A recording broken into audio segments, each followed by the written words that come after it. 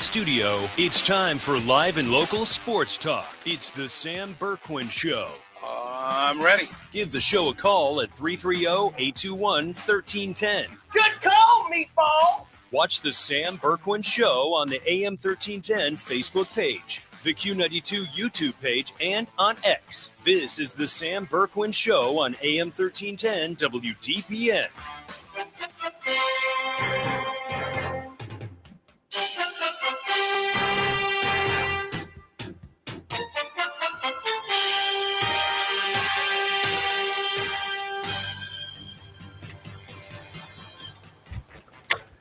And here we go. We are off and running. Welcome. There's the view. You know where we're at today. We're at Carrollton Stadium on the campus of the University of Mount Union. And it is the Sam Bourquin Show, an AWP Safety Football Friday edition of the program. Shout out to AWP Safety, Drew and the outstanding gang. Don't forget now, if they are hiring right now, they offer paid training, certification, and advancement opportunities. If you're looking for a new career, you want to try something different, you want to go somewhere where you can advance up the ladder and better yourself and better your situation, I can't think of a better place for you to go than AWP Safety. Just get online right now and visit jobs at awpsafety.com. That's jobs at awpsafety.com. We appreciate the good folks at AWP Safety for being with us every Friday here on the Sam Bourquin Show the entire high school football season. Who knows? Maybe we can rope them into basketball too. Sounds like a good idea. All right, here we go. How we doing, everybody? What's up, Alliance? What's up, Northeast Ohio? Feels different today. I'm not monitoring a pitch count, a game cast, trying to watch the Guardians, getting updates from folks down the hall. Feels a little empty today. I'm a little sad. I'm just going to go ahead and say it. I am man enough to tell you I'm a little sad today that the baseball season is over. When you get, let's see, what time the game ended yesterday? 6 o'clock. So by the time I'm done with the show today, it'll be 24 hours since the Guardians season came to an end. And you know how we get emotional, we get mad, we get happy. And it just feels a little empty today because I thought that this team could make a little run despite being limited and held back by ownership in their payroll commitment. And put a bunch of stuff. No, I shouldn't say that. I didn't put a bunch of stuff on social media last night. I put one post up last night. Matter of fact, I'm gonna read it for you right now. And I will probably read some of the responses later because I feel like I need to get my point across to some that just don't understand how things work. They don't understand that they're the mentality just isn't right. Here's what I posted last night. You can go check this out on my Sam Bourquin Show page on Facebook. Verbatim.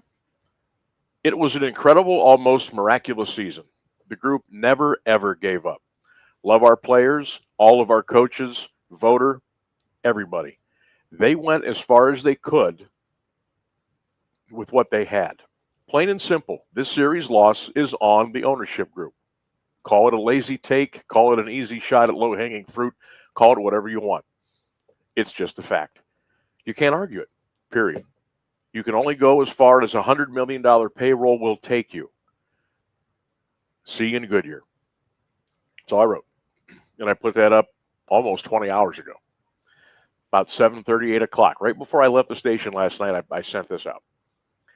And shared it on a couple of sites, put it up on a couple of Cleveland Indians / Cleveland Guardians fan pages, because there's always some good reaction there, one way or the other. And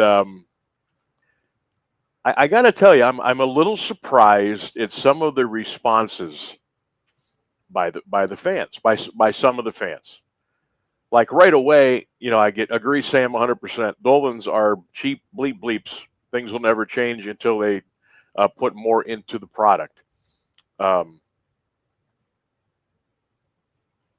a lot of those, but I also got a lot of this team probably overexcelled for $100 million payroll. The Mets payroll was $340, no playoffs. The Padres way over $200 million. They're done. Look what happens the last couple of years with the team spending $200 and $300 million, not making it anywhere.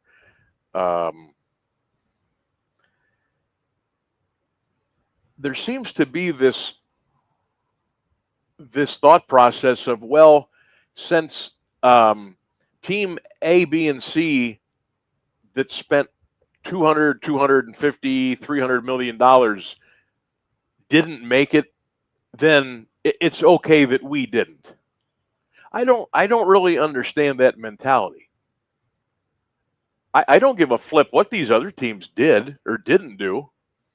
I'm concerned with our team and what we have and what has and what has not been put in to the payroll.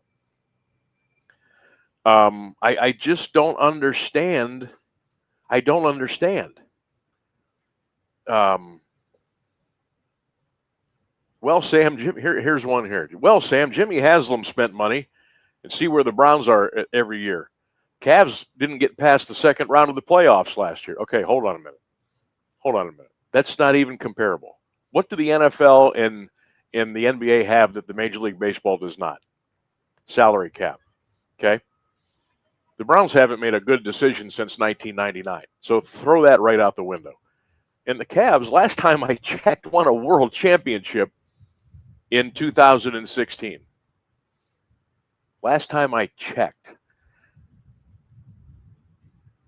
And I think Dan Gilbert lost money on the Cavs. I think he lost money the year they won the title. But you know what? He's okay with that because he's got lots of other toys in the toy box bringing him in millions and billions of dollars. So it was okay. He's not afraid to go down the route of, well, we might not profit. But they went and got a championship anyway. I'm just seeing a lot of this. Oh, well, we just want to be competitive. Or no. Well, at least we were competitive. Don't you want to win? Isn't the goal to win the World Series? If you go around life with the attitude of, well, at least I was competitive. Well, at least I showed up at work today. Well, at least I shoveled half the drive. Explain to me that mentality. What does that mean? Where does that come from?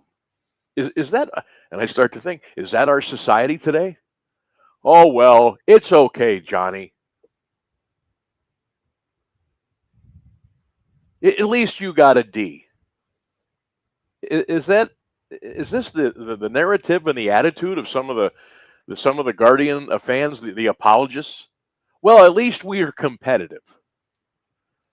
Man, if that's the attitude, if that's the way you want to roll in life as well, at least we were competitive. You better check out because that's not what this is about. We have a text from Buck last night. He also had many strong feelings about the game. He was sending us a few opinionated text messages, but he says ultimately frustrating, most common word to describe Cleveland sports fans. Yeah, and look, as I said it when I put my post out last night, and I'll say it again. I am not blaming one player on this team. I'm not blaming Voter. I'm not blaming any of the assistant coaches. Maybe the hitting coach a little bit, but look, he has what he has to work with.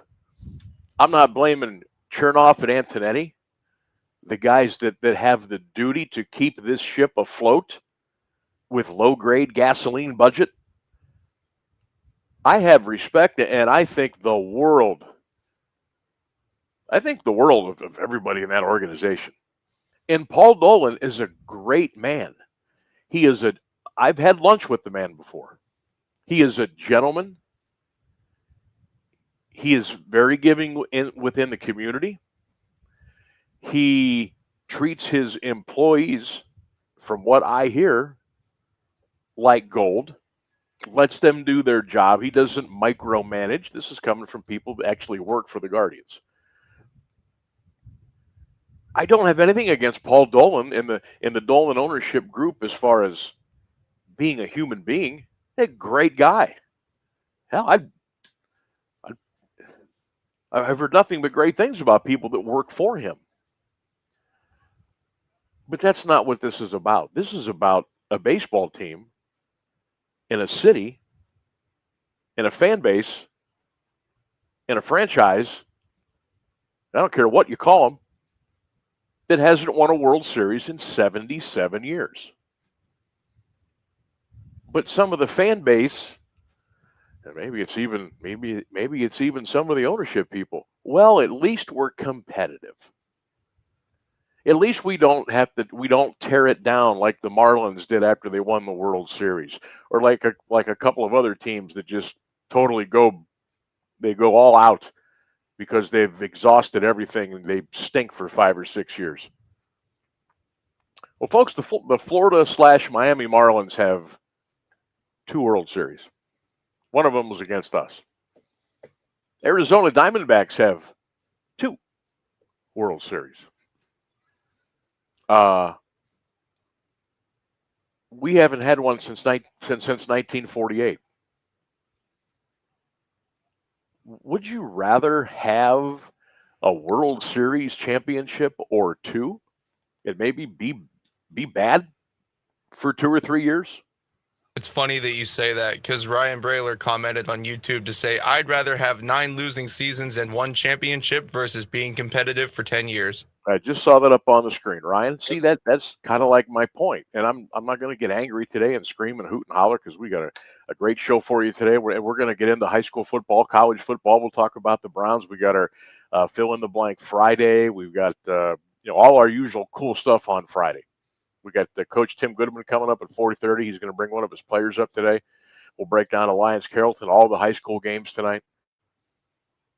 But since this loss yesterday is still kind of fresh, and I was going to do a 2-3 minute video last night on TikTok, and I wasn't going to be that. See, I'm not hot take guy, and I'm not get on video and scream and holler and throw stuff and break TV sets and rant and walk around and cuss. That's just not me. And it never will be me.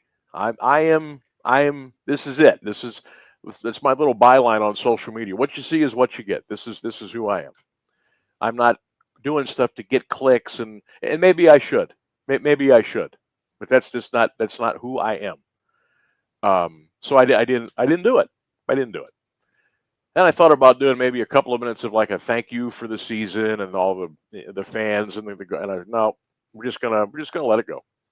And I thought about the game last night, and man alive, I tell you what, when I turned on the Cleveland sports last night I was trying to catch my guy Nick Camino on Channel 3, and then I started getting a little nostalgic, a little upset about the season, because they showed some of the great highlights, the great run down the stretch, how we finished off the division, how the Guardians came back in Game 2 on Wednesday, and I was like, oh man, I'm kind of bummed out. Maybe I'll turn that video camera on again and do a TikTok video. I said, no, we're just going to let it go. We'll talk about it tomorrow here on the show. And so then, of course, I did the stupid thing and got back on Facebook and X last night. And I'm looking at some of the comments that were made on my post. And I came away with this before I went to bed last night, which was this morning at 2 o'clock. I just don't understand some of the mentality, some of the way people look at what happened. I think some of you just are happy to have a team, happy to have a season, go up and catch some fireworks, go up for dollar dogs, catch a game on the weekend. And I think you're happy with that. And that's okay. That's okay. But don't come at me or other people that are competitive and want to hold some people accountable because they didn't get to where we thought they might be able to go. Somebody said, well, this wasn't a problem when they were 15 and a half games out of first place. You weren't bashing the Dolans then. Did I have to? You're 15 and a half games out. Big difference. Big difference. And I also said many times this year, and I wish I had the audio to prove it. It's out there in the SoundCloud somewhere. Okay. I said this team is accomplishing what they're accomplishing in spite of the ownership. I said it. Said it a lot of times. There should be no credit taken by the ownership group for what the Cleveland Guardians did this year. They did it. Stephen Vogt got it out of them. The general managers made the moves that they had to make because their hands were tied. And look, the Emmanuel Clase situation with the gambling and the other knucklehead, that was nobody's fault. That was their fault. They screwed the team. That's on them. Dealing Shane Bieber. I mean, hey, I can't. Were they forced to do that? Said that somebody, hey, you better do this. I don't know. Trimming payroll last off season, getting rid of Naylor and Jimenez, who were carrying big contracts as far as the Guardians were concerned. They didn't build off last year. They didn't build off of it. They took a step back. And they still won the division in spite of the Dolan ownership. Not because of them, in spite of them. That's a fact. I just don't understand the mentality of, well, at least we're competitive. That's the loser's way to think. Oh, well, so-and-so spent $300 million. They didn't. I don't care about what they did or didn't do. I'm worried about this franchise. And I'm telling you, with a $100 million payroll, and look at what they did in spite of it, to me, I'm not asking you to spend $350. I'm not asking you to spend $300 million. I'm not asking you to spend $225 million. Just bump me in there about 170, 175 and see what happens. With Antonetti and Chernoff working their magic, with our outstanding pitching staff, with the way Stephen Vogt can get these guys to just reach down and do things maybe they didn't think they could ever do. And rally everything around. Just imagine.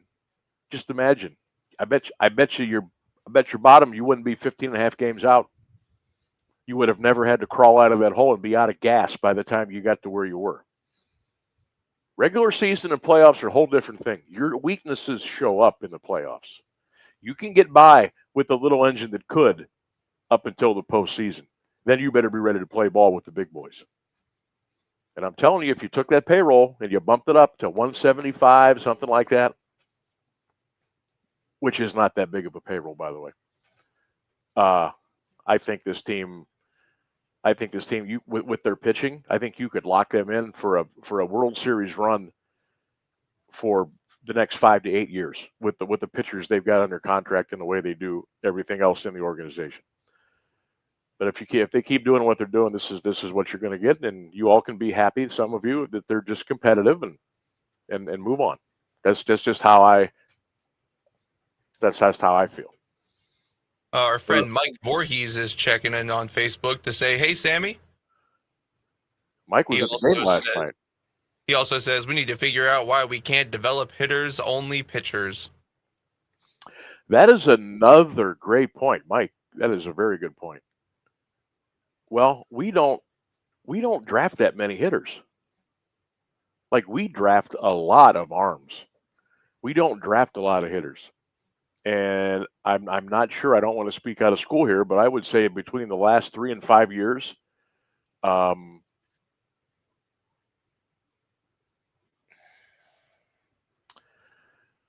I can't even say that because we haven't been drafting that high. Now, we got lucky, a couple years ago when we got Bazana. We had the number 1 pick. I don't know how that happened, but it did. We got lucky.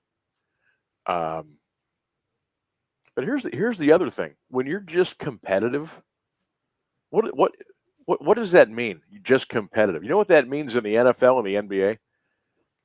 You're about 500, and you're never going to get a high draft pick, and you're never going to be able to build within the draft.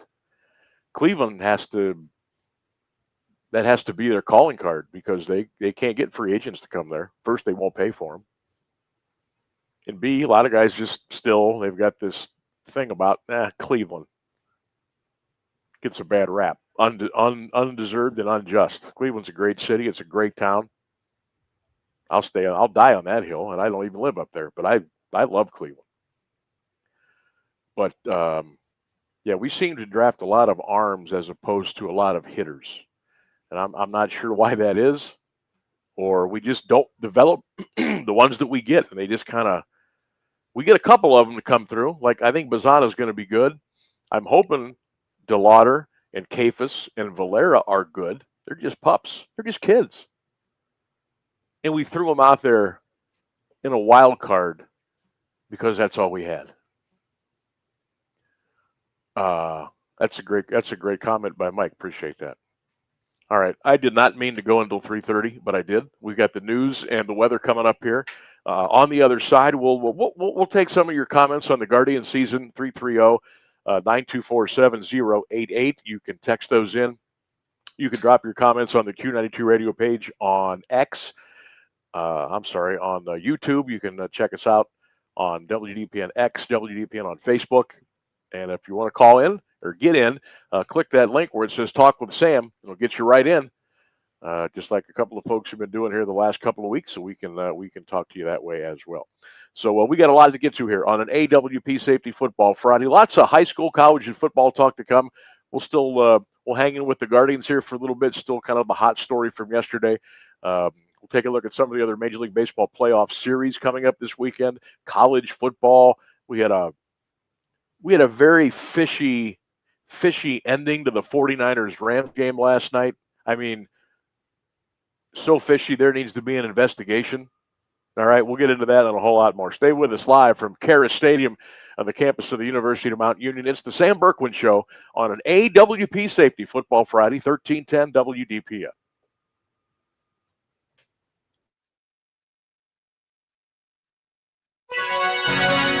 Now, the latest area news on AM 1310 WDPN. Good afternoon. It's 3:30. The Senate fails to advance a Republican bill that would reopen the government. Most Democratic senators are voting against the bill as they demand that Congress take up health care legislation. The vote fell well short of the 60 needed to end a filibuster and pass the legislation. Senators are expected to depart for the weekend. There are few signs of any real progress toward ending the congressional standoff. In a social media post today, President Trump says he's giving Hamas until 6 p.m. Sunday to sign on to the peace plan he unveiled earlier this week to end the war in Gaza. On Tuesday, he told ABC News he was giving Hamas 3 or 4 days to respond to the proposal. ABC News chief foreign correspondent Ian Pannell is in Tel Aviv with more. We know that Egypt and Qatar, amongst other Arab countries, are heavily involved in talking to Hamas to try and persuade them to agree to the deal. But certainly for Hamas, an organization that said itself about essentially two things. One, establishing a Palestinian state, and two, destroying the state of Israel, signing a deal that effectively consigns it to the dustbin of history without any of those things being achieved would seem quite a difficult sell. But again, President Trump is saying it's either take this or all hell will be unleashed. The Supreme Court says it will take up its latest gun rights case and consider striking down strict regulations on where people can carry firearms in Hawaii. President Trump's administration had urged the justices to take the case, arguing the law violates the court's 2022 ruling that determines people have a right to carry firearms in public under the Second Amendment. The Hawaii law bans guns on private property unless the owner has specifically allowed them. The law also prohibits firearms in places like beaches, parks, bars, and restaurants that serve alcohol, though those are not the focus of the case. Hawaii attorneys argue restrictions strike a reasonable balance between gun rights and public safety. During this Breast Cancer Awareness Month, appeals are going out nationwide for donations to help with testing, research, and treatment. ABC's Jim Ryan says one fundraising group has been hit with fines for deceptive advertising. Around 84,000 people donated their vehicles to Cars R Us on the promise that proceeds would pay for breast cancer screenings for low-income women. The Federal Trade Commission says a tiny fraction of the funds went to that purpose. The lesson? You should always do your research before donating to a charity. Oklahoma Deputy Attorney General Melissa McPherson says charitynavigator.org is a good start. You can also visit the IRS's website to see if they are a tax-exempt organization. Jim Ryan, ABC News. It's 79 degrees in Alliance at 3:32. This is WDPN News. I'm Jeff Mears. Here's the Alliance Area Weather Forecast on AM 1310 WDPN. Sunshine this afternoon with a high near 80 degrees. Tonight, mostly clear skies, a low near 52. Saturday, sunshine, a high near 82. More sun on Sunday with a high near 82. That's your WDPN weather. Music and intelligence for your life. No matter what anybody tells you, words and ideas can change the world. I'm John Tesh, and we couldn't be happier about bringing you intelligence for your life every day. We have a room full of researchers gathering the information and ideas you need to make your life simpler and better, and to make you the smartest person in the room. Join me for Music and Intelligence for Your Life, 10 to 3, Monday through Saturday, only on AM 1310 WDPN. You heard it on the John Tesh Radio Show.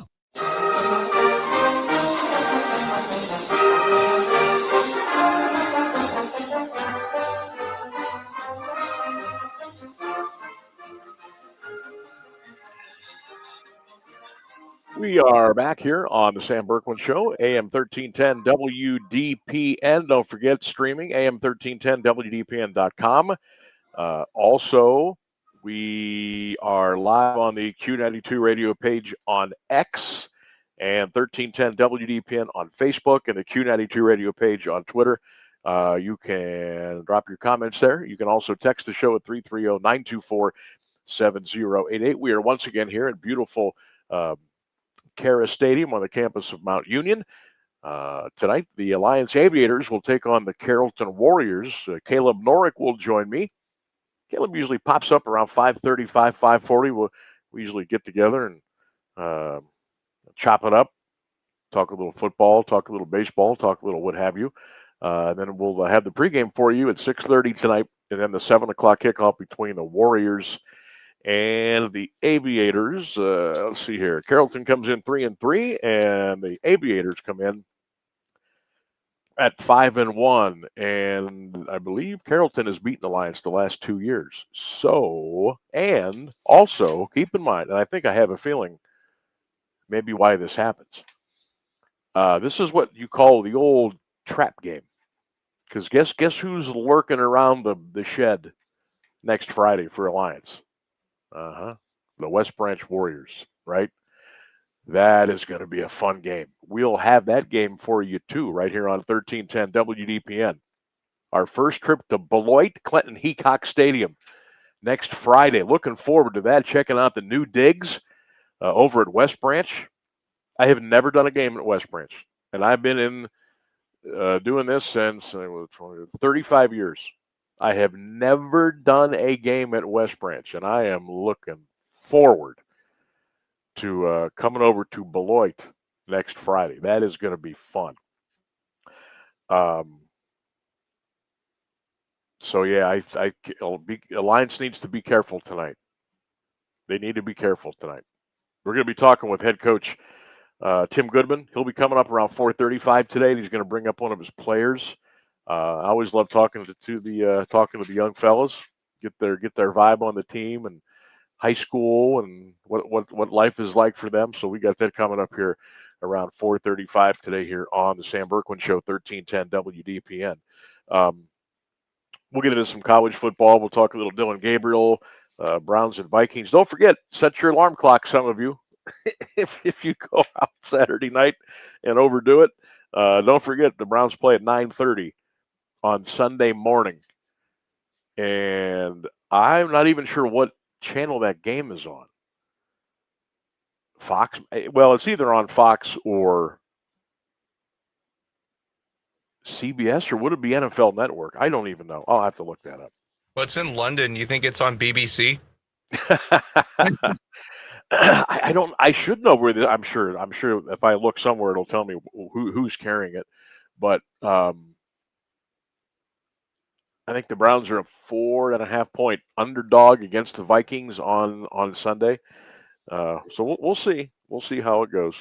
So they're 5 hours ahead of us. Yeah. So that would make it a 2:30 p.m. kickoff over there. So we'll see. That should be it'll be an interesting game because Minnesota is certainly not a world beater. They've got quarterback issues. They got injuries. McCarthy. I do like their head coach though. We'll see. We'll see what happens. I've been hearing some stuff the last couple of days about if the Browns lose to Minnesota and they're not competitive, and then they come back across the pond and they go to Pittsburgh, and the Steelers whack them, that could be it for Kevin Stefanski. Right or wrong, I don't know. He has been given a pile of poop to work with, but at some point you got to kind of overcome that and do something and win some games. But my gosh, with that Brown situation up there, I don't envy anyone who is the head coach. Absolutely, I envy no one. There's the whole thing about, okay, the Dolans, there is no salary cap in Major League Baseball, and Cleveland is a quote unquote small market, and maybe they're a smaller market than New York or LA or Chicago, and I understand that, and their TV deal stinks.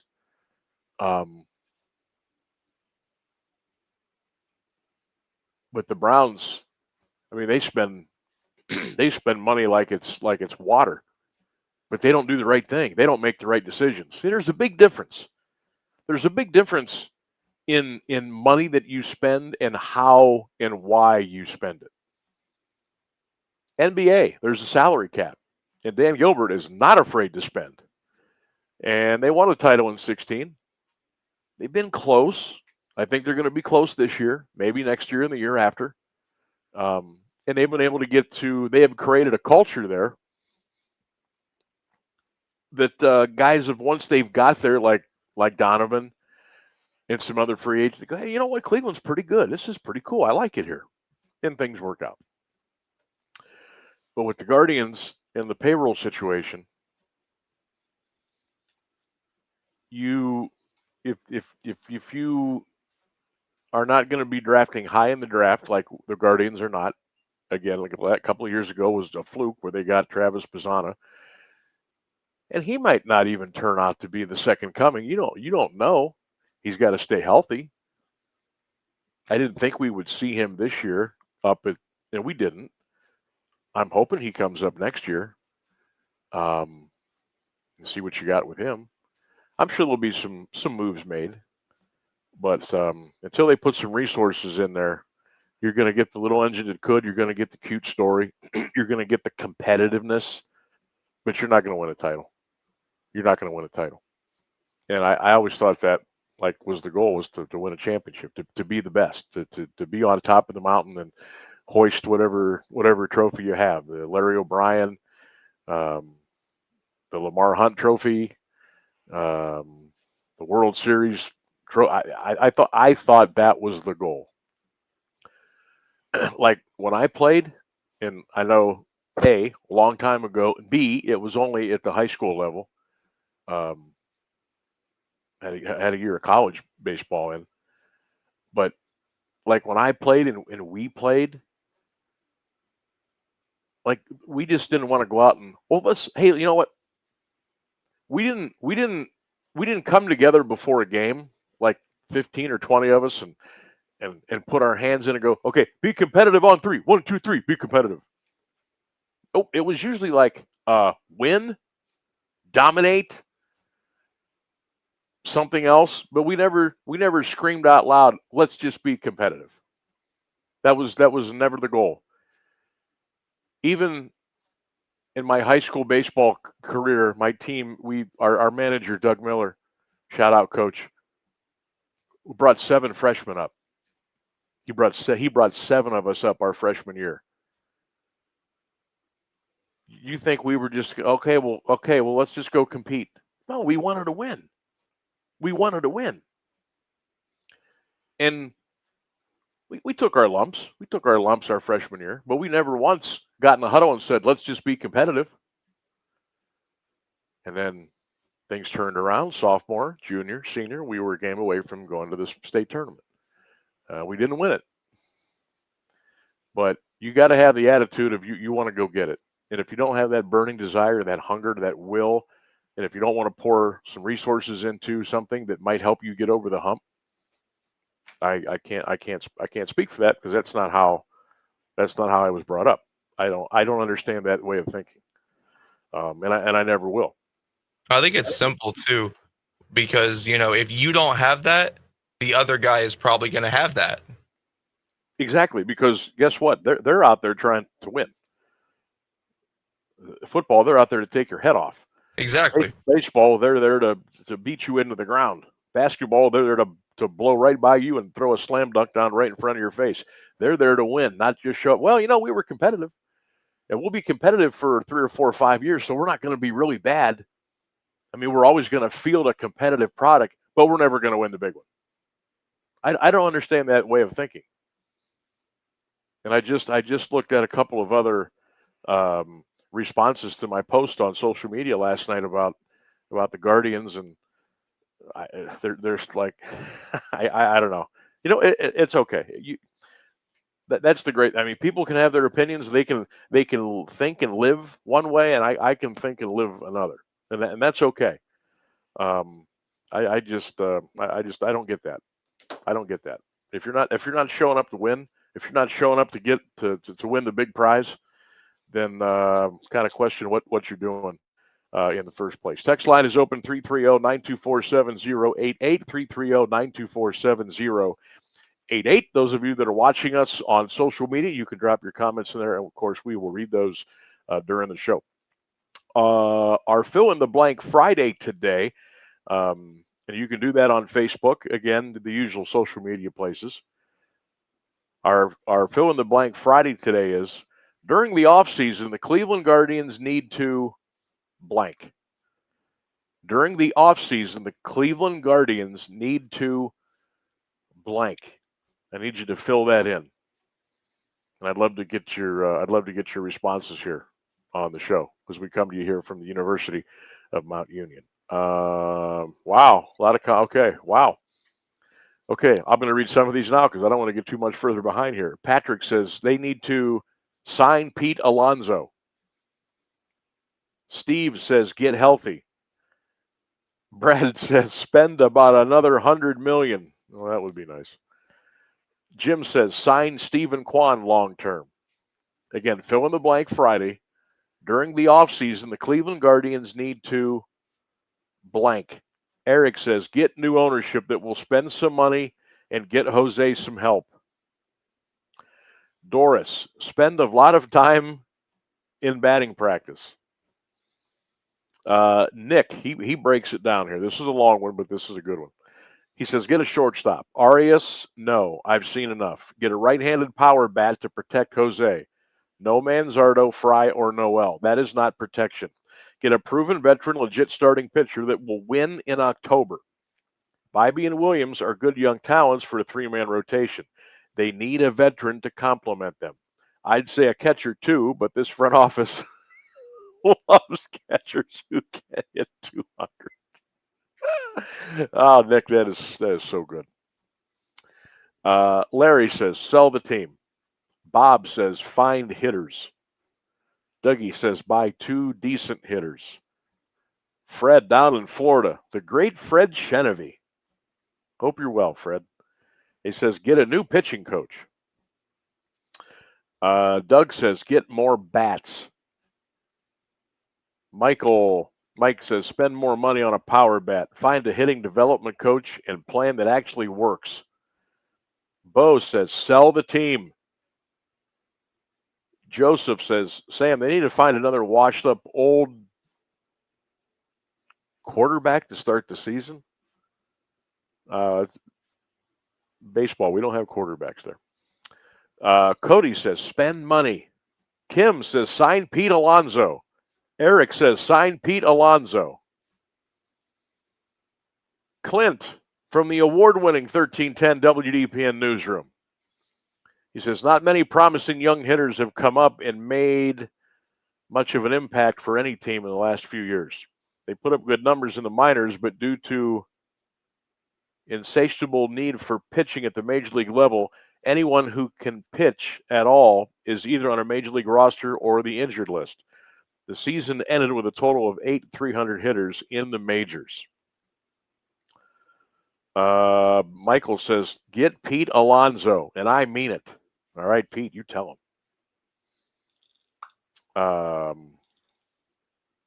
What do you think Pete Alonso would command in free agency? There is no way that the Dolan ownership group is going to spend enough money to bring in a guy like Pete Alonso. See, we can't even have those fun conversations because we know it will never happen.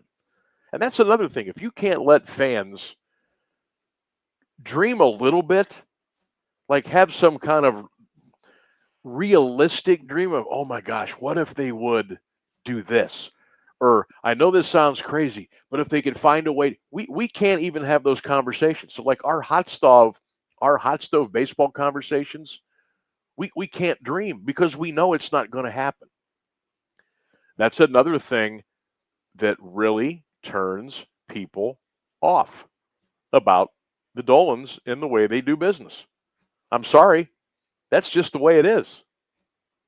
If you can't let a fan base dare to dream or wonder if something could happen that could really make a difference and get you excited and get you to go to the box office and say, hey, sign me up for a partial season ticket plan. Sign me up for a suite. Sign me up for a loge for half the games. We can't do that because we know. They've shown us. We know what's going to happen. And that's unfortunate. You can't even have those fun off-season conversations in December and in January and into February because we know what we know.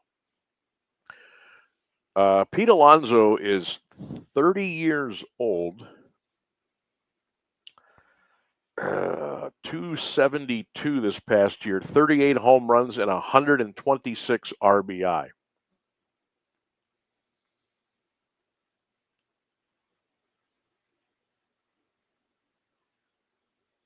So he is a free agent. There's no way. Even how many great years do you think the polar bear has left? He's 30. Actually, he'll be 31 December 7th. So how many really good years, like great years, will Pete Alonso have? 3? 4? Maybe? This is probably going to be his last contract. So you know what that means. He's looking for probably a 5-year contract. Dolans will never hand that out. They never have. So those of you that are hoping and wishing that they go get Pete Alonso, that will probably never happen.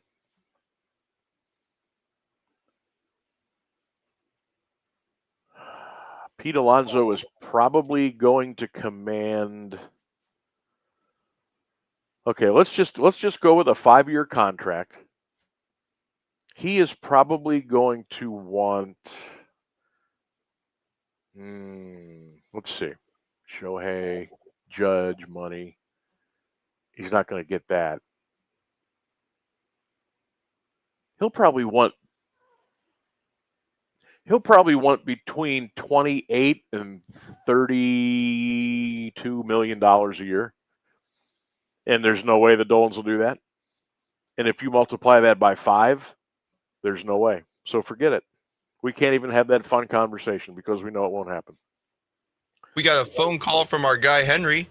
He is curious what you think about the stadiums opening in 2030 that include the Cleveland Stadium, because he says he thinks most of them are going to be domes. It's funny Henry brings that up because I was going to get into this next week because there's been a lot of stuff lately posted on social, especially X. They're showing the newest of the stadiums in the National Football League and what they look like now, like Allegiant Stadium. Now the one in Minnesota is kind of cool. I like that one. It's a little bit different. It's got some quirks to it, which I like. The Vikings home stadium, but like Lucas Oil with the Colts, Allegiant with the Raiders, that ridiculous Mickey Mouse popcorn SoFi Stadium that houses the Chargers and the Rams out in Los Angeles. They've showed renderings of what the new stadium and the Bears are going to play in because they're going to move out of the city. The Titans are getting a new stadium. The Chiefs, I guess, are going to get a new one way down the road. And they're showing these blueprints and photos of what they're going to look. They all look the same. They all look the same. That's hilarious. They're all cookie cutters. They've got the cutesy little roof that you can look in. They've got 3 to 4 levels or tiers of seating on each side of the field. One side will do wraparound seating. The other one, the seating will cut off. So there's room for a big video board or some kind of a party deck or a party room or field level. Everything looks the same. Every stadium looks the same. The only difference is it's going to have the colors of the team. And every team is probably going to have one. Maybe in my lifetime. And to me, I applaud Buffalo for going the outdoor stadium route. Now, does that make 100% perfect sense for them in that climate? Probably not. But they know what they're doing. They changed the new stadium around a little bit where they've got a little bit of an overhang around the whole stadium. It's going to cut the wind out completely. I was watching some videos about how the contractors and the architects kind of put that plan together. But all these stadiums, they're all going to be the same. It's going to be indoor football. It's going to be a bunch of clubs, and it's going to be a bunch of it's soft, sissy, and bags of cash for the owner. It's all it is. These places all look the same. And they're all going to be indoors. You watch. There will be no, it might be another 20, 25, 30 years. Even the cities that don't need a roof because they're being pressured by the owners. Well, we need to, we got to have concerts and we got to have football games and we got to get this, we got to do that, and we got to have malls and retails and restaurants and hotels. And no, they don't have to have it. You want to have it because you're going to get filthy rich off of the backs of everybody else. Don't give me that. But this is what you're going to have. Every game's going to look the same. Every stadium's going to look the same. And that's it. You'll have no more elements. You'll have no more. It's going to be plastic football. And yeah, yeah, Henry. That's it. That's what I think about it. I'm hoping the places like Lambeau Field never change. I can't believe Kansas City. I can't believe they're actually going to go down this road and get out of Arrowhead and build a plastic Taj Mahal for the Kansas City Chiefs, but they are. I hate it. I hate it. But that's just me. That explains a picture I saw on Facebook that was describing the new style of stadiums as looking similar to inkjet printers from the early 2000s. Yes, that's exactly what they look like. If you want to follow me on X, at Sam Berkwin 16 on X, at Sam Berkwin 16. I think I've reposted even a couple of things with those stadiums and my thoughts and comments on those. You can check those out on X. But yeah, I know I'm getting old. I know I'm the old man. I'm the bitter guy that doesn't like change. Okay, that's fine. I don't know. I think that just sounds plain boring to have them all look the same.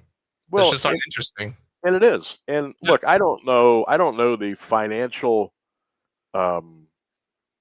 well, let me take that back. I do know the financial numbers of all 32 owners. And you know what it is? You're filthy rich. You're filthy rich. You have so much money, you don't know what to do with it. Okay? And you're still putting pressure on cities to build you a stadium. Okay?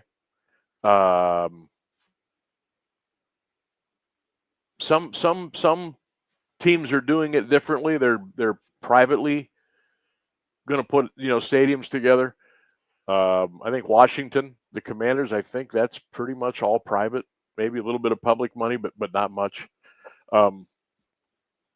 But gone are going to be the days of being outside on a beautiful September or October day or night watching a game, because you're all going to be herded like sheep inside under a roof, and that's what you're going to be. And some people might like that because they'll be comfortable and whatever. But that's, I don't know. It's kind of sad. It's kind of sad to me that pretty much there will be no more football played outdoors. Thank God for college, right? The tradition will carry on, and they'll play outdoor football. But and I get it. Some of you insist on being 115% comfortable every time you go to watch a game. I guess that's okay. But just everything is just so plastic. It's so plain, cookie cutter, and everybody has one. Everybody has one. How about the we got the news coming up here, by the way. How about the 49ers and the Rams last night? Never mind the fishy ending to that game when the Rams are on the Niners 10-yard line or the 11-yard line. There's about 4 minutes to go in overtime. It's 26-23. The Rams are trailing, and it's fourth down. Why wouldn't you kick a field goal there? What is that, a 27-yard field goal? Nope. But anyway, that SoFi Stadium holds 73,000 people. There were 70,000 49er fans there last night in Los Angeles. There was about 3,000 people that had Rams stuff on because there are no Rams fans and there are no Chargers fans. So let's put two teams in LA. Good job, Commissioner. Makes sense. They were pumping in fake crowd noise last night for the Rams because there were no Rams people there. And the ones that were there, they just sit there. 70,000 people with 49er coat. They pumped in fake crowd music all night long last night. Check that out. You can Google that. It's on X and YouTube as well. Okay, we've got the news and weather coming up here with Jeff Mears. We are 1 hour in, 2 more big hours to go. It's an AWP Safety Football Friday edition of the Sam Berkwin Show on AM 1310 WDPN. We'll come back. Stay with us. An Alliance tradition for over half a century. You can always count on WDPN Alliance. ABC News, I'm Michelle Franzen. The government shutdown likely rolling into next week. The Senate failing to pass dueling stopgap measures in a vote this past hour. The Trump administration is saying it's eyeing permanent layoffs and program cuts now. ABC's Karen Travers has more. The reason they're giving for this is they say that the president has to restore fiscal sanity and that they're focusing on waste, fraud, and abuse. But we have never seen this during a government shutdown, not the 35-day shutdown that happened in 2018 when Donald Trump was president the first time around. around. And so it's not clear how firing employees who right now are not getting paid is restoring fiscal sanity to the federal budget. Police in the UK offering new details in yesterday's car ramming and knife attack outside a synagogue in Manchester on Yom Kippur. Authorities say it appears one of the victims who died may have been accidentally shot by an officer during that incident. In New York City, sentencing hearing is underway for Sean Diddy Combs following his convictions on prostitution-related charges. This is ABC News.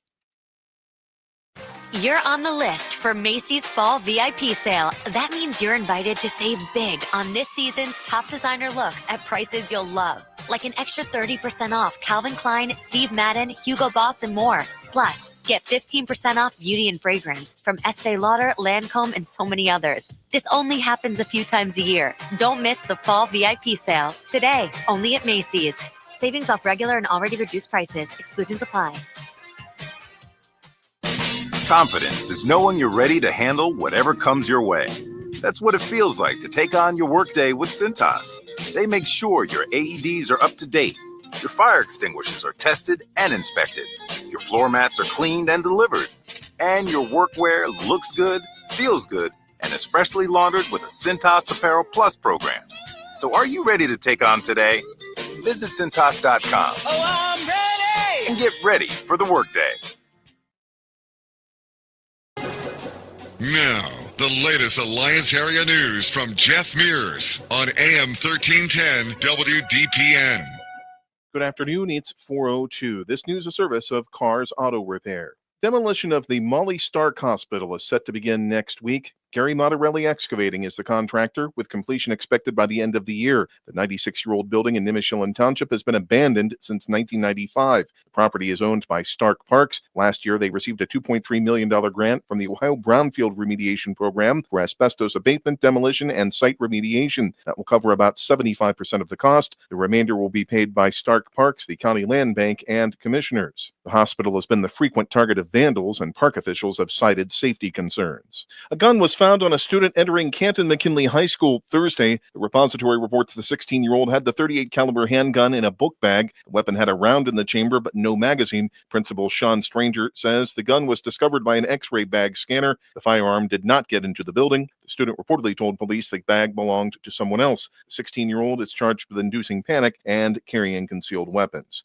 The Stark County Main Library branch will open in a new location next week. An estimated 140,000 materials were moved to the temporary location at the former Nationwide Insurance Building on Market Avenue North in Canton since the main branch closed August 30th. The library will operate from the temporary location for 3 years during construction of a new campus at the site of the old library. The Maker Studio, Genealogy, and Passport services will still be offered at the temporary site. Opening day for the new facility is Monday. The first 100 patrons to enter at 9 a.m. will receive a library prize. Akron Canton Airport is preparing to celebrate its first American Airlines flight to Chicago. The carrier will fly nonstop twice a day to O'Hare International Airport. CAK plans to host a gate party for travelers on the first flight, 6:30 Monday morning. It will depart at 7:45. United Airlines currently operates the only service to Chicago from Akron Canton.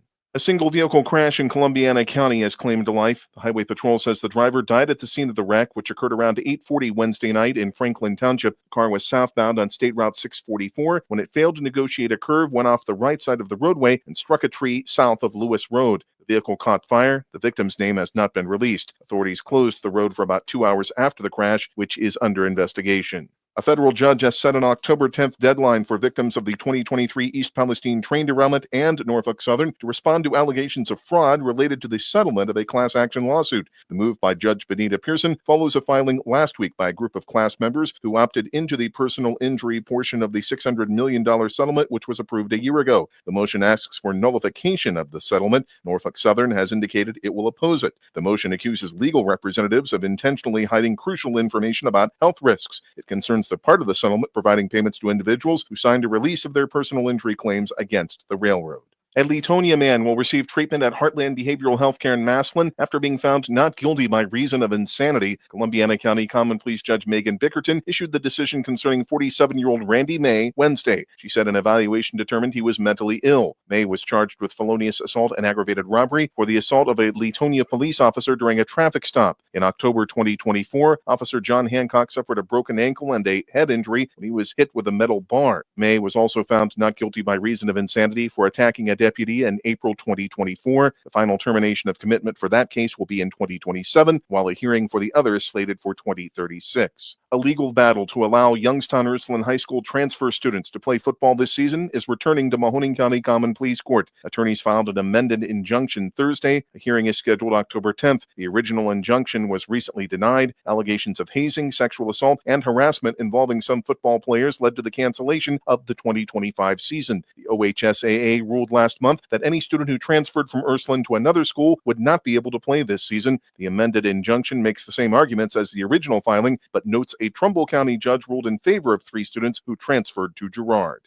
A Mahoning County judge has sentenced a Youngstown woman to 6 to 9 years in prison for the September 2023 drowning death of a toddler. Common Pleas Judge Maureen Sweeney issued the punishment to 32-year-old Adrienne Hudson today. She pleaded guilty in August to charges of involuntary manslaughter and child endangering. Hudson was indicted in January 2024. She was babysitting 1-year-old London Kaysen and her own child at a home on Ridgelawn Avenue on Youngstown's west side. The group was outdoors and Kaysen reportedly wandered away and ended up in the pool. The coroner later ruled her death was accidental. The Ohio Department of Natural Resources is attempting to make a long-closed coal mine in Austintown safer. The mine near the intersection of Fairview and South Turner Roads was abandoned 150 years ago, leaving behind steep, high walls up to 24 feet. The ODNR will backfill the walls to create a more gradual incline. The site will be reforested with hardwood trees native to the area. The state EPA signed off on the project, which will take up to a year to complete. The estimated cost is $433,000 to be covered with state and federal funds. It's 80 degrees in Alliance at 407. This is the local edition of WDPN News, a service of Cars Auto Repair. Cars with a K. Schedule your appointment today by calling 330-821-3100. I'm Jeff Mears. Since 1996, Kale's Auto Repair Service, Cars with a K, has been the trusted auto repair shop in Alliance. With over 80 years of experience in Stark and Mahoning County, their team provides high-quality auto care and customer service. They offer a range of services from preventative maintenance to engine repair, AC service, and more. The shop features 10 bays, state-of-the-art diagnostic tools, and mechanics ready to get your car on the road again. They accept all makes and models, ensuring top-notch service for every vehicle. Open Monday through Thursday, 8 to 5 p.m. and Friday from 8 to 11 a.m. Schedule your appointment today by calling 330-821-3100. This WDPN weather is brought to you by Canterbury Villa of Alliance, where your loved ones become family. Schedule a free visit today by calling 330-821-4000. Forecast calling for sunshine this afternoon with a high near 80. Tonight, mostly clear skies, a low around 52. Sunny on Saturday, a high near 82 degrees. More of the same Sunday, sunshine, a high near 82. That's your WDPN weather. Send your loved ones to a place that cares and a place that they can trust. They'll find a place that feels like home at Canterbury Villa in Alliance. They will provide the highest level of care to their residents when it comes to skilled nursing, rehabilitation, long-term care, and Alzheimer's care. At Canterbury Villa, your loved ones become family. Located on Freshley Avenue, schedule a free visit today by calling 330-821-4000 and ask for Samantha Nutter. At Canterbury Villa, they walk the talk. Live from the AM 1310 WDPN studio, it's time for live and local sports talk. It's the Sam Bourquin Show. I'm ready. Give the show a call at 330-821-1310. Good call, meatball. Watch the Sam Bourquin Show on the AM 1310 Facebook page, the Q92 YouTube page, and on X. This is the Sam Bourquin Show on AM 1310 WDPN.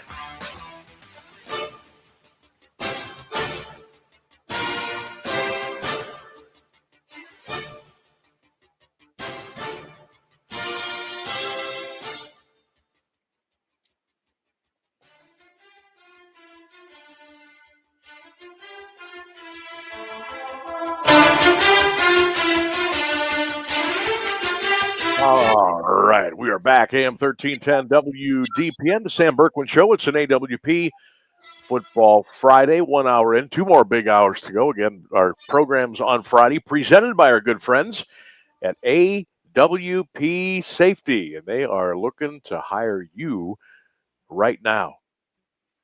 How would you like to go, like work a concert, work an event, help people park, help people get in and out of the parking lot, maybe be a flagger. Is that something like kind of would be cool? Little different way to go. They offer you paid training, advancement opportunities, so you can move up the old ladder, certification, and much more. If this sounds like something you might want to try out, or at least get some more information on, do yourself a favor. Get online right now and check them out. Jobs at awpsafety.com. That's jobs at awpsafety.com. AWP Safety, proud sponsor of the Sam Berkwin Show every Friday during the high school football season. Shout out, AWP Safety. Keep doing your thing. Great people, great organization, great business. Okay, 330-924-7088 is our text line. You can get in that way. You can drop your comments on our AM 1310 WDPN X page, our Facebook page, and of course, the Q92 radio page on YouTube. We've been kind of wrapping up the Guardian season a little bit here today, taking your thoughts on that. Our fill-in-the-blank Friday question. During the offseason, the Cleveland Guardians need to do blank. Real simple, but take a little thought. Dare to dream, right? Fill-in-the-blank Friday. During the offseason, the Cleveland Guardians need to do blank.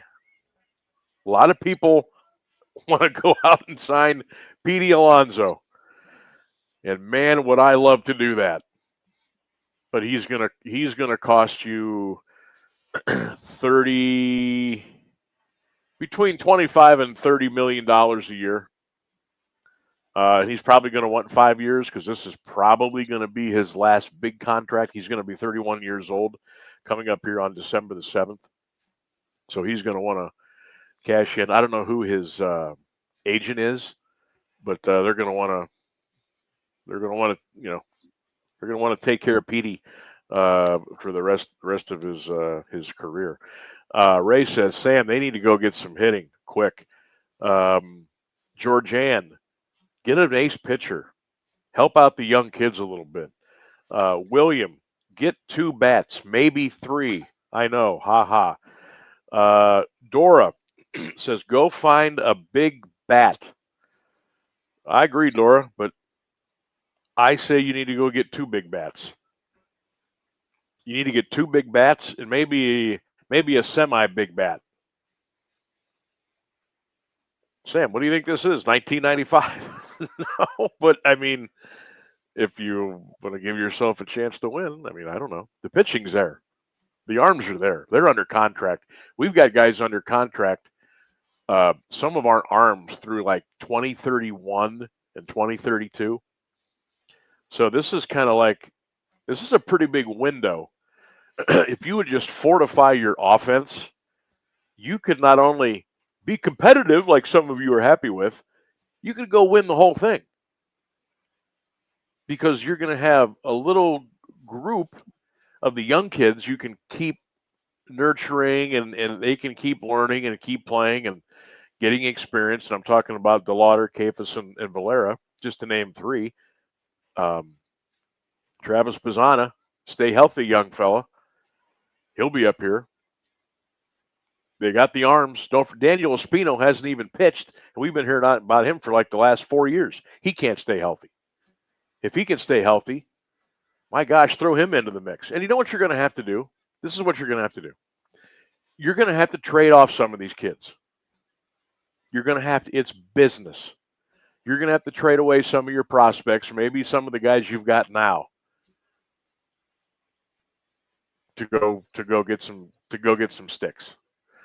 Because you're probably not going to get a free agent. And I say probably not. A, with the money you're going to offer them is going to be well below what they want.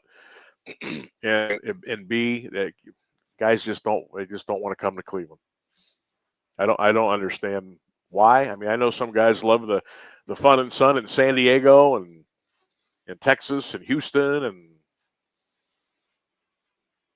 Some people want they want that big experience, the Broadway. They want to go to New York. I get it. Cleveland's it's a great city. It's a great sports town. Look here. The last 2 years, the Cleveland Guardians went not well over, but they went over attendance. Over 2 million people a year the last 2 years for the small market team. Over 2 million fans in attendance. And you didn't upgrade your team. You didn't put money into it. You built more social media gathering places and for people to get drunk. You didn't put that into anything on the field. No power. No 100, 115 RBI guys. Nobody that can hit 40, 42, 45 home runs. You built more places for people to drink more and to be more sociable.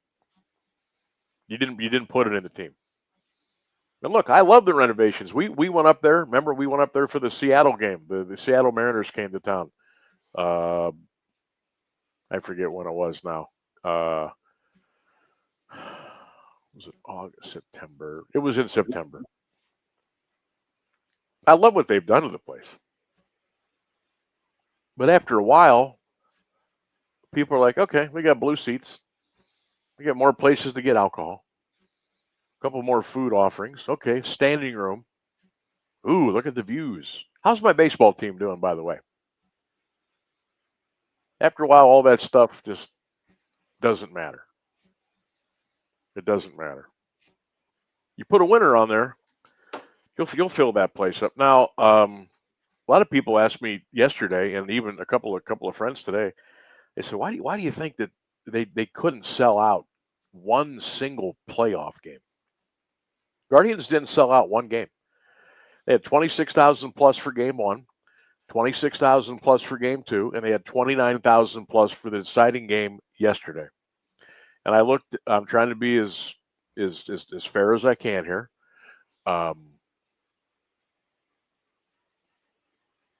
A couple of reasons may be that they didn't exactly know what time the first game was going to be on Monday or on Tuesday, I should say, because we didn't clinch until the 8th inning on Saturday or on Sunday of the weekend of the regular season.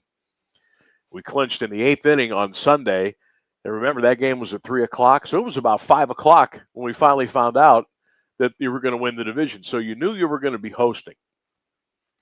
And then you kind of had to look at the landscape of Major League Baseball and see, okay, Yankees and Red Sox are going to be in the wild card round. It's going to be the Dodgers and the Reds. It's going to be the Padres and the Cubs. Who else am I missing? I think that's it. As far as the wild card round. So you knew who was going to play who and where and when. And by looking at it, you knew the Guardians and the Tigers were going to get the early spot. The Dodgers had to play late. They're on the West Coast. So you couldn't put the Yankees, Red Sox at 8:00 because they'd love to do that, right? So they put them at 6, and then they took the Padres and the Cubs. So you got that Midwest, West Coast. And the Pods are a good draw on TV. I love watching the Padres play, and the Cubs are the Cubs. So you couldn't put them at 1:00 or noon or anything. So they put them at like the 3:15, 3:08 slot. So you knew the Guardians and Tigers were going to play at 1. Okay. People work, kids go to school. I get it. That's been going on for 50 years. Okay. They've been doing day baseball for a long, long time. A little bit different now because TV kind of wags the tail and tells you when to play, and you don't have any choice. Okay, fine. So that could be a reason there. We didn't find out until late Sunday. First game was going to be on Tuesday. People had to make arrangements. You got to figure out what you're going to do, how much of the ticket's going to cost. Life, okay? So that might be one reason. And then I was thinking, okay, what are the other reasons? What could it be? And I couldn't come up with anything else. Chicago Cubs played 3 afternoon games. You couldn't get in. You couldn't get in the building. Standing room only. Every game. That's in the middle of the afternoon. They were told on short notice, right?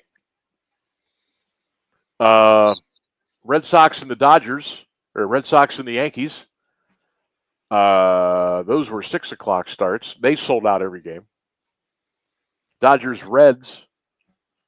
They sold out every game. Now, a lot of the Dodger people, some of them didn't show because, frankly, they knew what was going to happen. So they just didn't go. They probably bought tickets and still didn't go. Or typical Dodger fashion, when you turn the game on, there's nobody there. And then they get there in the 4th and they leave in the 7th. So if you turned the game on after the 7th inning, the place was half empty too. But people were already there and they paid for their tickets. So, and I know market size, LA, a lot more people to draw from. New York, a lot more people to draw from. Chicago, a lot more people to draw from. Folks, we're only trying to fill up a 35,000-seat stadium. Okay? So I don't know how much of an excuse you can use that for. People go to work and they go to school in New York, in Chicago, in LA. We couldn't fill up 35,000 seats. And there was a lot of Tiger fans there too. Did you notice that yesterday? There was a lot of Detroit fans there. They work and go to school too, right? So I mean you can throw that out there as an excuse, but you couldn't fill a 35,000 seat stadium, especially with the momentum that this team was on and the excitement they had built. I was a little disappointed there. Little disappointed there. Now, the fans that showed up, they were rowdy. They were loud. They were into it. They wore their red. They were waving their towels. They were screaming and hollering when they needed to. It was a great setting, a great atmosphere. But I was a little surprised that they didn't sell out one single game. So you can only use that argument. Well, it was in the middle of the afternoon. People have to work. People have to go to school. Well, so does everybody else. The other teams have to go to work and go to school too. Their fans. And they managed to sell out. So you can only use that argument a little bit. All right, we're going to take a break. 330-924-7088 is the telephone number. Don't forget, Alliance head football coach Tim Goodman. He's going to bring up one of his outstanding players. He'll be up here in the press box with us around 4:35, so that's in about 10 minutes from now.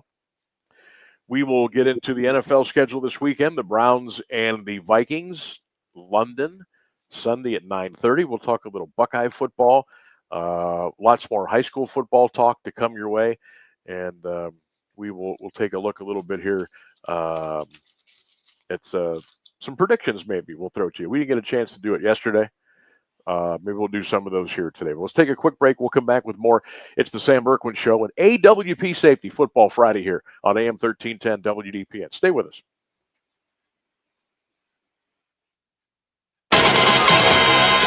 It's week 7 of high school football on AM 1310 WDPN, pitting the Warriors against the Aviators. Join us at 7 p.m. this Friday evening for all the live high school football action as Carrollton takes on Alliance. Sam Bourquin will have the play-by-play live here on AM 1310 and streaming live worldwide on the Q92 Radio Sports Network.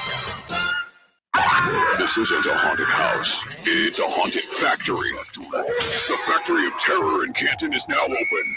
5 blood-curdling haunts under one roof. And when you think you've survived, 5 killer theme bars, if your nerves can handle it. Over a mile of fear, no safe zones, no turning back, every corner, something's waiting. Get your tickets now at FOTOhio.com. Factory of Terror, where the fear never dies. Hunter Lift in North Lima reminds you that while there is some disagreement about mammography, all medical experts agree that early detection is the key to surviving breast cancer. The survival rate is over 95% if breast cancer is detected early. Consult with your doctor about the best screening method for you. This message from Hunter Lift on South Avenue in North Lima, specialists in below-the-hook lifting devices and material handling solutions. Call 330-549-3347.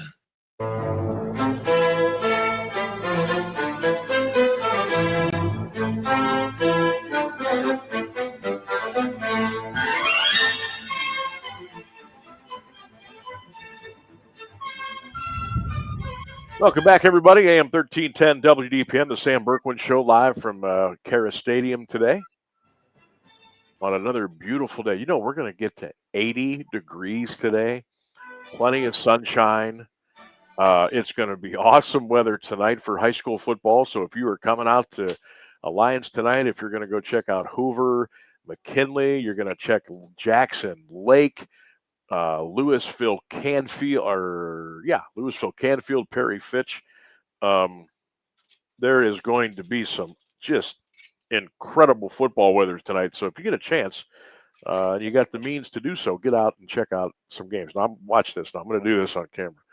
Look at how beautiful it is right now outside. Look at this. Look at that. Isn't that beautiful? Look at that blue sky. Look at the campus behind me here at Cara Stadium. You got the chapel over here. I don't think you can see the scoreboard over here. Some of the dorm rooms are here.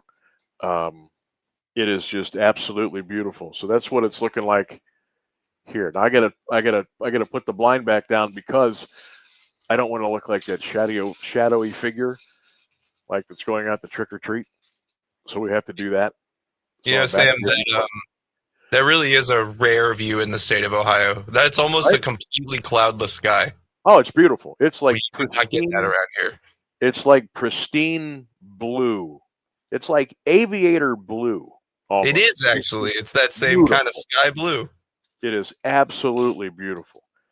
I hope the Aviators go back to their baby blue jerseys and helmets tonight. I'm gonna ask Coach about that. That was the other thing Henry asked me on the phone, who I was rooting for tonight, and I told him it was the Aviators. He said he's got the Aviators winning this one too. Yeah, I think it's going to be. I think it's going to be a good game because, and I'll ask Coach Goodman about, could there be a little look ahead? And their kids, of course, they're going to be looking ahead to West Branch next week. That's just human nature. It's normal.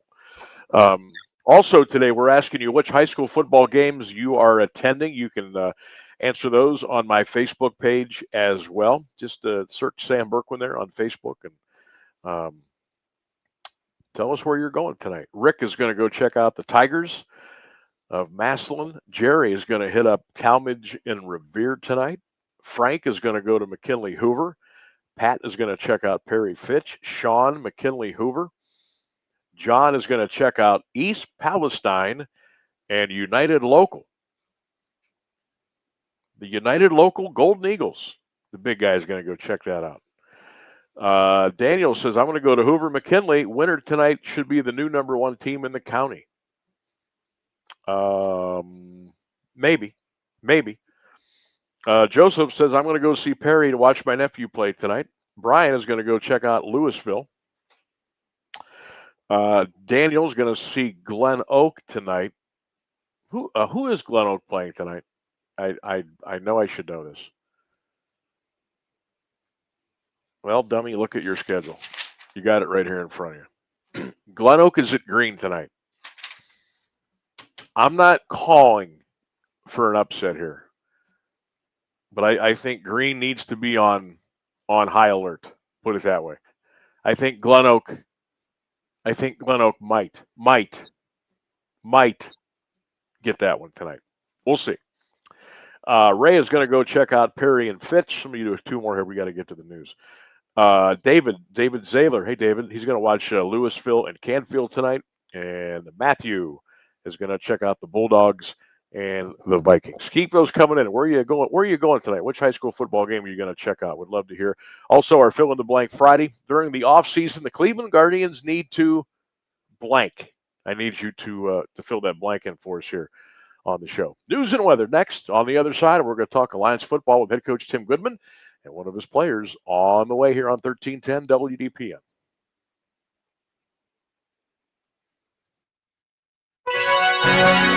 The latest news and the current Alliance area weather forecast are up next on AM 1310 WDPN.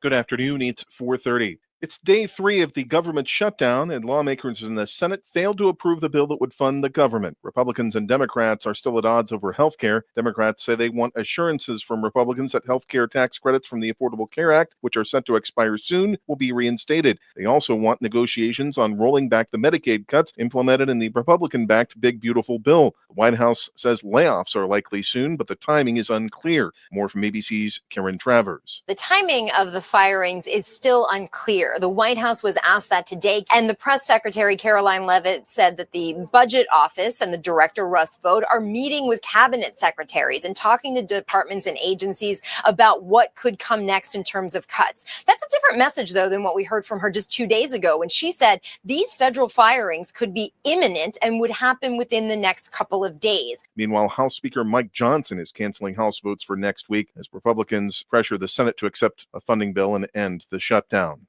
British police say one of the 2 men killed in a car and knife attack on a synagogue in the city of Manchester may have been killed by a bullet fired by a police officer. Greater Manchester Police Chief Stephen Watson said today that a forensic examination has provisionally determined that the victim had a wound consistent with a gunshot injury. He said the attacker did not have a gun and that the only shots fired were by police. Officers had earlier identified the 2 killed in the attack on the Heaton Park Congregation Synagogue in the Manchester suburb of Crumpsall as Adrian Dalby and Melvin Kravitz. 3 other people are hospitalized in serious condition. It's sentencing day for Sean Diddy Combs on 2 prostitution-related charges. The judge is hearing from prosecutors, defense attorneys, as well as Combs' children. ABC's Aaron Katursky is in the courtroom. Sean Combs appeared quite emotional, leaning on his hand, at times appearing to sob. And the tears seemed to flow from Sean Combs when the defense played an 11-minute video that showed moments Combs playing with his children, running the New York City Marathon, doing charitable work, mourning Kim Porter. And those moments contrast to where he is right now, sitting at the defense table, awaiting his sentence. For the first time, a woman will serve as the Archbishop of Canterbury, following the 105 men who have held the role since St. Augustine took the position in the year 597. This means Bishop of London Sarah Mullally has broken through the Church of England's highest stained glass ceiling. For many of the world's religions, that barrier to women in top leadership remains firmly intact. Several major faiths don't allow women to minister to individual congregations, let alone take a position of broader leadership. It's 80 degrees and Alliance at 432. This is WDPN News. I'm Jeff Mears. Now, the Alliance area weather forecast on AM 1310 WDPN. Forecast calling for sunny skies this afternoon, a high near 80 degrees. Tonight, mostly clear, a low around 52. For Saturday, sunny, a high near 82. Sunday, sunshine, a high near 82. Sunny again Monday with a high near 82 degrees. That's your WDPN weather. It's week 7 of high school football on AM 1310 WDPN, pitting the Warriors against the Aviators. Join us at 7 p.m. this Friday evening for all the live high school football action as Carrollton takes on Alliance. Sam Bourquin will have the play-by-play live here on AM 1310 and streaming live worldwide on the Q92 Radio Sports Network.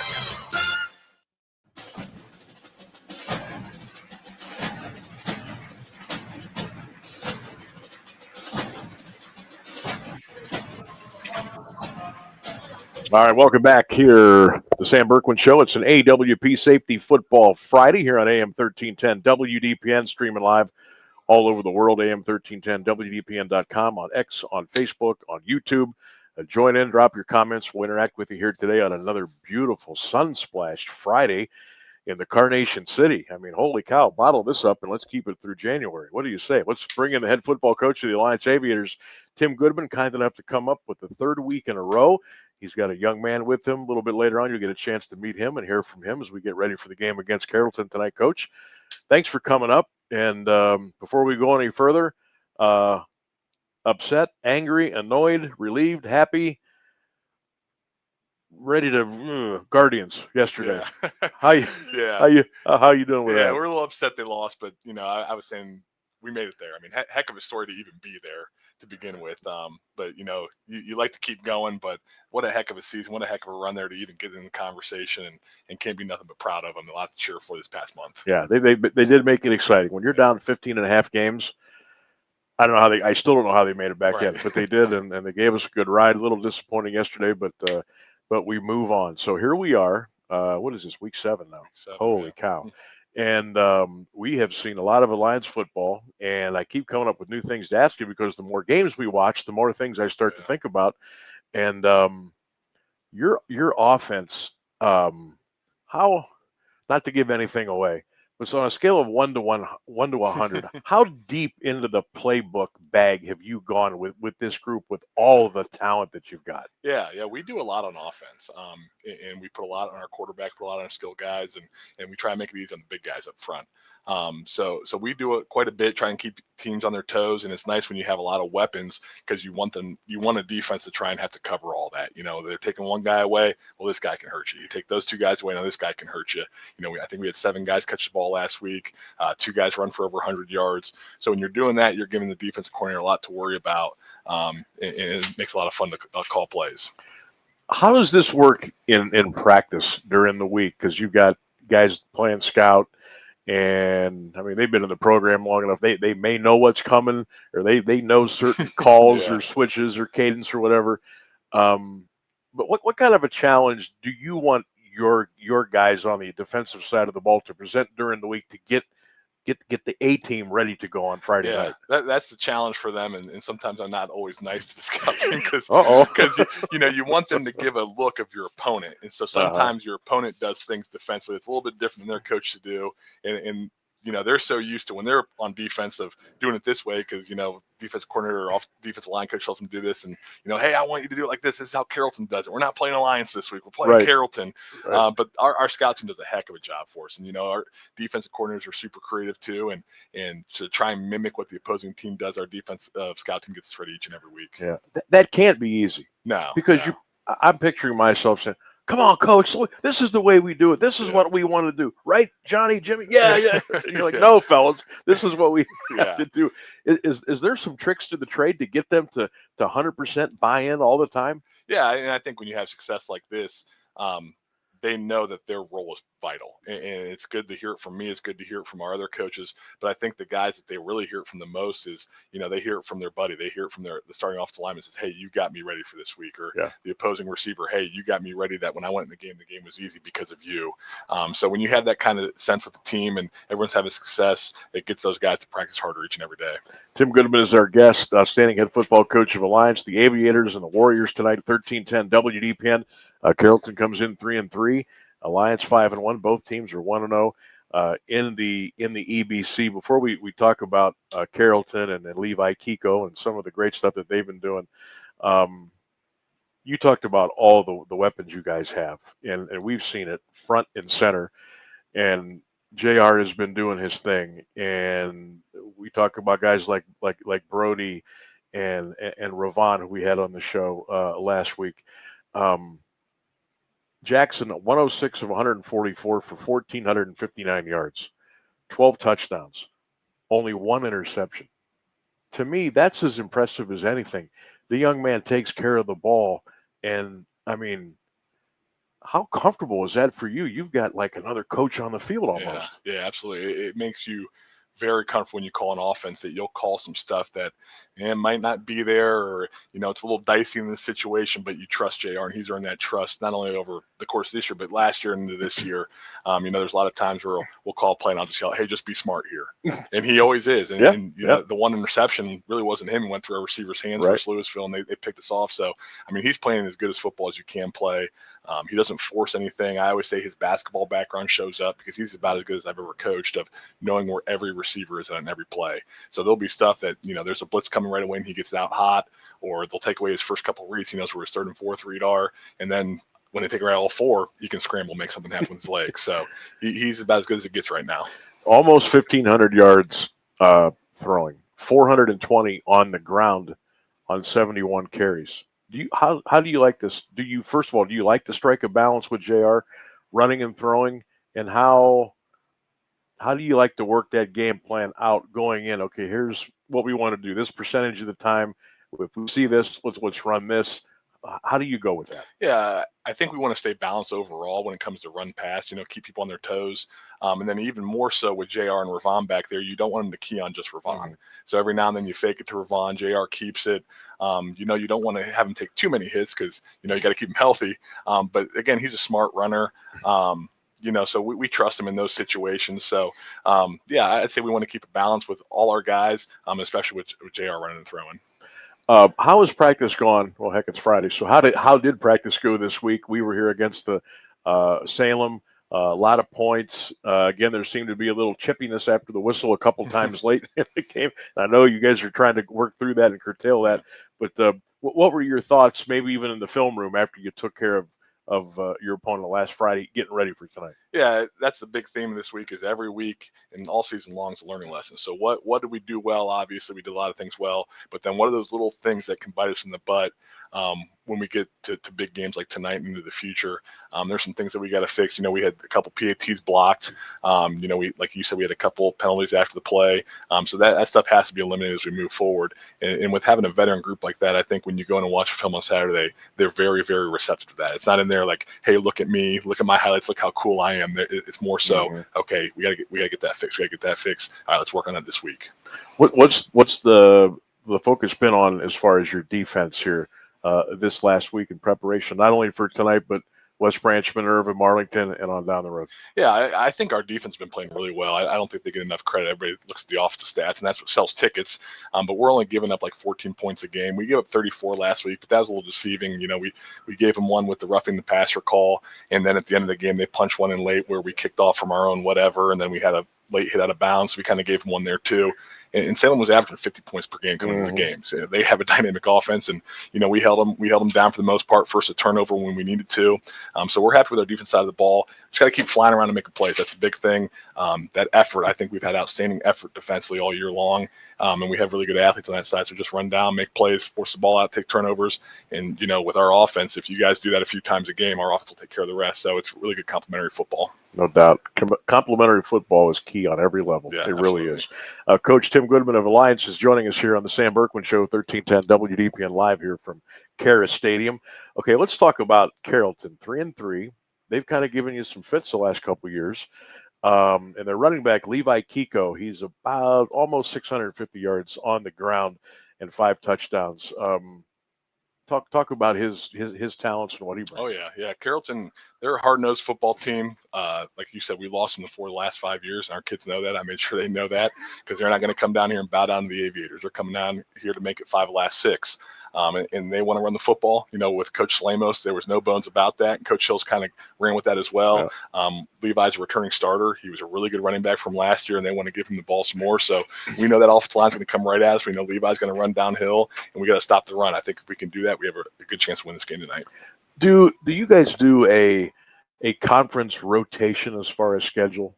Yeah, when do you do that? Every 4 weeks. Every 4 years. Yeah, that'd be fun. Every 4 years, and so we'll rotate next year, especially with Howland coming into the EBC next year in football. So okay, so we'll every rotate. 4. Yeah. So any thought to maybe some of the struggles with Carrollton, as who's peeking around the corner next week? And I know they're kids, Yeah. God love them. But I'm an adult, and I look ahead to stuff all the time. That might be a reason, maybe. Yeah. What do you do about that? Yeah, I don't know about years past because Carrollton's been really, really good in years past, so there was no reason to take them lightly. I think this year there is a sense of that. That's something we really talked about this year was, hey, next week doesn't matter if we don't take care of this week. So you can be all excited about next week you won, but if you go out and lay an egg this week, next week won't matter. Nobody will be there. It won't be a big game anymore.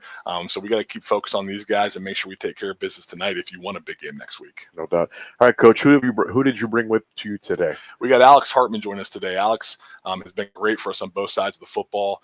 He plays defensive end for us from this defensive end position. He's led our team in tackles the past 2 weeks. He had 12 last week. He had a couple TFLs, and he forced a big fumble last week. And then on the offensive side of the ball, he plays tight end for us as well. We got 3 guys we rotate there between him and Brody Fast and Grady Fast.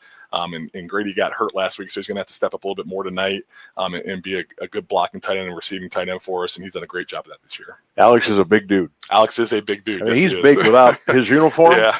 Holy cow, he Yeah. is a beast on the field. Yeah. Well, Coach, we always appreciate you coming up. Yeah. Thank you very Thank much. you, We'll Sam. have Appreciate Alex you having and go get him tonight. Appreciate it. There he goes, the outstanding head football coach of Alliance, Tim Goodman, and now Alex Hartman is going to be joining us here on the show. Alex is coming in, and how you doing, my man? Good to see you. You know, slap those headphones on there, and we could pull that microphone over there toward your mouth there a little bit. There we go. Sounding good? Yep. There he goes. Okay, Alex. First of all, congratulations on a great year so far. You guys are 5-1. You're making tackles. You're all over the field. What has been working for you so far this year, especially on the? I know you play tight end too, but defensively you've been knocking it out. What's the secret for you? Practice. Scouto gives me a great look. Our tackles do a great job. It's basically our starting line on the Scouto. They do a great job of giving me a great look on who's coming up for this next week. Do you look at yourself as obviously a team leader for this group, and how do you do that? I guess yeah, I would call myself a leader for the defense. I like to lead by example. Mm-hmm. I don't speak much, but when I do speak, it's because we need to lock in. We're not doing a great job during the drive, but I'm always there when we need it.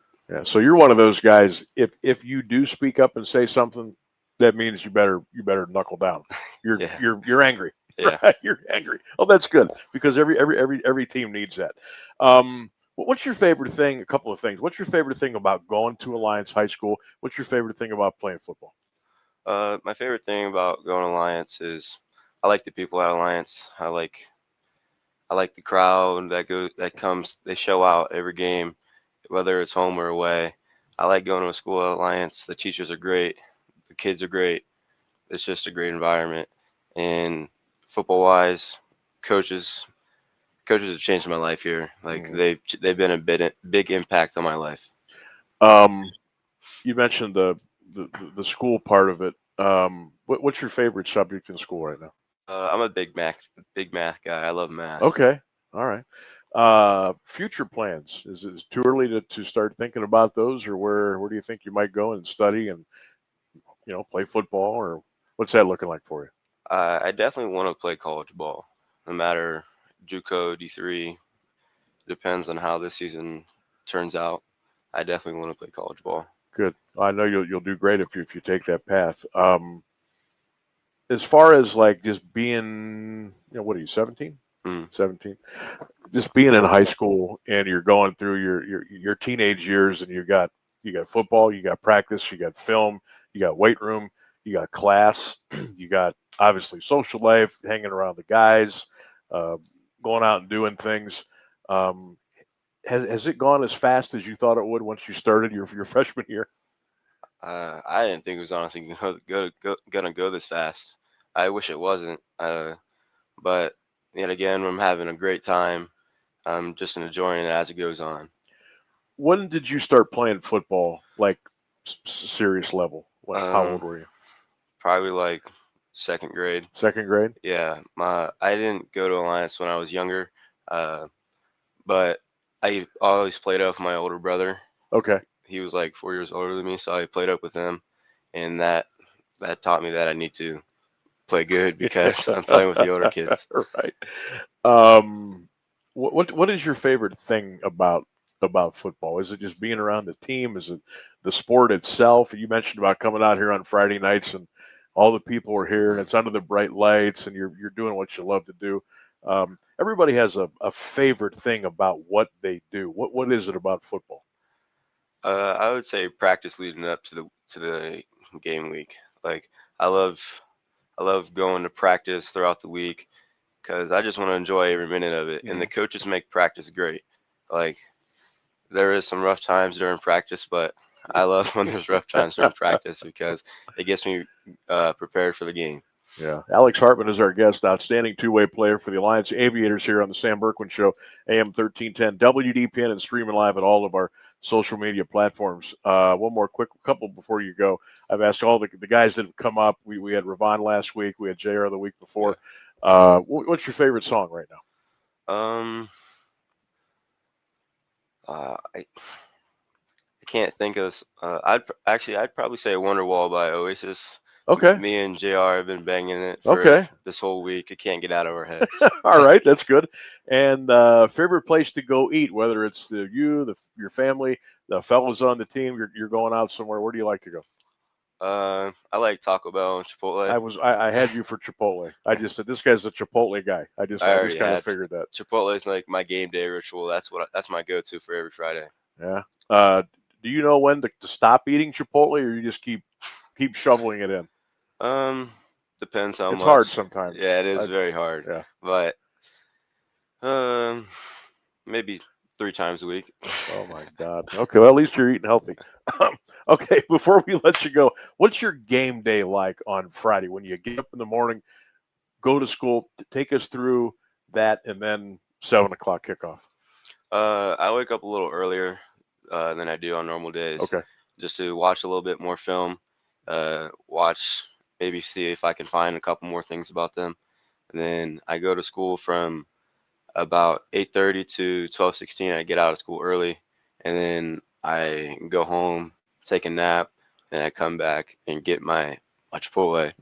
And I come in for walkthroughs and come here, warm-ups, and then we're out to the crowd. Go time. Ready to go. All right, man. I appreciate you coming on. Good luck. It's been a joy to watch you play. We did a lot of your games this year, home and away. I love to watch you do your thing, and keep doing it. Okay. Thank you. Appreciate you. Thank you. Here you go. Alex Hartman, outstanding two-way player for the Alliance Aviators, getting it done on and off the field. And Chipotle, if you're looking for a spokesman, you might want to get this guy, because I think he'd probably do you right. Right.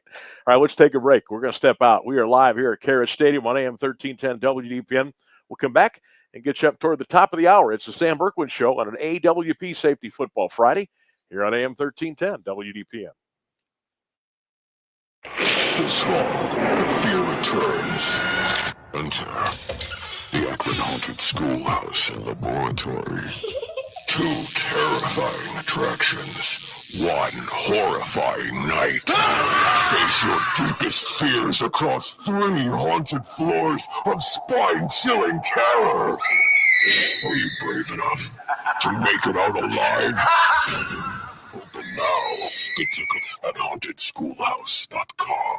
Do you have trouble getting in and out of the bathtub? Are you afraid you'll slip and fall entering or exiting a tub? Safe Step walk-in tubs can transform your bathtub from an area of concern to a calming refuge. Call them today at 1-800-498-2098 and save $1,600. Safe Step walk-in tubs and showers are proudly made in Tennessee and offer an ultra-low step-in, avoiding that difficult climb over a traditional bathtub wall. They also offer a variety of therapeutic benefits that may help soothe your aching muscles and joints, increasing your mobility, boosting your energy, and improving your sleep. Safe Step walk-in tubs are designed to easily fit your existing tub space and are often installed in as little as 1 day. Just dial 1-800-498-2098 today to save $1,600 and receive a free shower package. That's 1-800-498-2098 for a free no-obligation consultation and to save $1,600.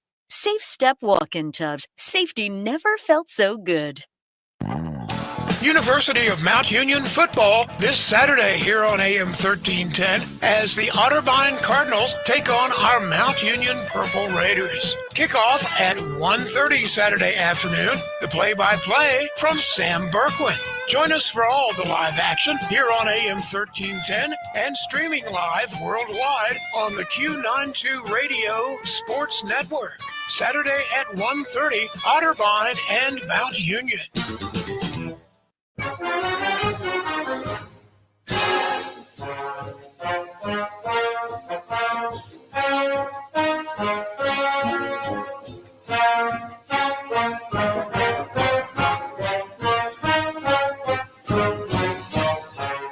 I'm going to tell you what, this show is absolutely flying by today. I don't know what it is. Maybe it's because I'm not glued to the guard. I don't know. I don't know. It's just weird. We got We got about 4 minutes until we get to the news here at the top, and one more hour to go. Caleb Nordic will be joining me for the pregame at 6:30. We'll kick it off at 7 tonight. Alliance and Carrollton, AM 1310, WDPN. Sam Bourquin Show, fill in the blank. Friday during the offseason, the Cleveland Guardians need to blank. Keep it clean. The Cleveland Guardians need to blank during the offseason. And another poll question we got running today, as we usually do on Friday. Which high school football game are you going to tonight? Let us know where you're at, and we'll get that out over the air. Let's see here. What is this breaking news? I don't know if Jeff has had this. I'm sure he will. Breaking news on Sean Diddy Combs, sentenced to 4 years and 2 months in prison. Pitiful. That's, again, I can't get, I don't have time to read the whole link here, but that's what I see. And yes, Mr. Rainsberg, that is pitiful. Just plain sad. Wow. That is unbelievable. You know what though? Should we really be surprised? Oh no, I'm not surprised at all.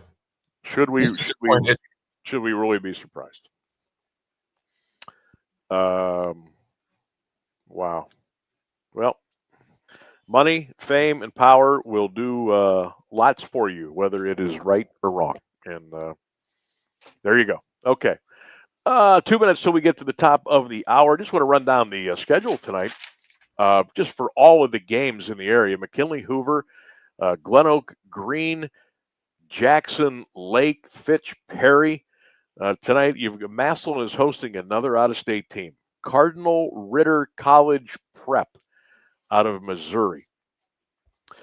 Central Catholic is at Edison, Canfield, Louisville. That's a big one.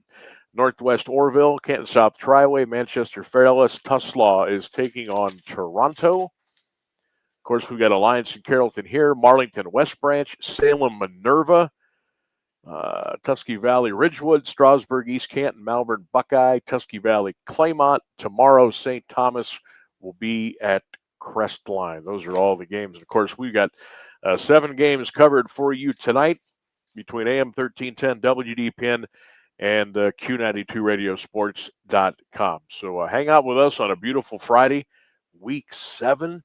You realize after tonight, we have 3 more weeks of the regular season for high school football. How does it keep going so fast? Like literally, how does it happen? We're going to be talking rivalry weekend here before you're going to snap your fingers. You're going to blink your eye, and it's going to be week 10. So, again, the weather is going to be fantastic. We're going to be like in the 70s for kickoff tonight. Even when the games are over around 9:30, you're still going to be in the 60s. I mean, it's going to be great tonight. So if you can, get out to your favorite stadium, watch your favorite team, and root them on to a win here tonight on a football Friday. All right, Sam Bourquin Show presented by AWP Safety here on AM 1310 WDPN. We'll take a break for the top of the hour news and weather, and we'll come back with one more big hour to go here live on AM 1310 WDPN. Stay with us.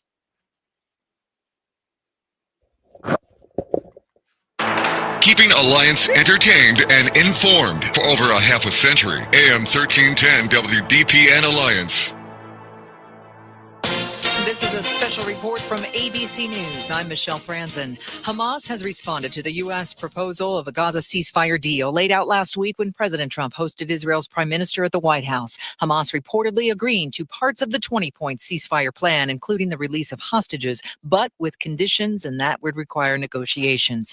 ABC's Ian Panel is in Tel Aviv. We have to wait for the American team to interpret this, to see what details there are. It looks like an attempt to delay the process. It's not an emphatic yes, and it's not an emphatic no.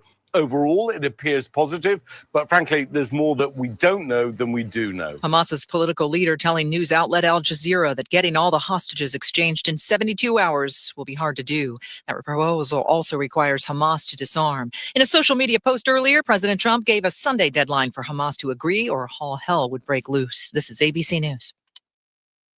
You're on the list for Macy's Fall VIP Sale. That means you're invited to save big on this season's top designer looks at prices you'll love. Like an extra 30% off Calvin Klein, Steve Madden, Hugo Boss, and more. Plus, get 15% off beauty and fragrance from Estee Lauder, Lancome, and so many others. This only happens a few times a year. Don't miss the Fall VIP Sale. Today, only at Macy's. Savings off regular and already reduced prices. Exclusions apply. Progressive's Auto Quote Explorer lets you easily compare direct rates from different insurance companies, so you can be confident you're getting the right one, even if it's not with Progressive. Way more confident than you were when you tried online gaming.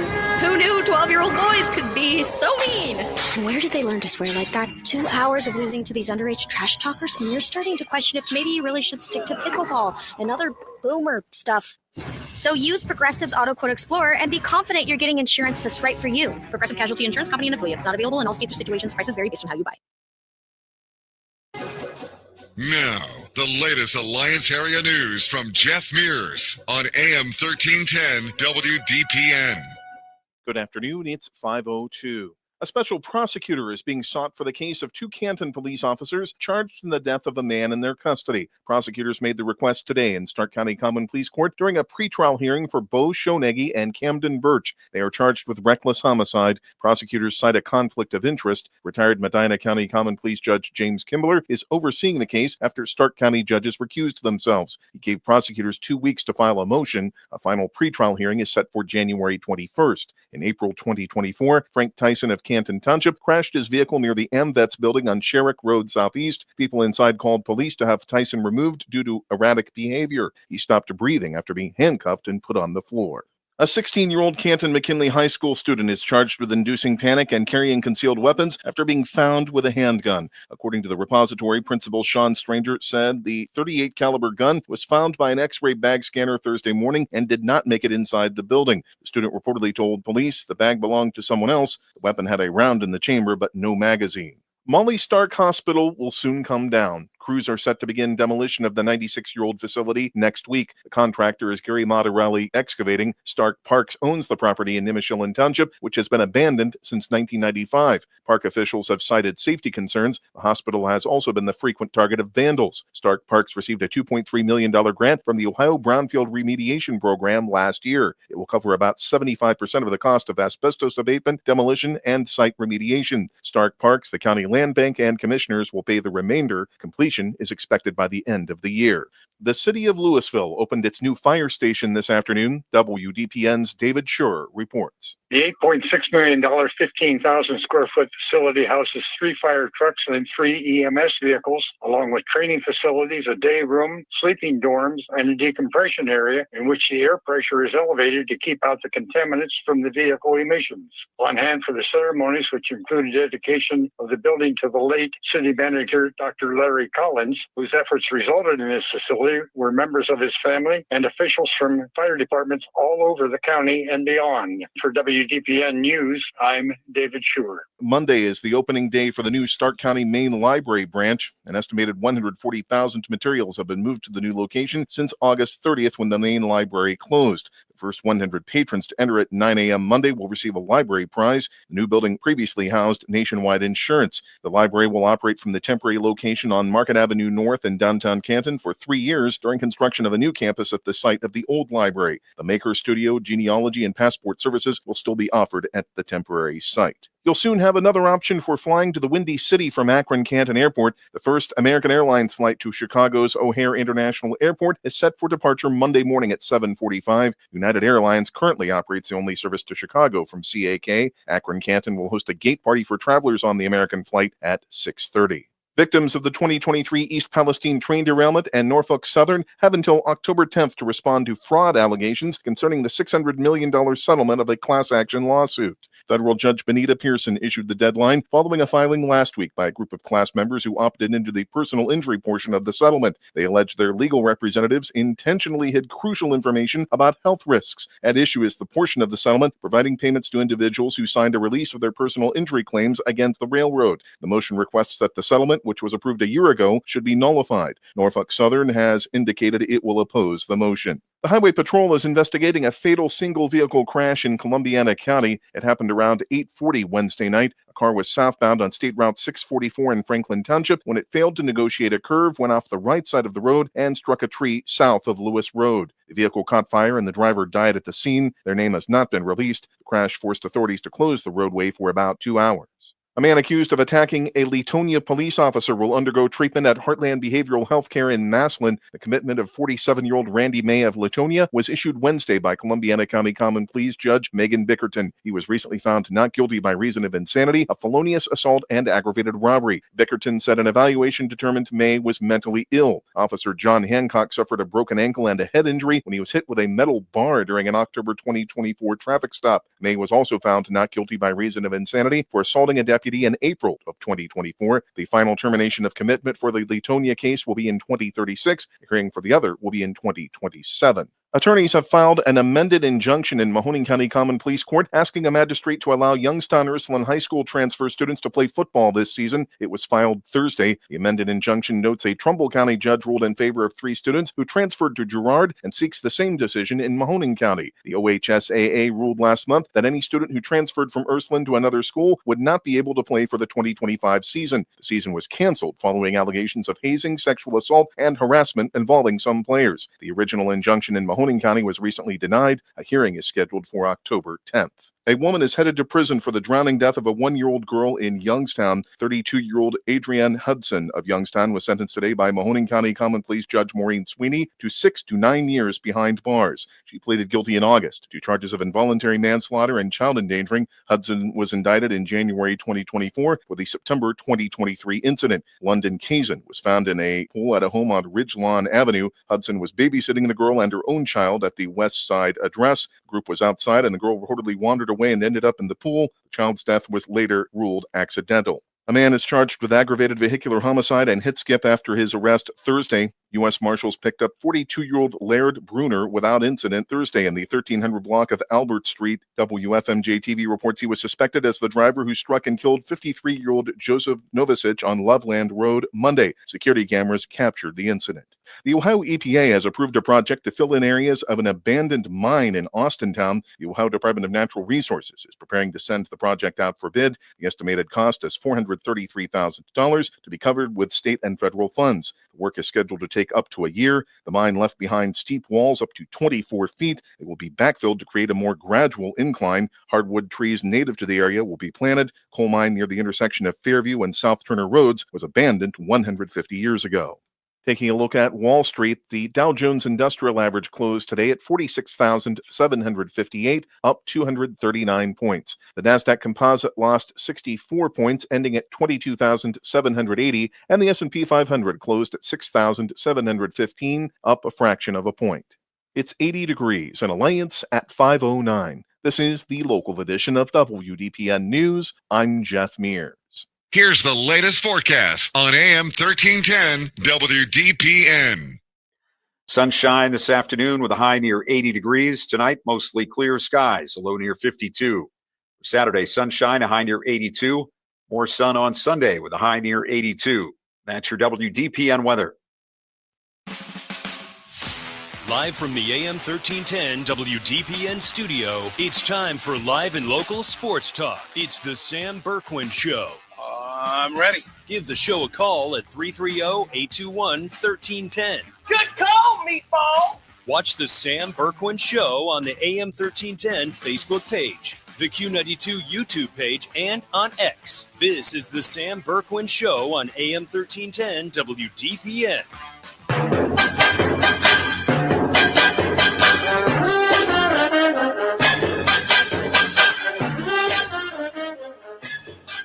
AM 1310 WDPN. Welcome back to the Sam Bourquin Show.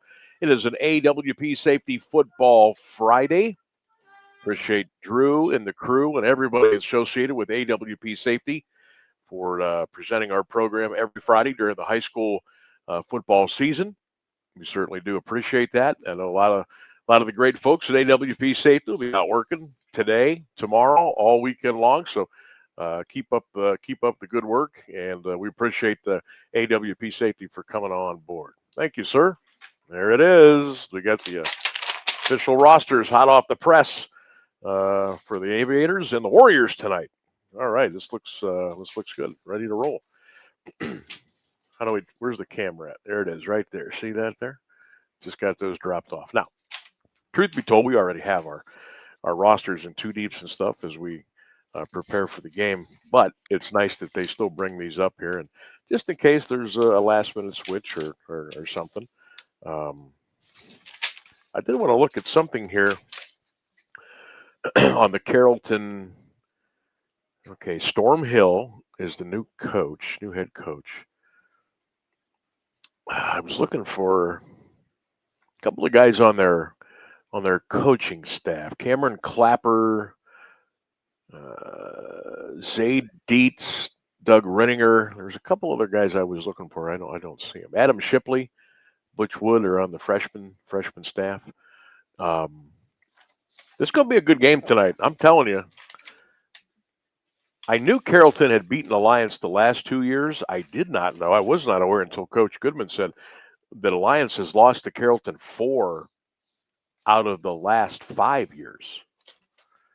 Ooh, I think this was going to be a good game. I do. I really believe it. Even though it's 3-3 against 5-1, I think this is going to be good. I can't wait to watch this young man from Carrollton run the ball, Levi Kiko. 5 touchdowns this year so far. He's got 630 yards or so on the ground. And Coach also talked about, Alliance's offense gets all the publicity. And, yeah, but the defense is good, too. The defense is really good, too, for Alliance. They give up around 14 points a game, if that. I think it's like 13.7, 13.8. So we'll see what happens here tonight.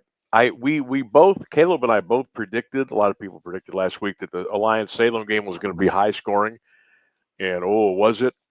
I think tonight could be, but I don't think on that level. Last week we had 70, almost 75 points combined. I don't think we'll do that tonight, but I think you'll see some points tonight here. At Carrollton Stadium on the campus of the University of Mount Union. Hey, the text line is wide open for you if you want to text in today, 330-924-7088. If you are watching and listening on our 1310 WDPN Facebook page, X page, of course, the Q92 radio page on YouTube, you can drop your comments there as well. And you can, there's a little link there if you look for it. It says Talk with Sam. You can click that link and that'll get you into our visual studio and we can talk whatever you'd like to talk about here today on this AWP Safety Football Friday on 1310 WDPN. High school football coverage tonight. We've got Mount Union and Otterbein tomorrow, 1:30. Ryan Bevere joins me in this very booth tomorrow afternoon as the Purple Raiders of Mount Union take on the Otterbein Cardinals. I believe it's homecoming tomorrow as well here at Mount, so it'll be cool. Alumni band will be back. I'm sure a lot of kids will be coming back, a lot of former players, so that'll be neat. A lot of alum will be here tomorrow. That'll spice things up a little bit because we are we are thinking Mount will handle business tomorrow without much of a problem, but we'll get more into that tomorrow. But high school football tonight, lots of great games going on. McKinley Hoover, probably the highlight of the night. I think there's two top tier games tonight. McKinley Hoover. I'm sorry, I think there's 3. McKinley Hoover, Jackson Lake, and Louisville and Canfield. Those are probably your top 3 tier games tonight. And you can catch all those games as well on Q92radiosports.com tonight, beginning at 6:30 with the pregame and the kickoff at 7. So lots of football tonight. Mount tomorrow, Ohio State tomorrow night.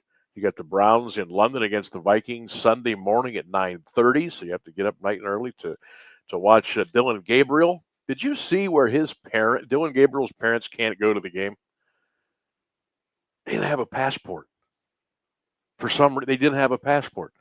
So they got to watch the game. They got to watch their son play quarterback for the Browns tomorrow from Hawaii, as they couldn't go to London because they didn't have a passport. I thought that was kind of crazy. My guy, the hot dog man from over in Maslin. otherwise known as Mike Ramsey, but we call him the hot dog man. He said, Sammy, I got some trivia for you. Dylan Dingler's father was a quarterback for what Stark County High School in 1971? And of course, Dylan Dingler, Detroit Tiger, former Jackson Polar Bear and Ohio State Buckeye, hit a monster home run yesterday for the Tigers to help knock the Guardians out of the playoffs. Dylan Dingler's father was a quarterback for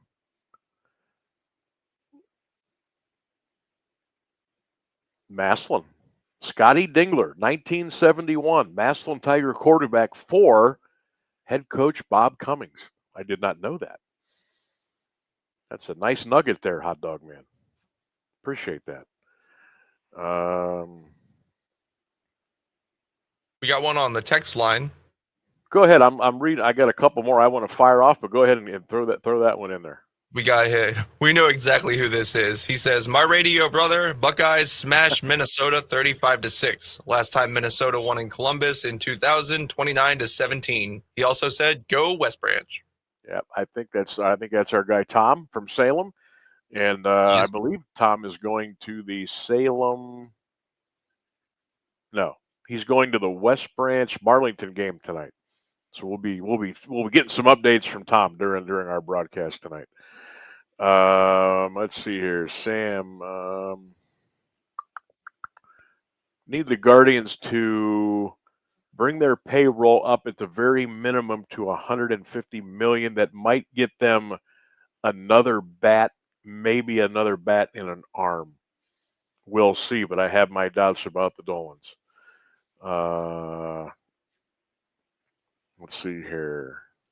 Sam, what do you think about Travis Bazzana? Will he play next year for the Guardians, or will they keep him down in the minors for one more year? We'll have to see. You know, his health was a big issue this year, and he had never been hurt before. When he was at Oregon State, I guess he'd never been hurt ever. And he went through some things this year, so they're trying to see if he can come out the other side there and be okay. But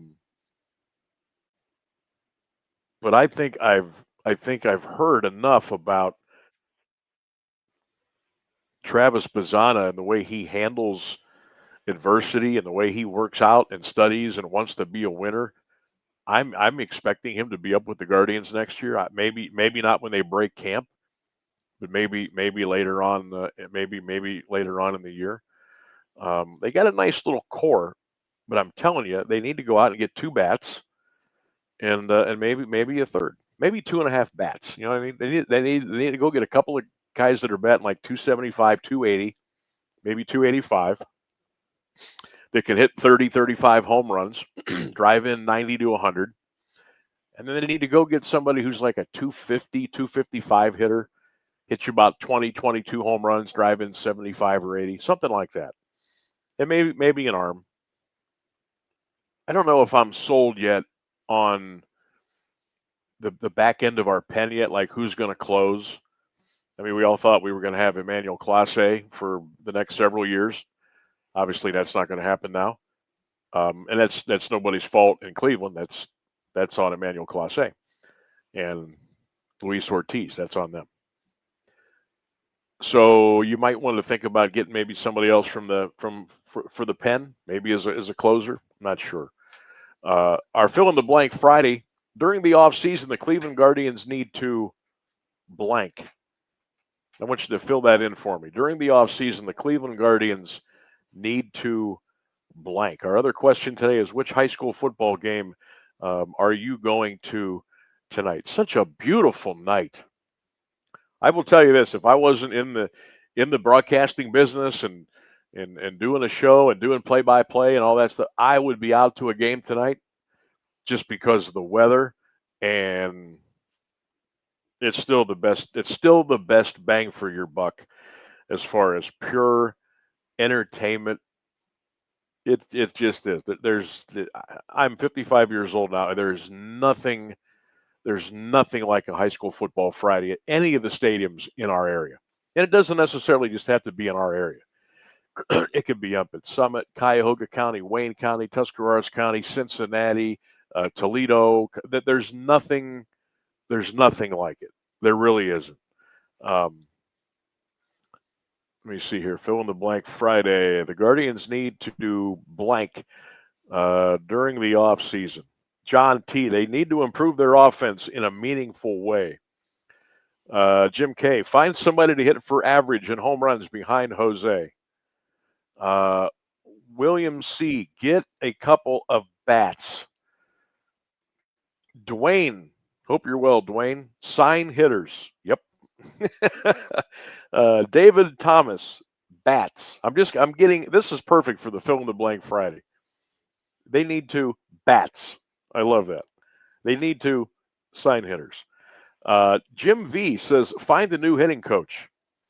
Add 2 or 3 bats to the lineup. I know, not easily done. But I agree 100% with those. Let's check in and see where some of you are headed tonight as far as high school football is concerned on this beautiful Friday here in Stark County in Northeast Ohio. Michelle, we are going to Hoover McKinley. Go Vikings. Tabitha, we are going to Green Glen Oak. Go Eagles. Rick, he'll be in Massillon for the Tiger game tonight. Rocky is going to see Hoover and McKinley. Jim is going to check out Fairless and Manchester. Jim Ball, hope you're doing well. Tony says, Perry, go Panthers. Let's see what else we got. Shirley is going to go check out the Massillon Tigers at home tonight. Debbie is going to go check out Fairless. Ryan, McKinley and Hoover. Ted, McKinley and Hoover, go Pups. Marcus is going to check out Central Catholic and Edison, hoping the Crew pick up their first win of the year. Yes. Come on, Trucker. Come on, Green Machine. Let's go. We got to get a win. Central Catholic go for so far this year. They need to get a win. I think they might be able to get one tonight. But we'll be able to go for the Crusaders tonight. We have a question for you on YouTube from the Perry Panthers #1. Says, who wins, Perry or Austintown? All right. I'm going to answer it this way. Do you want me to be a Stark County homer? or do you want me to give you what I think is going to happen? And I would be doing you a disservice if I just gave you the homer answer. I think Austintown Fitch wins that game tonight. But if the Perry running game, and I know Coach has been throwing the ball too, and pretty well. But if the Perry running game gets moving, and I mean moving tonight, they've got a chance to beat Fitch. But Fitch might ball hog the game. Fitch has a running back, I cannot remember his name for the life of me right now, who is an absolute man-child. You're going to have to slow him down. I don't know. It's going to be tough. No turnovers tonight, Perry. No turnovers tonight. No giving Fitch a short field, because that they will hurt you there. So, I mean, if you're asking for my opinion, I think Fitch wins the game tonight. But put it this way, I hope I'm wrong. I absolutely hope I'm wrong. 330-924-7088. You can text. You can also drop your comments on our social media platforms, and we'll give you some answers and comments there as we roll along here on an AWP Safety Football Friday on AM 1310 WDPN. Lots of great high school football games tonight. Great weekend of sports. Too bad the Guardians will not be in action. So the Tigers and the Mariners now in one of the American League Division Series. And you've got the Cubs and the Brewers in an NLDS. You've got the Phillies and the Dodgers in an NLDS. And you've got the Blue Jays and the Yankees in the other ALDS. I hate to even ask this question because most of us are Cleveland baseball fans. But who are you going to root for now to go win the World Series? Who you going to root for?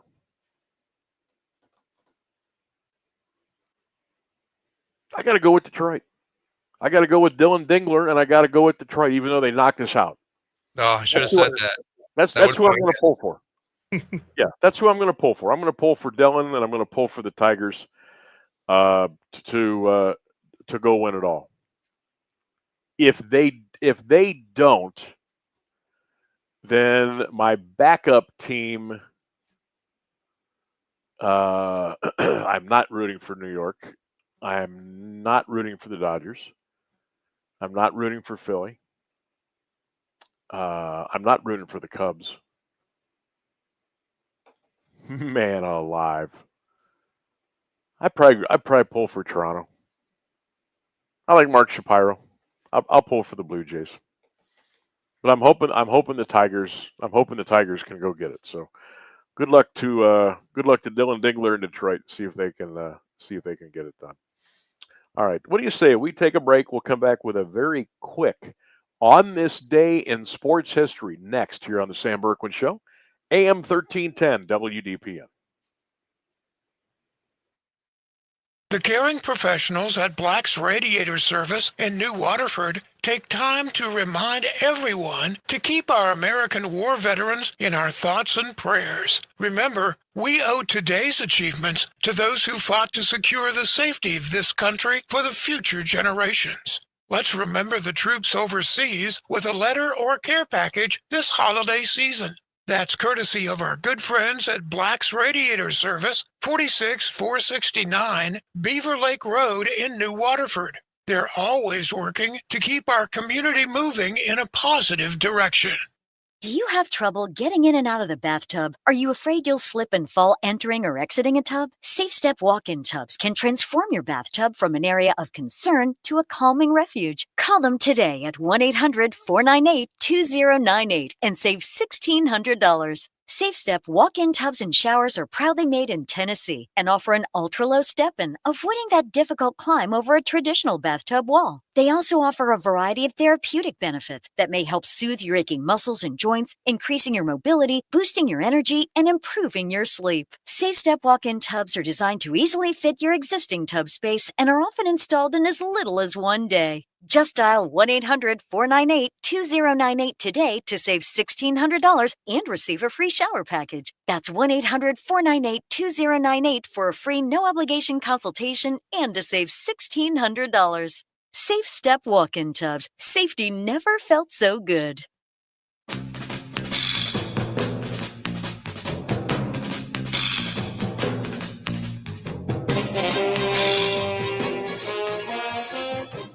All right, on this day in sports history, in 19, Robinson took over the management position of the Cleveland Indians baseball team.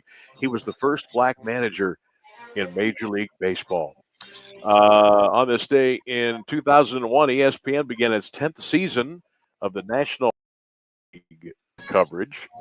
On this day in 2001, Barry Bonds of the Giants broke Babe Ruth's Major League single-season record for walks at 171. Oh, talk about a polarizing figure. 2002, the Texas Rangers put John Rocker on waivers for the purpose of his unconditional release. Boy, he was a beauty. 2012, Miguel Cabrera achieved baseball's first Triple Crown since 1967. He led the league with average at .330.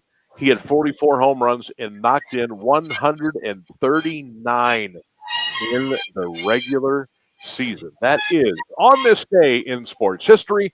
We'll take a break. The news and weather is next here on AM 1310 WDPN.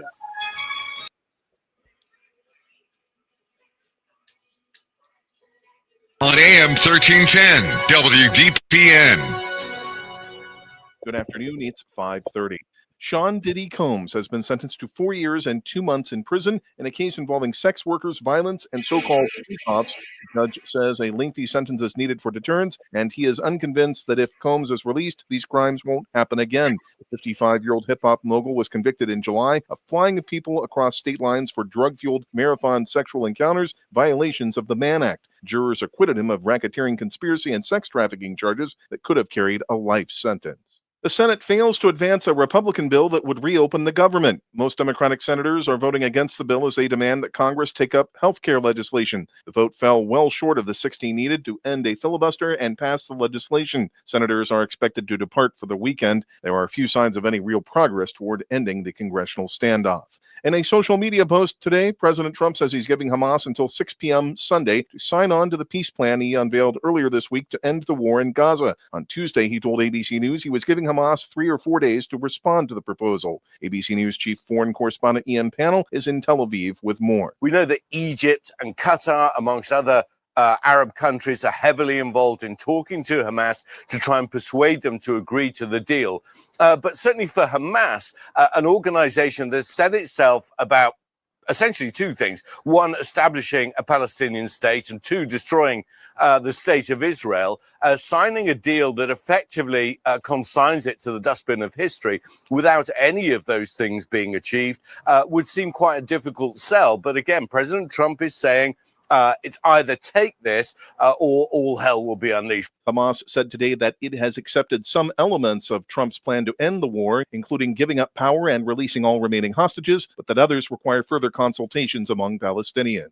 The Supreme Court says it will take up its latest gun rights case and consider striking down strict regulations on where people can carry firearms in Hawaii. President Trump's administration had urged the justices to take the case, arguing the law violates the court's 2022 ruling that determines people have a right to carry firearms in public under the Second Amendment. The Hawaii law bans guns on private property unless the owner has specifically allowed them. The law also prohibits firearms in places like beaches, parks, bars, and restaurants that serve alcohol, though those are not the focus of the case. Hawaii attorneys argue restrictions strike a reasonable balance between gun rights and public safety. It's 79 degrees in Alliance at 5:32. This is WDPN News. I'm Jeff Mears. Here's the Alliance Area Weather Forecast on AM 1310 WDPN. Forecast calling for sunshine this afternoon with a high near 80. Tonight, mostly clear skies, a low around 52. Sunny on Saturday, a high near 82 degrees. More of the same Sunday, sunshine, a high near 82. That's your WDPN weather. This place has a pulse. You hear it in the canopy, feel it in the ground. Life, fully illuminated, engulfs you. From the birds singing in the treetops above to the tiniest insects in the soil below. You take a deep, cleansing breath, filling your lungs with the essence of the forest. Now, imagine it's all gone. Healthy, life-giving forests reduced to nothing. No singing birds, no lush canopy, and water and food in short supply around the world.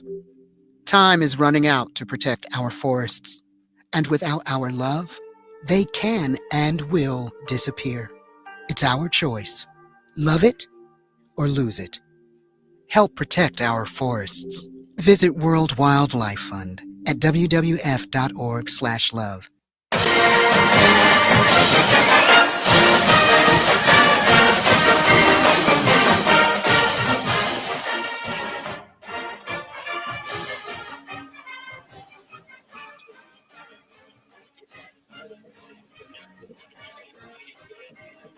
(1310) WDPN. Welcome back to the Sam Bourquin Show here at Carrollton Stadium on the campus of the University of Mount Union. We've had a great show today. We've had a lot of fun. We've been talking Guardians. We've been talking some high school football. We want to thank Tim Goodman, head football coach for the Aviators, for coming up. Thanks to outstanding two-way player Alex Hartman. He joined us for a couple of minutes on the show. We thank both of those fellas for coming up and spending some time with us before their ball game tonight.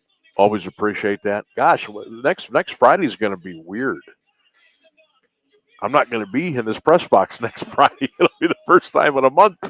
I'll be heading somewhere else. But next Friday, don't forget, we will be going to West Branch next Friday over in Beloit Clinton Heacock Stadium, the new and beautifully improved. We're looking forward to that. Sam Bourquin Show live from West Branch tomorrow at 3. That's next Friday, presented by AWP Safety, and then we'll have the West Branch Warriors and the Alliance Aviators a week from tonight at 7 o'clock right here on AM 1310 WDPN and, of course, Q92radiosports.com.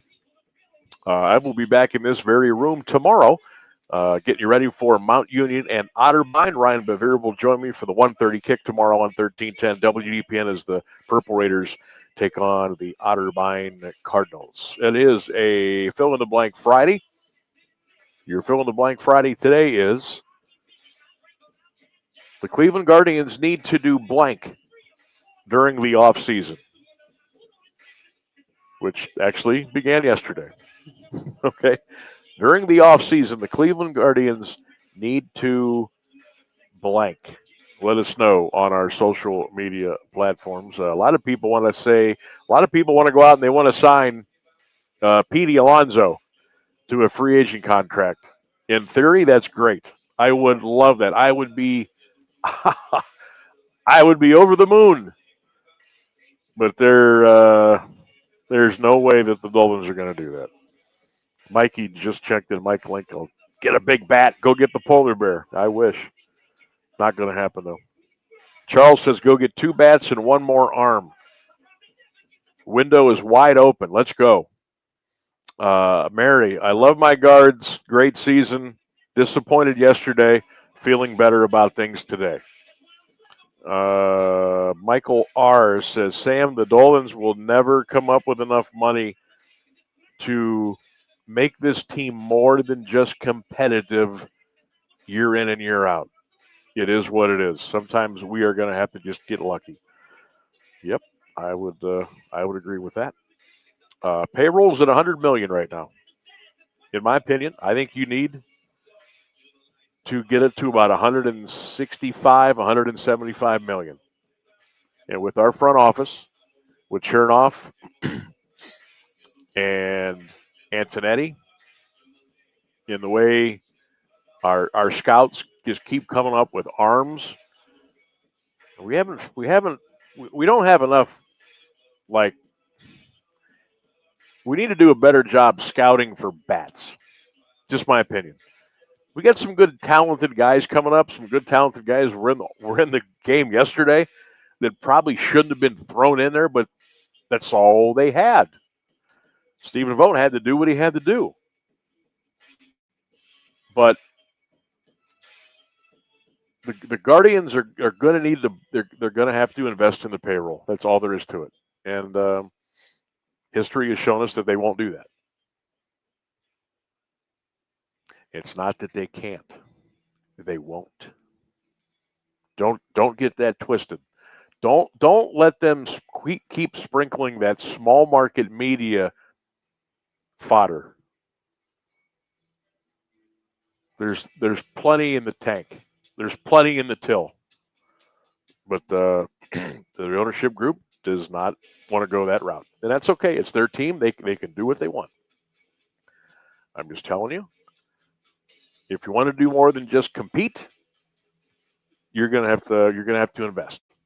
You're going to have to invest. Our other question today is, which high school football game are you going to? Antonio says he's going to go to Perry Fitch. There he is. I found my therapy brother. Caleb Norick has just walked into the booth, and I'm not even going to give him a chance to get comfortable. He put his bag down. And how you doing today, man? I'm bummed out. I'm still a little bummed out. I'm just not over the whole thing yet, and it'll probably take a couple days. And come next Monday or Tuesday, I'll be back. And but today a little hurts a little bit. It does. It does. It hurts. It's the Tigers too. You scratch and claw to overcome them just to be knocked out by them. That stinks. What were your thoughts on this series? My thoughts were, one, I thought we let the School Bowl game get away. I think we probably should have had that. We didn't play, as Tito would say, we didn't play clean baseball. Yeah. Booted a couple balls around. 2 was like an offensive explosion in game 2. We got 5 runs in 1 inning, which that doesn't happen very often. And yesterday was just frustration. It was frustrating. And to watch Detroit take that 6-1 lead, which we knew it was going to be insurmountable. They did make it close at the end, but what were your thoughts on yesterday's game and how it played out? Yeah, I think we saw the first effects or the first major effects of losing Clase. They also lost, Seawald didn't work out. You had Walters go down for the year. You had Stefan down, the back end of the bullpen.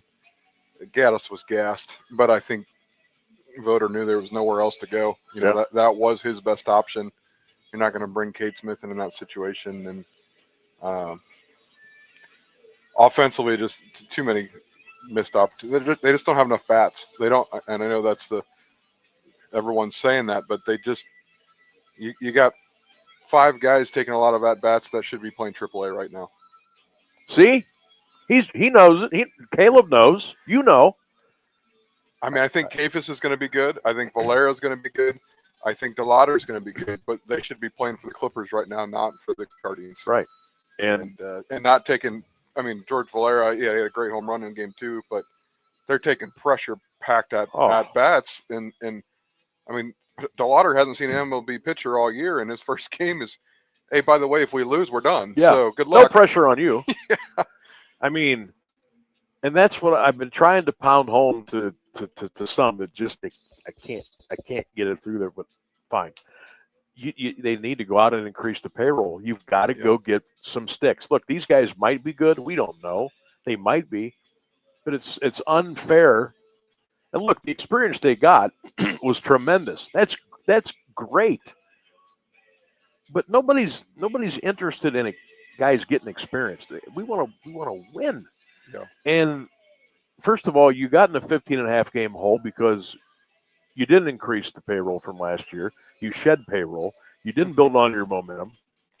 And so now they were probably out of gas. And that's not their fault. They were out of gas. 15.5 games is a lot to make up. And by the way, the Tigers helped you too by going on a couple of skids. So all that comes into play. And now you're in a do-or-die game. Matter of fact, the fact that you're in a playoff series and you have to run that lineup card out there with some of those names on it. And again, nothing against those kids. God bless them because they're doing what they love and they're okay. Let's go. I got the opportunity. But you're right. There's no way. I would say 40 to 45% of that lineup should not be in the starting lineup for a series to move on to go to the next level to hopefully get to where you want to go, which is a World Series. So to me, that's what bothers me because, I mean, our arms, I think, got a little gassed. Voter had to go to the pen probably a little bit too much.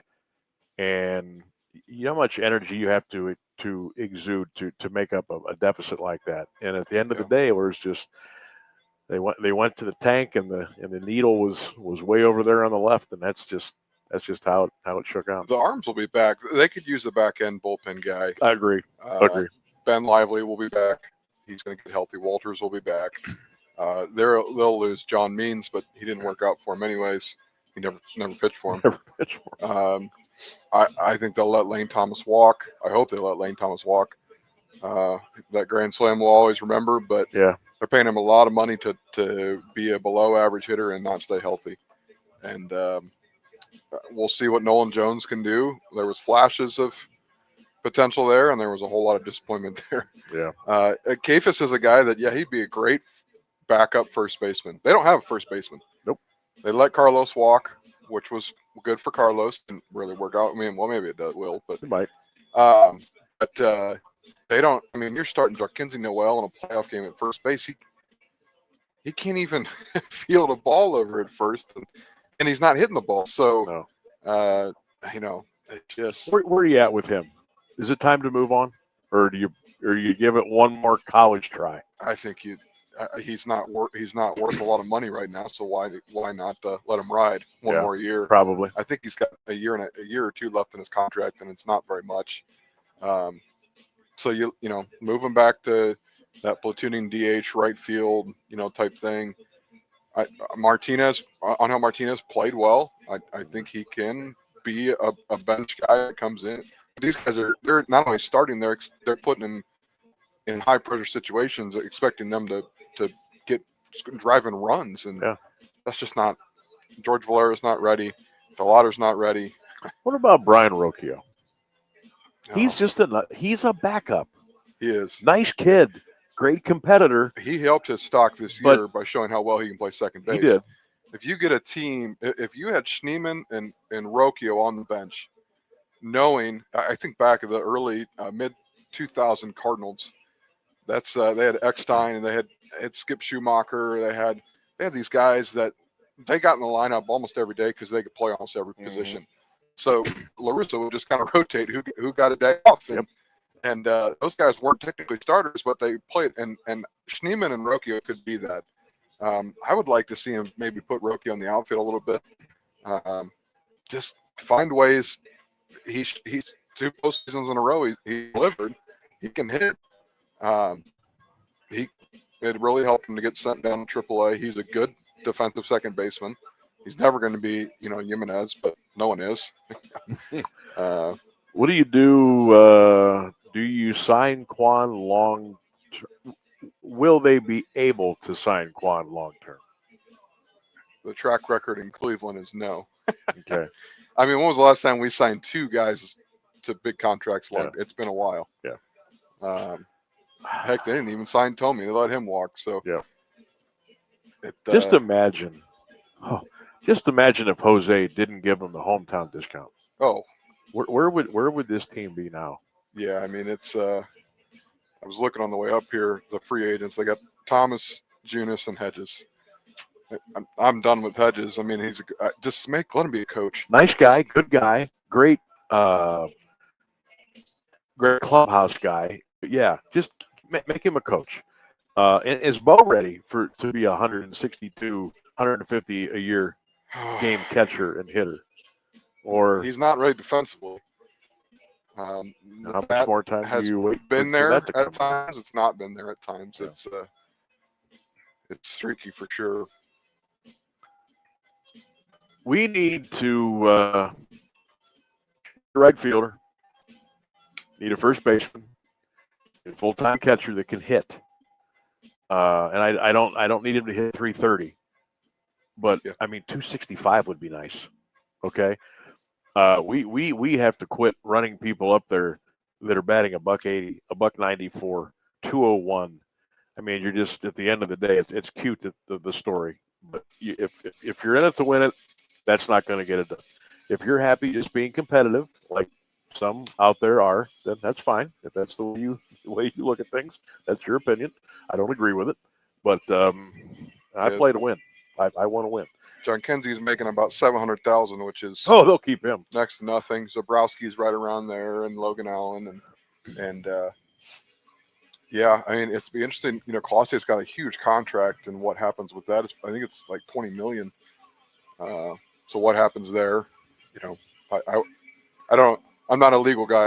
I would assume the Guardians get that back. I sure hope. But I would think so because now isn't he playing over in the Dominican now? He is, yeah. and Ortiz both. Ortiz I think are both playing. So I guess we wait for something to come down, and then when that decision is made, that would let us know. Then that would free up if he's deemed ineligible, some money. His contract would be voided. Okay. But again, I'm not the legal guy, but yeah, I mean $20 million for the Guardians. That's a first baseman that they can go get. Yeah. It's not going to be Pete Alonso, but that's what everybody wants. They can go get a first baseman. I mean, there's some guys out there that they can get, and Carlos didn't work out. He was struggling to hit the ball, but a guy like that towards the back end of his career that can provide some leadership in that clubhouse, but the problem with Carlos could do that, but he wasn't driving in 90 runs, 70, 80, 90 runs. That's what they need. I mean, you saw the Tigers; they had no interest in pitching to Jose. They didn't need to. They didn't need to. What are you going to do about it? We're going to put you on base, and you're done by 5. We don't care if you score. Yeah, we dare you to do something when we put Jose on base. Is Tarek Skubal going to be a free agent after this year? Or does he have one more year to go? He's got one more year left. One more year. What do you think he'll command on the open market? Now, Detroit has had times when they have paid. Yeah. Sometimes it came back to burn them. Yep. But they're not afraid to spend. But can even they sign him to a long-term, because he's going to want a long-term deal? Yeah, I mean, these situations tend to be right in the Dodger Yankee wheelhouse. Listen, I don't care how much you love Detroit. Here's an offer. Come to Manhattan, come to the Bronx, and we'll take care of you. Or come out to LA. And I mean, the Dodgers, they need an arm. They need several. They arms. might need. Yeah, I mean, I know you watch a lot of baseball. I watch a lot of baseball, and I watch a lot of late night baseball. It's really the only time I can really watch it. And I have watched the Dodger bullpen. I'm like, this team's not winning a World Series. No. There's no way. With all that firepower, they just don't have it in the pen. No, I mean, the Phillies are just kind of chomping the bit, waiting for the 6th, 7th inning. I mean, the Dodger bullpen's gonna have to face the teeth of that order at least once and advantage Philly for sure. So we'll see what happens there. Ohtani's, Ohtani, but yeah, he's going to start first game on the mound. Yeah. That'll be fun. That'll be good theater. This is the Sam Bourquin Show presented by AWP Safety, AM 1310 WDPN. Caleb Norick has joined me in the booth. We'll bring you the pregame tonight at 6:30. Kickoff at 7. Alliance in Carrollton on 1310 WDPN, Q92radiosports.com, and all of our social media platforms. I think I'll keep Caleb for another couple of minutes before he has to go down and do interview duties. So with our team being out, who I hate to ask this question because I hated to answer my own question. who you're rooting for maybe to go in the whole thing? Well, the closest thing we have right now is the Blue Jays. You got Shapiro's there, Jimenez is there, Shane Bieber is there. You got an outfielder too, don't they? Miles Straw was on the roster. Yes. I don't know. I wouldn't mind seeing Toronto win. I think it's always good when someone from the East, not named Boston or New York, wins. Yeah. I mean, the Tigers would be great. You always want the team to beat you to win it all because then you can at least brag about that. So that's where we're at. But I said the exact same thing about an hour ago. I said because of Dylan being the local kid and knowing him a little bit, Jackson, Ohio State, following him. Actually went up to Detroit to watch him play against the Blue Jays earlier this year. I guess I'll pull for Detroit, but Toronto was like my 1A. Yeah. Because I like Mark Shapiro. I really like Shane Bieber, and Toronto's a team that, they may overspend a little bit here and there, but they stay in there. They stay in there. They keep whacking away, and and they're fun to watch too. Offensively, they're fun to watch, and the fans get into it. I'm either Detroit or Toronto, but that's where I'm at. Or Milwaukee. I wouldn't be. I got a list of teams I don't want to win. Yes. Those low market teams, you kind of pull for those that are in the same. I would not be mad about Milwaukee at all. Milwaukee's a great baseball town, great fans. Uke is looking down, you know that, and just for a silly professional announcing reason, I think Brian Anderson's one of the greatest one of the best in the business, and he does their play-by-play. So the longer they play, the better chance we have to listen to him. So I'm with you, man. I'm with you. Detroit, Toronto, Milwaukee. Everybody else, cancel the World Series. Forget about it. All right, Caleb. Thanks for coming up, giving me a little therapy today on this Friday afternoon. We will reconvene, you and I, at 6:30 for the pregame, and then we'll get ready for Alliance in Carrollton. And I talking to Tim Goodman here, I said, I'm not going to know what to do next Friday. Yeah. I'm not going to be. I'm going to go the wrong way. Sure. I'll probably drive over here. 100% chance I'm going to get off of the wrong exit. I know I will. I'll drive here. I'll tug it on the door downstairs to get in. It's going to be locked. Oh yeah, I'm supposed to be at West Branch. So that'll be fun next week too. Looking forward to that. Let's take our final break. We'll come back and wrap things up here on 1310 WDPN.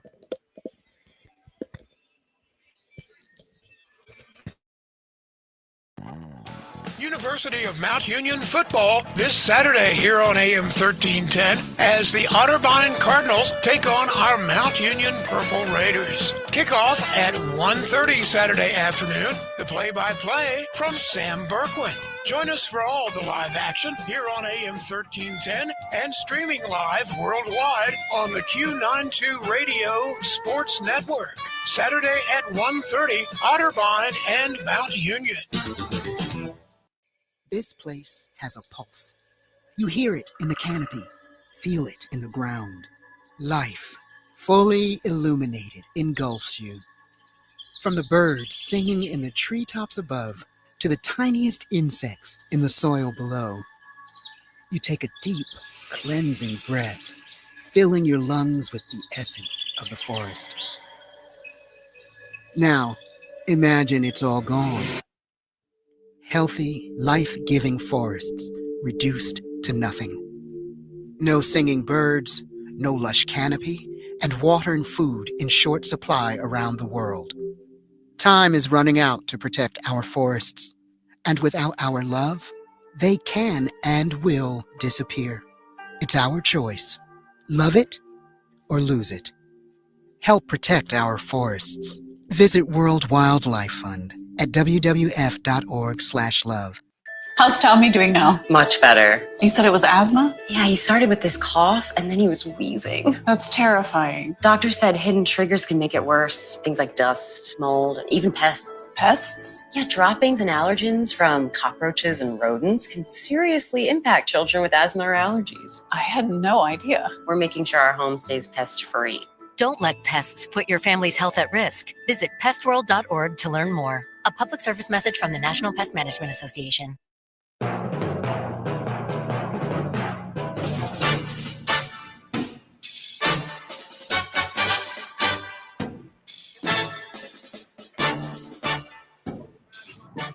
Now, this is one of my favorite NFL films selections right here.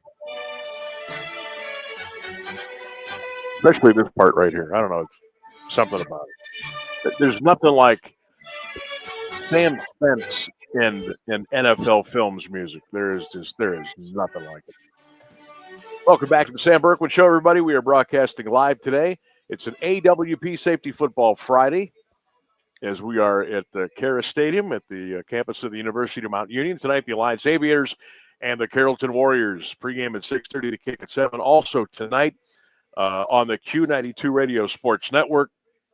We've got a lot of other great ball games tonight. We got Hoover McKinley. We got, what else we got tonight? We got Jackson and Lake.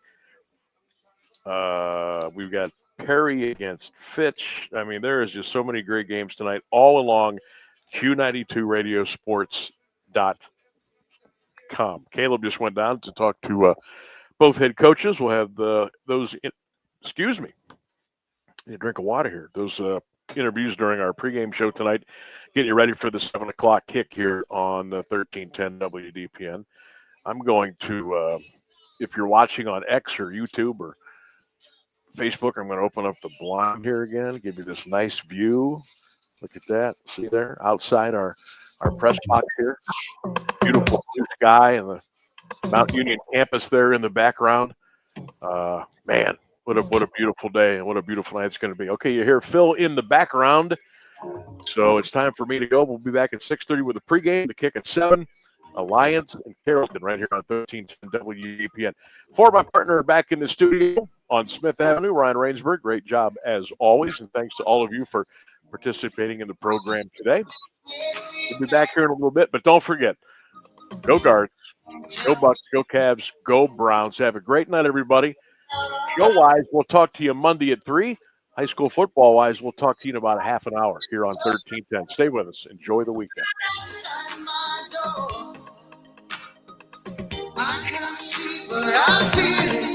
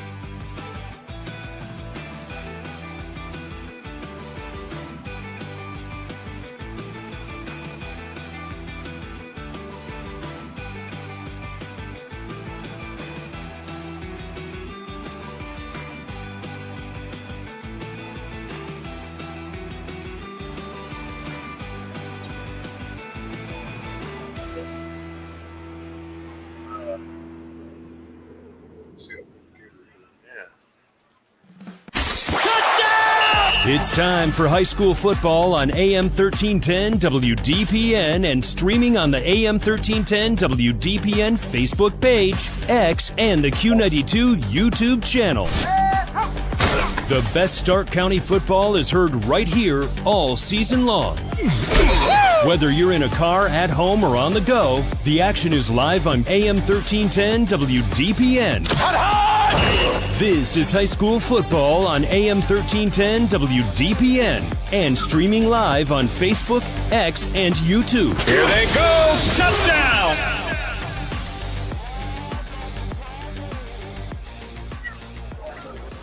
And good evening, everybody, and welcome to Carrollton Stadium on the campus of the University of Mount Union. Sam Bourquin, Caleb Norick with you on a beautiful high school football Friday night. As this evening, it's the Alliance Aviators taking on the Carrollton Warriors. Hi, everybody. Welcome in. Sam Bourquin, Caleb Norick with you. And we think we got a good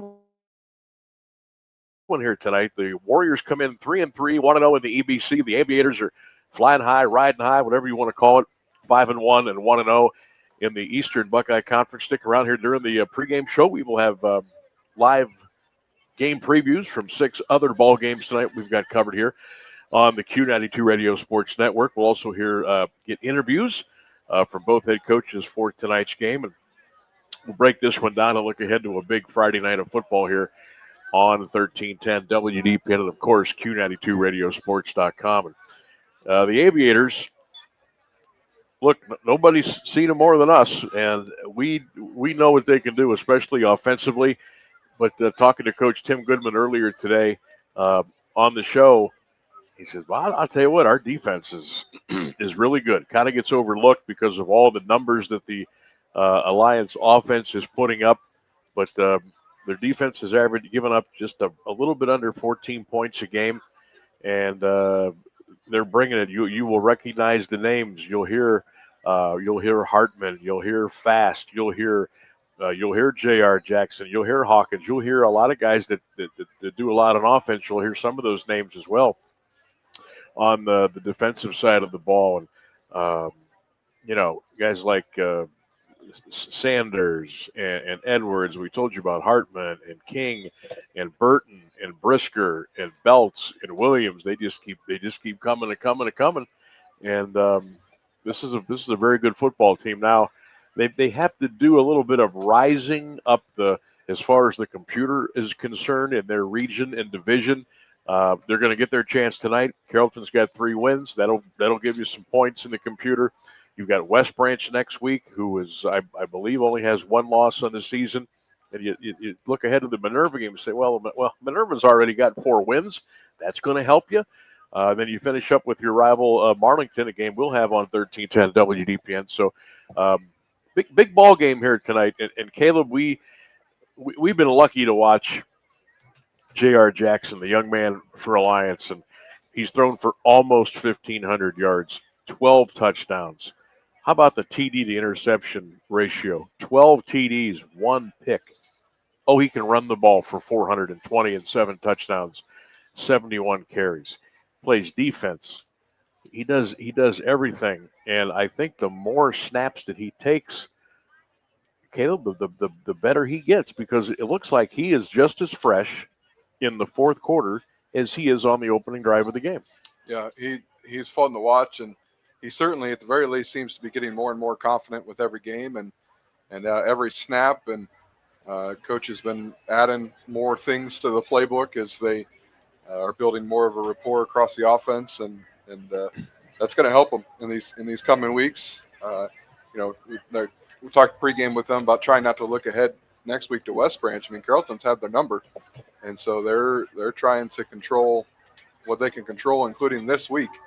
And so offensively, they need to move the ball. They need to put points on the board, and they believe they're up to the task. But Carrollton's won 4. I think they said 4 out of 5. They've beaten the Lions 4 out of the last 5 years, and that'll get your attention, I'm thinking. Yeah. So I would not expect the Aviators to be looking ahead to that big game against West Branch next week, which will be on the road.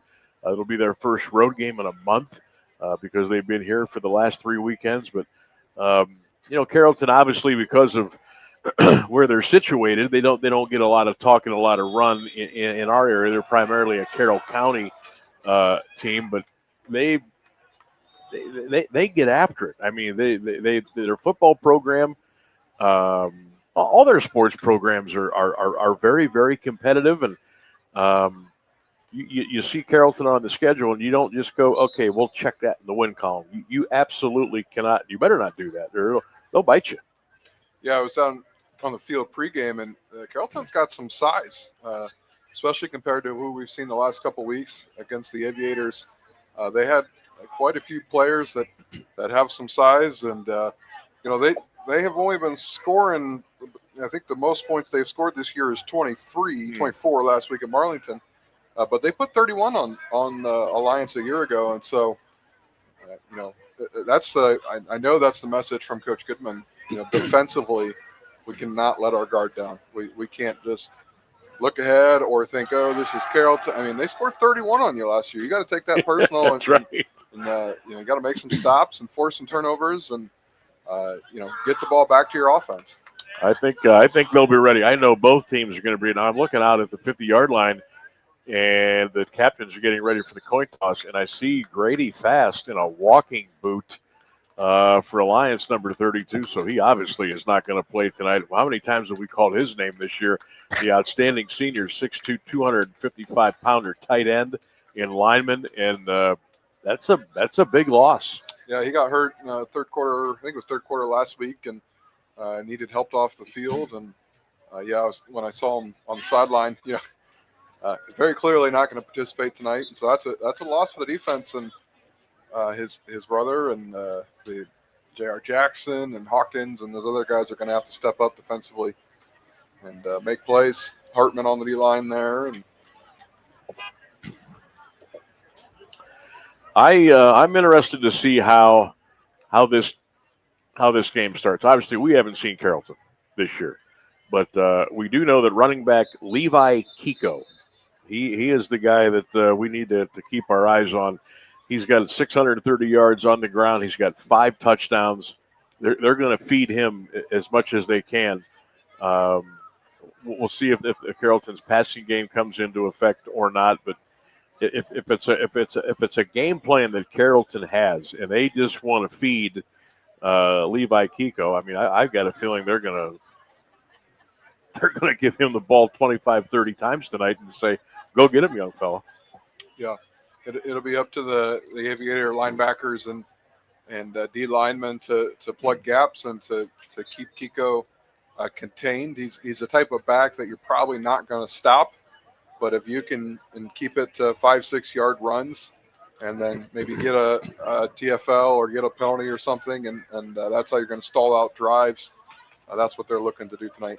Levi Kiko, they got him in the program at 6 feet, 170 pounds, and he is only a junior, so he'll be coming back next year for this Carrollton Warrior team. It is a big night of high school football here on AM 1310 WDPN. Of course, we've got Carrollton Alliance here from Cara Stadium. Q92 tonight, Clint and the fellas have Jackson and Lake in a big Federal League matchup. And, of course, all over Q92radiosports.com. 5 other big games tonight, so make sure you log on there, click the game you want to listen to, and kick back and enjoy a great high school football Friday with AM 1310 and the Q92 Sports Network. We will take a break, and on the other side of the break, we will go around the county, and we'll give you our live look-ins of our 6 other big ball games tonight, some big game previews from our other broadcasting crews, and we'll get into all that after the break here on AM 1310 WDPN. Stay with us. Hey, man, good to see you. What brings you out here today?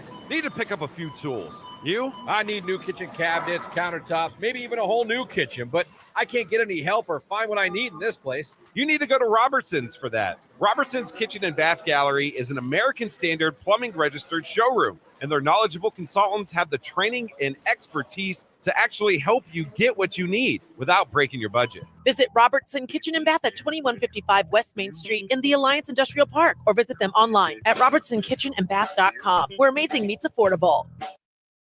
RG Drag, Stark County's premier career center, offers programs that prepares its students at the high school level for careers and continued education beyond high school. upon completion. RG Dreg students have an immediate opportunity to obtain a well-paying job in many exciting career fields. We offer everything from culinary, dental assisting, engineering, sports turf and landscape, welding, and so much more. Contact RG Dreg to find a program and career that's the perfect fit for you. RG Dreg, where careers begin. Looking for your home for local sports? Head over to Q92radiosports.com, the official website of Q92 Sports Network. Catch every live broadcast of high school games and Mount Union sports. Stay up to date with the latest local sports stories. Check scores from around the area and never miss a game with our full broadcast schedule. It's everything sports all in one place. Q92radiosports.com, your local sports connection. This is high school football on AM 1310 WDPN and streaming live on Facebook, X, and YouTube.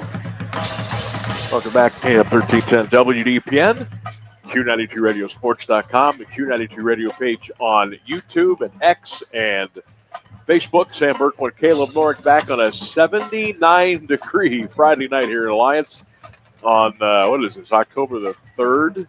What a beautiful night. It's going to be a beautiful weekend. It's going to be darn right hot in this press box tomorrow afternoon for Mount Union as they take on Otterbein with a 1:30 kick here on 1310 WDPN with a big night of high school football. And it is about that time to take our little trip around the area and checking it all, get the big game previews from our other broadcast crews tonight. So let's take that tour as the pregame continues on AM 1310 WDPN. It's week 7 here in Northeast Ohio, where the Orville Red Riders come to Canal Fulton to take on the Northwest Indians. I'm Mike Dixon, joined by Ryan Rowland, live from Northwest High School for this Pac-7 matchup. Orville rides into Northwest with a 4-2 record, 2-1 in the Pac-7. Orville is coming off a 33-51 loss to Canton South last week. QB Cameron Kraft, running back Parker Hostetler, and tight end Luke Kins were Orville's top offensive players in that matchup. Kraft had a 77% completion rate for 144 yards, 2 touchdowns, and 1 interception. Hostetler had 14 carries, 113 yards, and 2 touchdowns. Kinsler had 2 receptions for 14 yards. Orville had 350 total yards on offense. The 3-2 Indians come back home after a 13-10 loss to Lake. In a back-and-forth battle, Northwest got on the board first with a 15-yard touchdown run by Joey Medore, but the star running back left the game late in the second quarter. And Ben Shantz added 3 with a field goal in the fourth quarter. Northwest offense had 124 rushing yards on 26 attempts and 172 passing yards for 296 total yards. But the stat that really hurts and slowed down the Northwest offense was 13 penalties for 115 yards against them. The Pac-7 matchup is all set to kick off here at 7 p.m., where 4-2 Orville take on 3-2 Northwest in a Week 7 battle here on Q92 Sports Network, presented by Charchone Auto Group. The 2025 high school football season can be summed up with 2 words here in the area: a grind.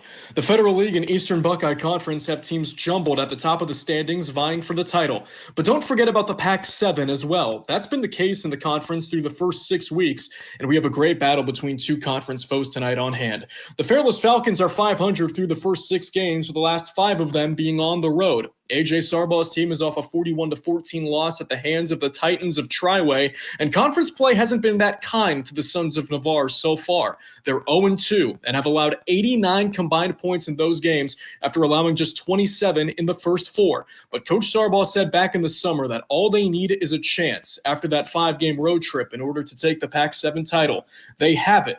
But tonight is a must-win for their conference championship hopes, and it won't be easy by any means as they welcome in the Manchester Panthers, who are 5-1 and are led by Northwest transfer quarterback Tyler Pappas, who's thrown for just under 1,200 yards on the season with 16 touchdowns and just 4 picks.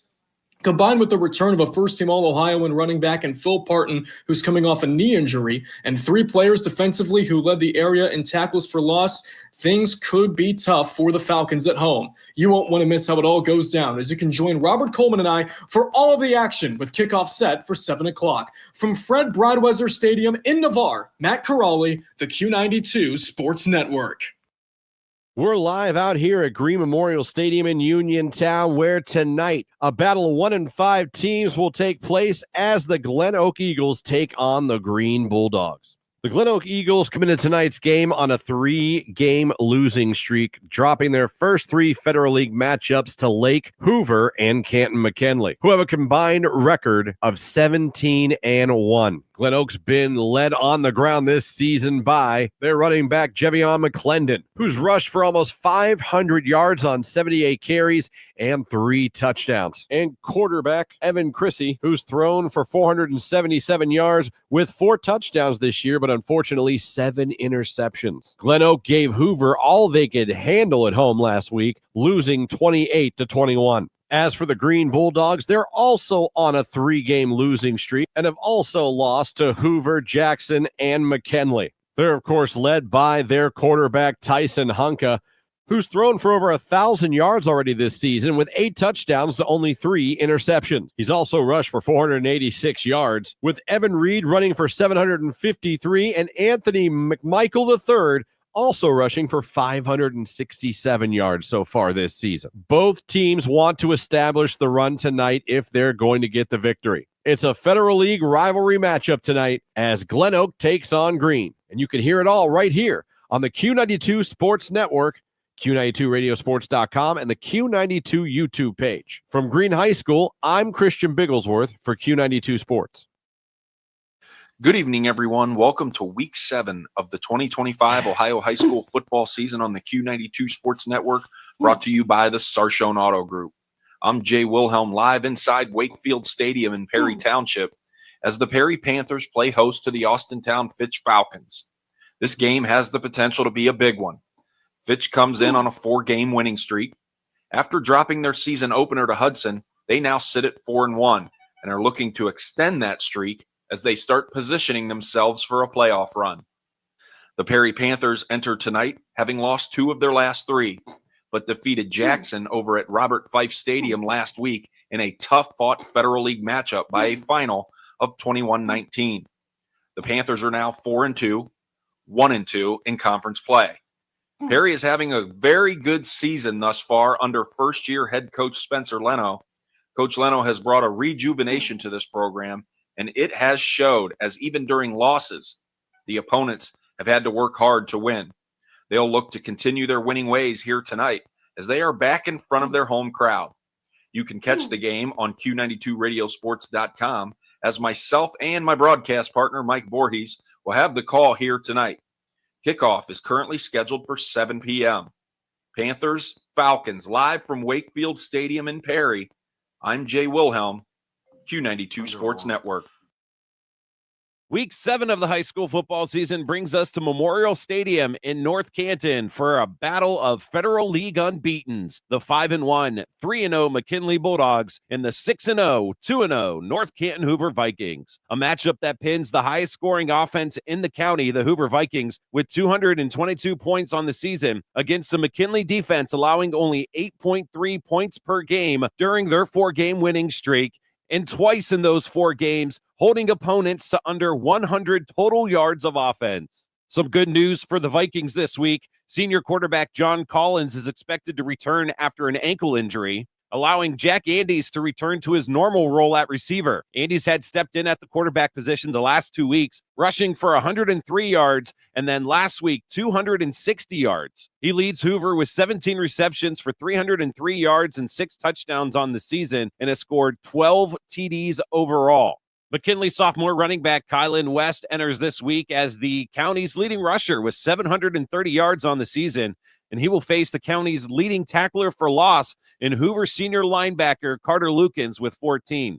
But the Pups can beat you in the air as well with 2 dynamic receivers in DJ Britt and Darius Hill. They have a combined 7 of Trent Hayden's 10 touchdown passes on the season. McKinley has won 3 straight and 15 of the last 16 matchups with Hoover, and the Bulldogs lead the all-time series 25-26. It's the high-powered offense of Hoover against the stout defense of McKinley tonight from Memorial Stadium. Join me, Ryan Keller, and Antonio Hall with the call tonight. Kickoff set for 7 o'clock on Q92 Radiosports.com. From Memorial Stadium in North Canton, Ryan Keller, Q92 Sports.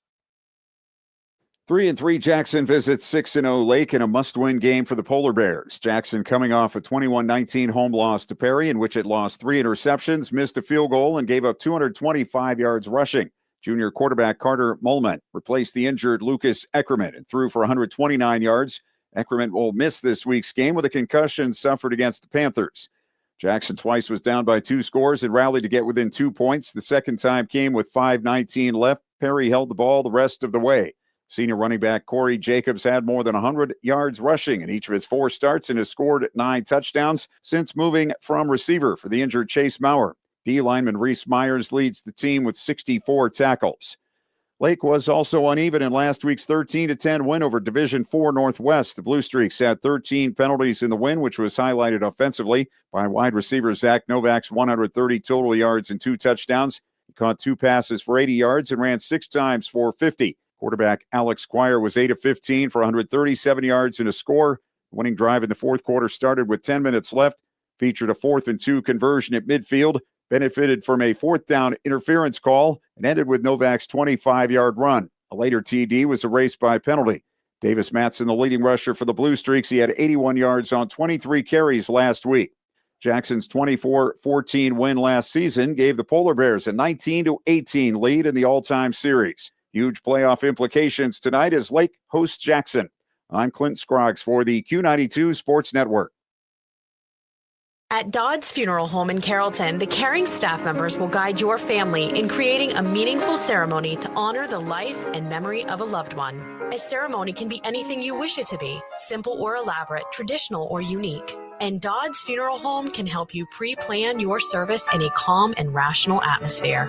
Give Dodd's Funeral Home a call today at 330-627-5505 or check out their website at doddsfuneralhome.com. Discover Dodd's Funeral Home, where they can help you create honoring and healing experiences.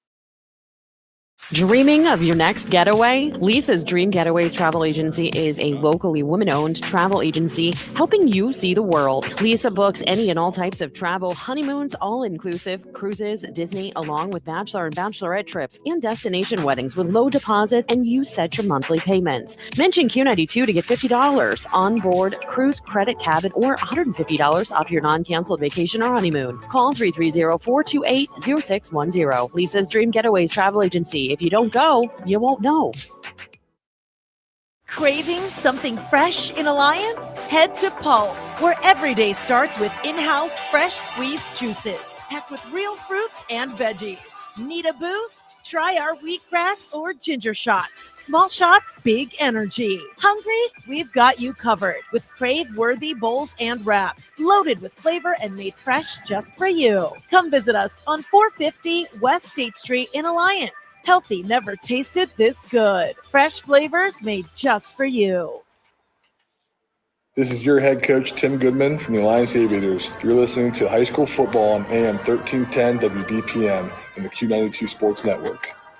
And we welcome you back here to Cara Stadium on the campus of the University of Mount Union. Sam Bourquin and Caleb North, thanks to the fellas and all of our broadcast crews from around the area getting us ready for all of our games tonight between the 1310 and, of course, the Q92 Radio Sports Network. It is homecoming here tonight in Alliance. They just had the homecoming Queen and Court ceremonies, and now they're doing the Alliance alma mater as the crowd continues to file in here on the first Friday of October. High school football and a beautiful night for pigskin action, and the folks are coming out and they're going to enjoy some great football here this weekend. Right now, let's check in again with Caleb Norick, who was able to catch up with both head coaches tonight before the Carrollton Alliance ball game, and let's pick those up right now as the pregame show continues on 1310. Here with Coach Hill of the Carrollton Warriors before tonight's game with the Alliance Aviators. Coach, what's your thoughts defensively to try to slow down this Alliance offense? Yeah, I mean, we're going to have our hands full. We're going to have to pursue the football, and, at an excellent position because, they have a good offensive line, and JR's kind of, running the show there, and he can run it and pass it, and they got skill position all over the place. So we're going to have to play our best football tonight. Just over halfway through the season, what's your thought on the season so far? Yeah, I know.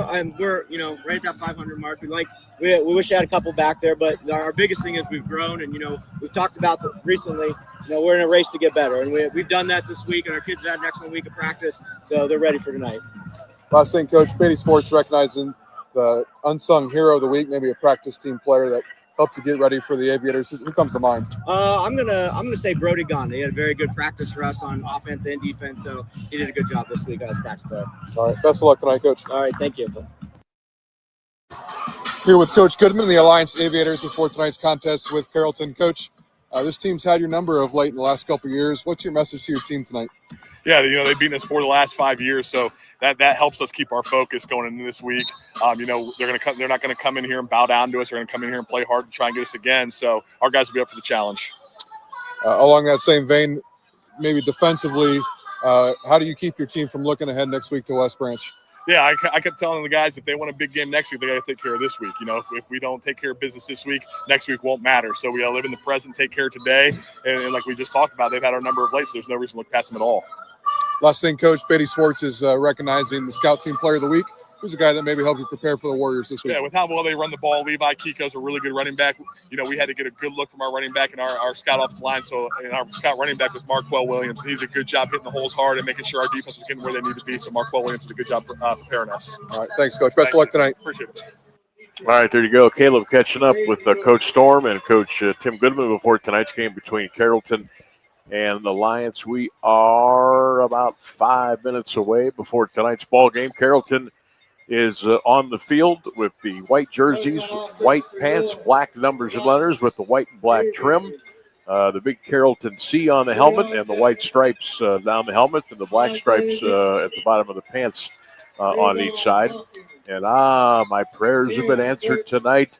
The Alliance Aviators are back in the baby blues at home. They've got the baby blue jerseys tonight with the gray pants, the baby blue helmets, and the red and white numbers and letters with the trim. They are not yet out on the field, but they're just about ready to cross the track and come onto the playing surface here at Terrace Stadium. Also, which I'm sure, Caleb, you have noticed, I'm going to guess Carrollton dresses 35, maybe 38 players.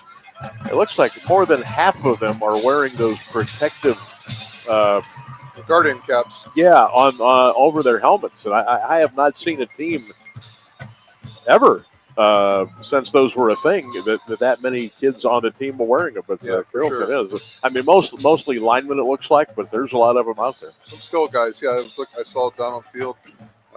Central had a guy or two. Salem had a guy, but I didn't count, but it looked like about half of them were wearing those Guardian caps to help protect a little extra on the helmets and the head. I think I saw even the quarterback was wearing it. Those were some big Guardian caps down there. I gotta say that they look different.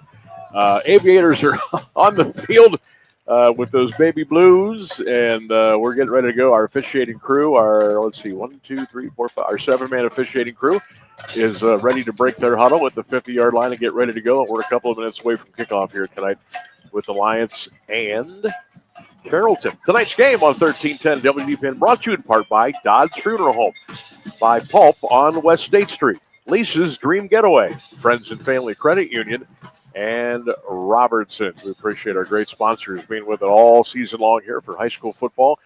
Again, I want to shout out my crew at AWP Safety, proud sponsor of the Sam Bourquin Show every Friday on 1310 WDPN. That's AWP Safety. All right, the officials have broken up their huddle. Aviators are on the turf. Here come the Warriors, and we're getting ready to go on a beautiful Friday night in Alliance as the sun has just about completely set behind the trees and the covered stands here at Mount Union. So we got Alliance has homecoming tonight. Mount Union has homecoming tomorrow as Otterbein comes to town for the 1:30 kickoff. I'm not expecting a lot of drama tomorrow for that one. But nonetheless, you can catch it here on 1310 WDPN and streaming live all over our social media platforms. Carrollton will kick off to start tonight's ball game. The teams are ready, officials are ready, but they got to wait for that clock to count down. So we got to wait another 35 seconds before they can tee it up. I will tell you this: we did the Mount Union BW game last Saturday. Scheduled 1:30 kickoff. That ball was on the tee at 1:26 and in the air. I'm like, that is a no-no. You cannot do that. But they did it. Ready to go. but here they're gonna wait till 7 o'clock. Doggone it. That's exactly what they're supposed to do. So we're getting ready to go here. Payson Havens will kick off. He will also handle the punting chores tonight for Carrollton. And for the Alliance Aviators, Cam Burton is back deep, along with Michael Williams to receive tonight's opening kickoff. So most of the fans are in the stands. We got a couple of late arrivals coming in. Fans are ready. The cheerleaders are ready. We hope you're ready here on 1310 WDPN. Unbelievable Week 7 of high school football, and we're ready to go on WDPN. The ball is in the air. It's kicked wide to the right, all the way down to the 5. Return to the 10. Coming across the field, 15. Got a big hole. Oh, there's the penalty flag. Burton ran that baby all the way out to the 43-yard line. You could see, honestly, it looked like the parting of the sea. I mean, I'm like, I think Caleb and I could run through that, but there was a penalty flag at the 15 that's going to be holding on Alliance, and the big kick return will come back. Yeah, and it was unnecessary. He had already gotten past and blocking the back, and I don't know who they're going to call it on because there was 2 Aviators that did the same thing at the same time. So the Aviators with their first penalty, and we talked to Coach Goodman about that during the show this afternoon. And they're still fighting that. They're still trying to knock off or knock out some of the penalties, but they just keep coming. Watching a young man down here for Carrollton warm up. I'm assuming he's the quarterback, but I don't have a number 7 on either one of my rosters, so this will be interesting. Little run around the left side for Alliance out to around the 18-yard line. That is Ravon Hawkins, his first carry of the night. So Hunter Allison, they got him number 8 on the roster I have, but Caleb to the rescue. So that'll be number 7, Hunter Allison. I knew he was a quarterback too. When you're 6'4", 185 pounds, and you're wearing number 7, you got to be a quarterback. Handoff over the left side to the 20, maybe the 21, maybe the 22-yard line. And run out of bounds on the far side was Hawkins. 1, 2, 3, 4, 5 black helmets over there. I'm going to tell you what, I got a lot of numbers that are not matching up. I don't have a number 2. I made double copies of these 2 last night. Well, we will proceed with caution. Aviators with the football now. JR, little swing pass out in the flat. It's caught. 20, 25. Blair's got it, and he's got a first down, I think, at around the 30-yard line. Jaron Blair, his first reception of the night, and it is an Alliance Aviators first down. So the Aviators with their opening drive. First down, Aviators. Ball placed officially at the Alliance 29-yard line. Sam Bourquin and Caleb Norick with you tonight, 1310 WDPN. Week 7. And things are starting to get a little interesting now in all the leagues across the county and beyond. Hawkins trying to get around the left side, and he cannot. He is taken down at the 32-yard line.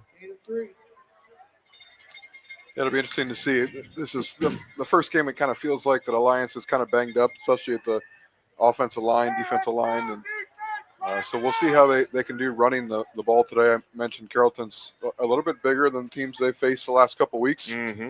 So let's see what they can do. Okay.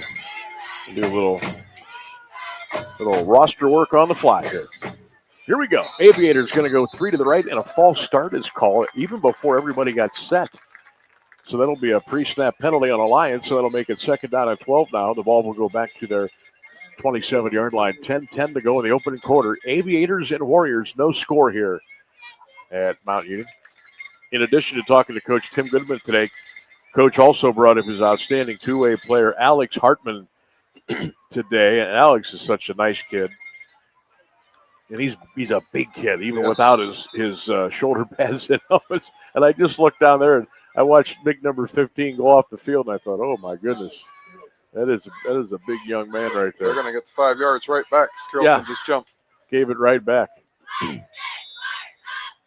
Learned a lot of things about Alex today, but the big one is he is a Chipotle fiend. 3-4 days a week. He's stopping over and getting Chipotle. Back to throw is J.R. Jackson, and his wide receiver, Jaron Blair, kind of slipped and went down at the 40-yard line. And that pass is going to fall to the ground and be incomplete. 9:45 to go in the quarter, no score. We will be giving you constant score updates all night long on all of the high school football games tonight, so keep it here, 1310 WDPN. I was talking to Caleb during our last commercial break. No scoreboard watching for the Guardians. No playoff games to look at, to check on. J.R. Jackson back to throw. He zips it. It's caught. And his receiver got away at midfield, and he might be all the way gone. That's Nicholson. 30, 20, 10. See ya. Touchdown. Aviators. 68 yards, and Alliance is on the board. The thing with Alliance that we've always said is you got to keep them in front of you, and that was just a simple hook route right at the sticks, enough to get the first down. The Carrollton guy, instead of wrapping up, tried to put a hit on him, and he just got bounced right off, and then there was no safety, so he just turned and had wide open spaces to the end zone. Yeah, there was no catching him. Once he was gone, as the late Keith Jackson would say, he was gone. And he was gone in a heartbeat. D'Angelo Fisk on for the extra point. Aviators missed 2 extra points last weekend. This kick is up, and the kick is good.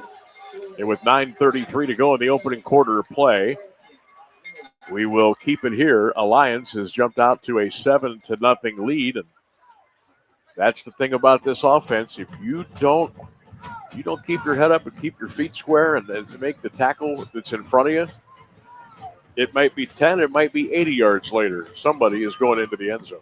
Yeah, that's just football 101 there. He had a chance to just wrap them up, even force them out of bounds. They were right on the boundary, and he went for the hit, and he got the hit, but he didn't bring Nicholson down, and then Nicholson was off to the races.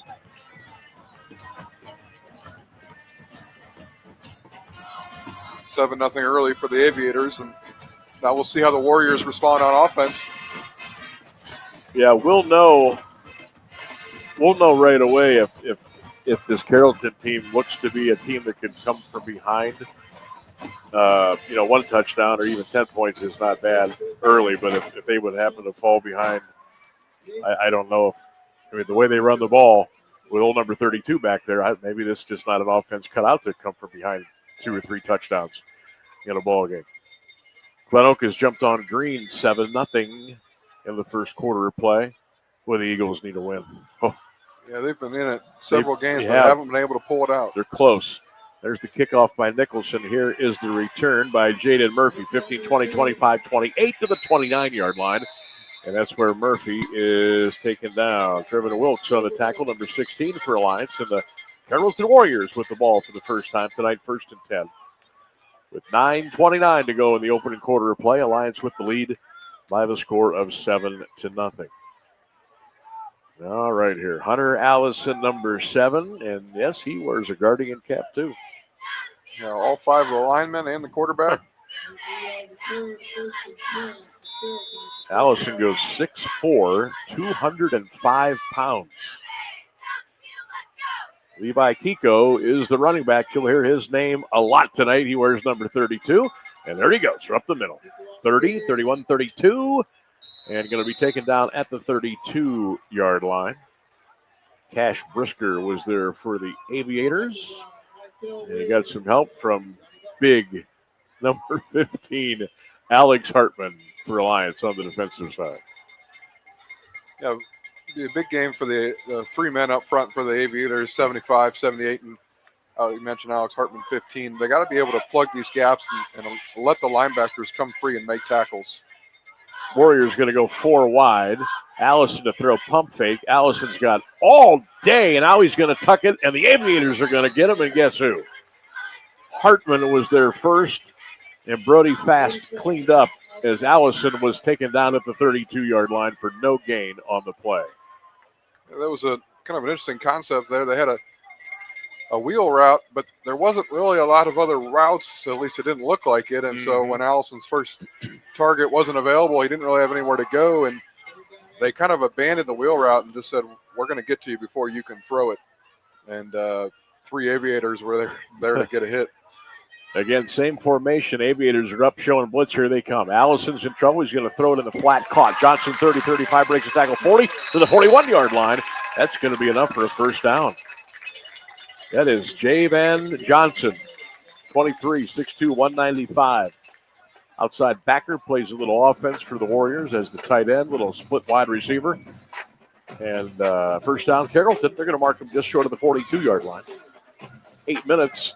Clock running, 7-0 Aviators on 1310 WDPN.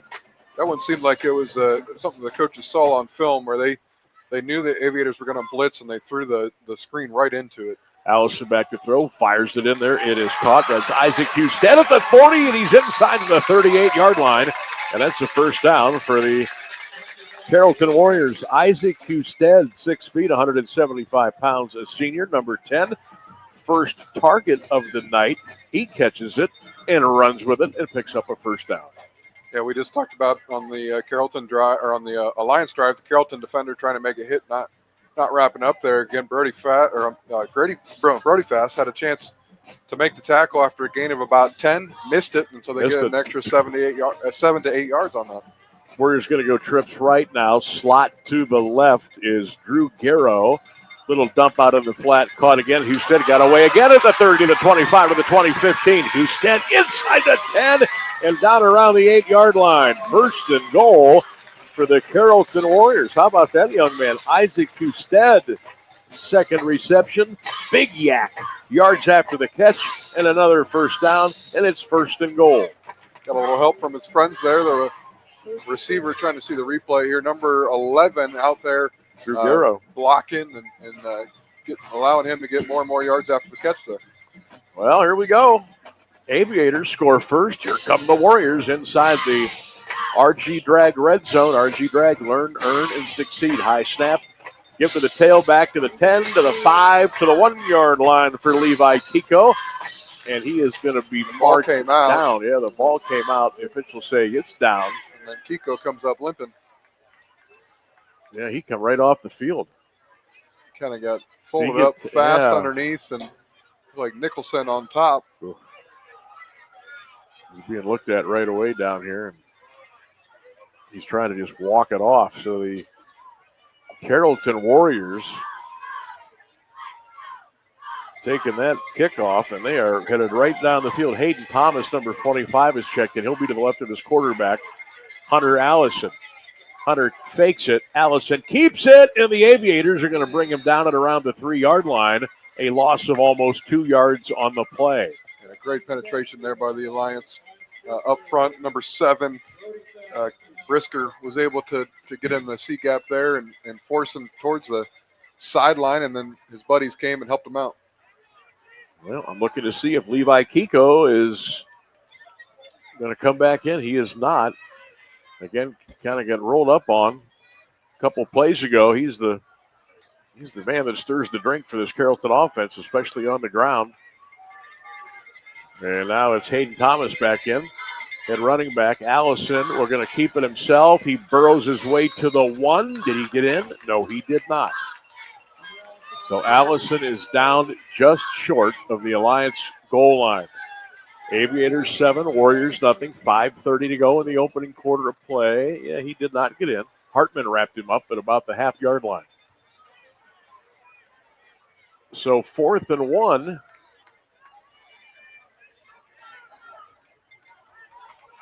Carrollton brought their quarterback off. I think they're going to probably, well, I don't know. Maybe they're going to go Wildcat here. Marcus Brooks is in 6'4", 205. Yeah, they're going Wildpack, and Garrow's going to go under center. Now it's going to be like a push thing. Garrow's got the ball. They push him, and he's in. Touchdown, Carrollton. Isaac Husted, got the snap, and the three backs behind him pushed him and nudged him and willed him across the goal line. Touchdown, Carrollton. Here comes Payson Haven. He will attempt the extra point to make this a 7-7 game. So offensive fireworks already here tonight in Alliance. Snap spot. Extra point is up and good by Payson Haven. And we are all tied here at Mount Union Cara Stadium. The score, 7-7 Alliance in Carrollton. 4:57 to go in the opening quarter of play. And what do you know? Punch, counter punch. We're even Steven.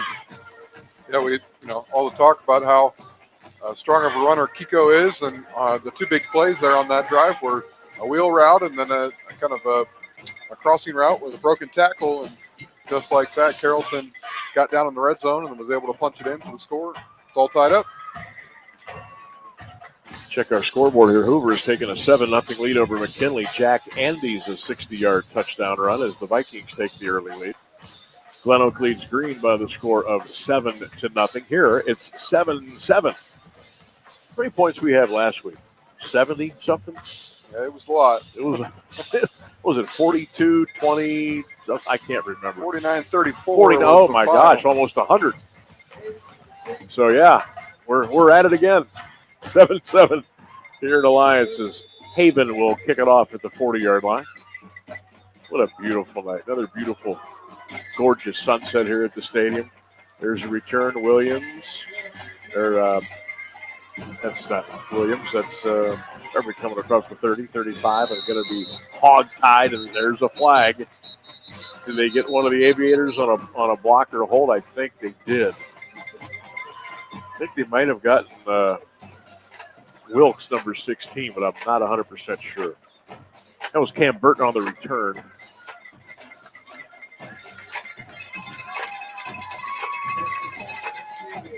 I'm not sure what that signal is, but I know it's a penalty on Alliance. It's like a crackback block. It's a crackback. 15-yard, what they're calling. So. Yep, you're right. That is a crackback block. So Alliance has 2 kickoff returns tonight, and both of them have had penalties that have wiped out really good returns. Jackson 3, Lake nothing. 4 minutes to go in the opening quarter of play.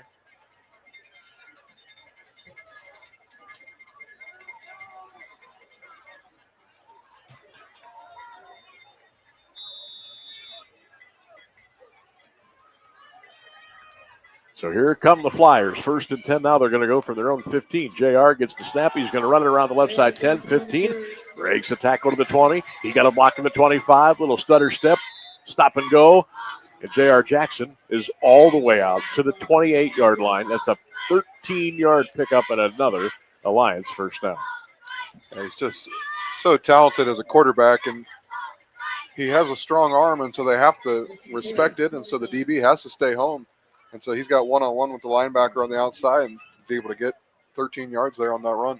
Well, West Branch is not looking ahead. 21-0 West Branch in the first quarter over Marlington. Here, it's 7-7. Aviators in the Warriors. J.R. Jackson's got the ball. He's sprinting out to the left. Nobody home, and now he's going to tuck it and go. Got away once, got away twice, got away 3 times, and finally they got him down at the 30-yard line. Well, that's a lot of running for 1 yard. But there was really nothing else there. Pretty good coverage downfield on the receivers. And a pickup of 1 for the incredibly talented two-way starter, J.R. Jackson. So Green strikes back, 7-7 against Glen Oak. On a Hunka touchdown pass. Oh, okay.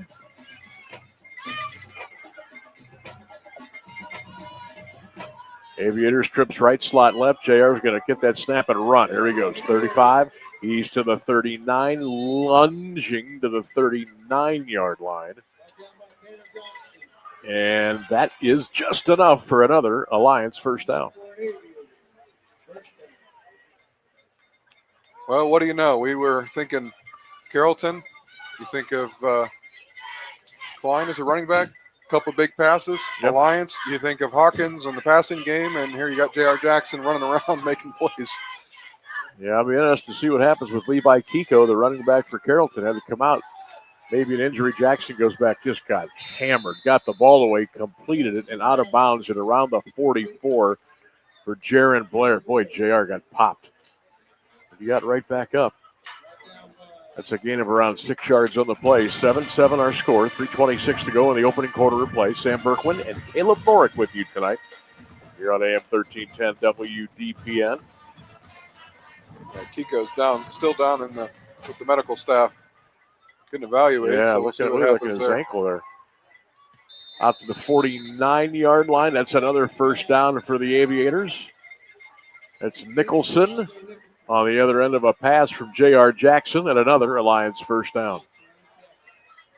Yeah, Levi Kiko came in with 630 yards on the ground. He had 5 touchdowns. And that was his first snap of the night? Or second first snap? run. First run. And he is out being attended to on the table over here on the track. Or second run. He had one over here, but still first drive. And so the Aviators up to the line, ready to roll. Ravon Hawkins, 50. Look at that shifty move inside the 45 to the 44. Down close to the 41-yard line. We'll mark it. A gain of 9 for Ravon Hawkins. he can just change directions so He quickly. sure can. Linebacker thinks he's there, ready to make a tackle, and all of a sudden he's gone. Tackle in the air. Blair's going to come wide to the right. Nicholson wide left. Alex Hartman, the big tight end, will set tight to the right side. H-back to the right as well for the Aviators. 2nd and 1 at their Carrollton 41-yard line. Give to Hawkins. There he goes again. He's got a first down. Hawkins down to the Carrollton 37-yard line. 1, 2, 3, 4 of the Warriors there defensively. And Nolan Dietrich, number 34, with the first hit. Got some help from Easton Russell, number 3, but another Alliance first down. 2:10 to go in the opening quarter. We're tied at 7 here on this Friday night. Nice crowd here for the first Friday in October. Twins left, slot to the right. Blair in motion. Pre-snap penalty, false start on Alliance. I believe that is their 4 4th already. penalty of the night. 2 have been 15-yarders and 2 have been 5-yarders.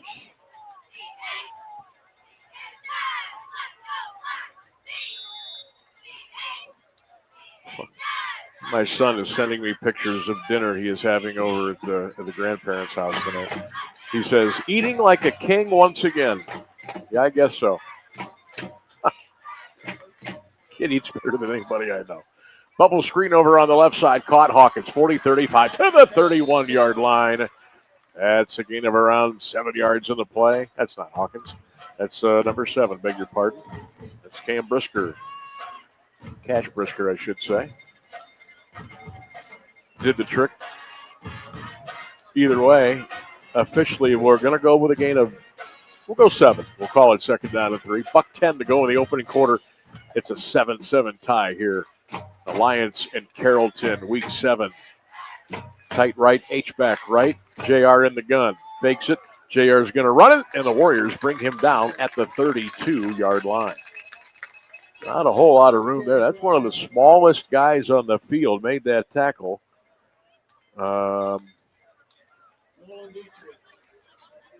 Dietrich, I believe they called him for the tackle. Might have been Hayden Thomas. That was Thomas. 5'8", 170, number 25. So Nicholson's going to go wide to the right. Hartman now, tight left this time. JR is going to run at 30-25. Jackson lunging inside the 24 to the 23, and another Alliance first down. He picked up 8 yards on the play. He makes things look so effortless. And I know it's not easy what he's doing, but he sure makes it look easy. Yeah, they and even there, Carrollton kind of loaded the box. They had 5 down linemen, kind of a bare front, and he found an opening and was able to get through it, get it enough for the first down, and keep the drive going. See if they get the playoff. They do at the end of the quarter. Jackson back to throw it deep out, caught inside the 20. Little shake and bake by Blair. Got away at the 15. He's inside the 10, and they roll him out of bounds at the 10-yard line. And with that, the end of the first quarter here at Mount Union. Your score, Alliance 7, Carrollton 7. We'll take a break. We'll come back with more on AM 1310 WDPM. At Dodd's Funeral Home in Carrollton, the caring staff members will guide your family in creating a meaningful ceremony to honor the life and memory of a loved one. A ceremony can be anything you wish it to be, simple or elaborate, traditional or unique. And Dodd's Funeral Home can help you pre-plan your service in a calm and rational atmosphere. Give Dodd's Funeral Home a call today at 330-627-5505 or check out their website at doddsfuneralhome.com. Discover Dodd's Funeral Home, where they can help you create honoring and healing experiences. Hey, man, good to see you. What brings you out here today? Need to pick up a few tools.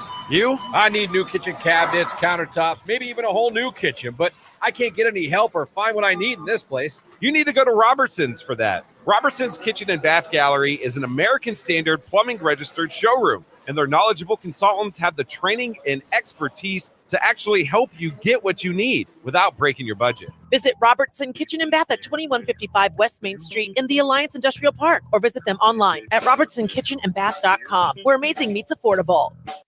This is high school football on AM 1310 WDPN and streaming live on Facebook, X, and YouTube. Sam Bourquin, Caleb Norick with you, getting ready to go in the second quarter here in Alliance. It's a 7-7 score. Aviators, it's not anymore. Touchdown, J.R. Jackson around the right side, dances it into the end zone, and the Aviators have taken a 13-7 lead. 11:55 to go in the first half. That was easy. Right tackle number 68 for the Aviators, Kanan Jones. Really good job there. He kind of knocked down the D lineman, came around, got the linebacker, sealed the edge, and Jackson's into the end zone for the Aviator touchdown. 13-7. Aviators with the lead. D'Angelo Fisk on the extra point attempt to make it a 14-7 ball game. Snap spot. D'Angelo's kick is up, and the kick is good. And with 11:55 to go in the first half, it's now Alliance 14 and Carrollton 7. Sam Bourquin, Caleb Norick, welcome back, 1310 WDPN. Get you a quick scoreboard update here. Jackson 10, Lake nothing. I am not surprised about that score. Jackson, I'm going to say the last 15, maybe 20, they have had Lake's number no matter what. Yep. And it They're starting to continues get tonight. healthy, too, so. Jackson 10, Lake nothing. Orville leading Northwest 14-0. Fitch Perry no score in the second quarter of play. And Glen Oak back on the board. They lead Green 14-7. So we got some good ball games cooking. Don't forget, you can catch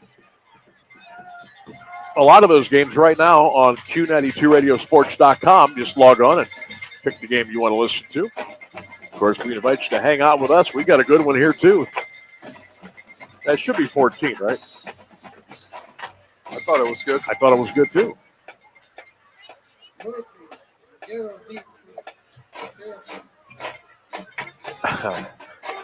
I'm going to go with 14-7. I don't know. I guess we'll find out soon enough. 11:55 to go here in the first half of play. Kiko still with the medical stuff down there. He's trying to run and cut, and it just looks like it's really tough sledding for him right now. So we'll see what happens. Well, you wonder. There, they fixed it now, 14-7. There we go. That's what they were waiting for, I guess. So we'll keep our eyes on Kiko. Just took his helmet off. You'd love to see him get out there. You want to see everybody at full strength. West Branch just scored again, 28-0 in the first quarter over Marlington. Boy, Alliance and West Branch, holy cow. That's going to be a mammoth game next weekend. We'll have it for you here on WDPN. Carrollton returned to the 10, left hash 15 to the 20, across the 25, to the 30, to the 31, to the 32-yard line, and that's it. And that's where the Warriors will take over 1st and 10. Jaden Murphy on the kickoff return for Carrollton. 3-3 the Warriors on the year. Alliance is 5-1. Both teams are 1-0 in the Eastern Buckeye Conference here in 2025. Well, 20 seconds later, Lake strikes right back. 10-7, Jackson over the Blue Streaks. That game on Q92 radio. Clint in the crew. Clint, Ryan, and Brian. Ryan Bevere will be with me tomorrow here. Mount Union and Otterbein kick off at 1:30. Warriors up to the line. Allison with a play action. He's going to go back and he's going to go for the whole enchilada. He throw it. It's almost intercept. Oh, and a late flag has been thrown in. Wow, I didn't see any interference there. Looked like J.R. Jackson was going to pick that ball off. Isaac Husted was the intended receiver. And I think you're going to get a defensive PI here on the Aviators. Yeah, Brian Edwards. I don't know about that one. It sure looked like he was there on time. And, of course, the official hasn't oh, here we go. So they are going to call defensive pass interference. It'll be another 15 yards for the Aviators. Their 5th penalty already. So that's, let's see, 30, 40. 65 yards. Yeah. 55 yards. 55. You just can't keep doing that. It's going to catch up one of these times. Trips to the right side, strong formation, handoff, pitch out, boom, down at the 46-yard line. That play really had no chance at all. Hayden Thomas was the ball carrier, and Alliance was all over it. Yeah, big number 78, Xavier Lilly, was able to, at the point of attack, push him backwards, and 75, Jaden Lott, Alex Hartman were there, and the linebackers. It was all hands on deck there. They lose one officially, 2nd and 11. Allison back to throw. Hunter looks, he fires, got a man open, caught at the 30, to the 25, to the 20, and a first down. Drew Garrow, the wide receiver, with the reception. He's brought down by Burton, but another first down for Carrollton. I like the way this young man throws the ball. Yeah, for sure. Touchdown saving tackle there by Burton, but a really nice pass. I like the way this kid throws the ball. He just looks like a prototype back there. 6'4", 200 pounds, slinging it. Doesn't really look like he's, makes it look nice. Triangle trips to the right side. Allison gets the snap. He's going to run it. Hunter Allison, the progress to the 17 and no further, as he is brought down by a host of Aviators in those baby blue uniforms tonight with the gray pants. Fast on the tackle for the Aviators. 10:20 to go in the first half of play. It's Alliance 14, Carrollton 7. Here on 1310 WDPN, Week 7. Next Friday night, don't forget the showdown. Alliance got to handle their business tonight. But Alliance West Branch, that's the big one next Friday. Here comes the blitz. Allison throws, got a man wide open, caught inside the 10, inside the 5 to the 4-yard line. John Bajornis, the wide receiver, sophomore.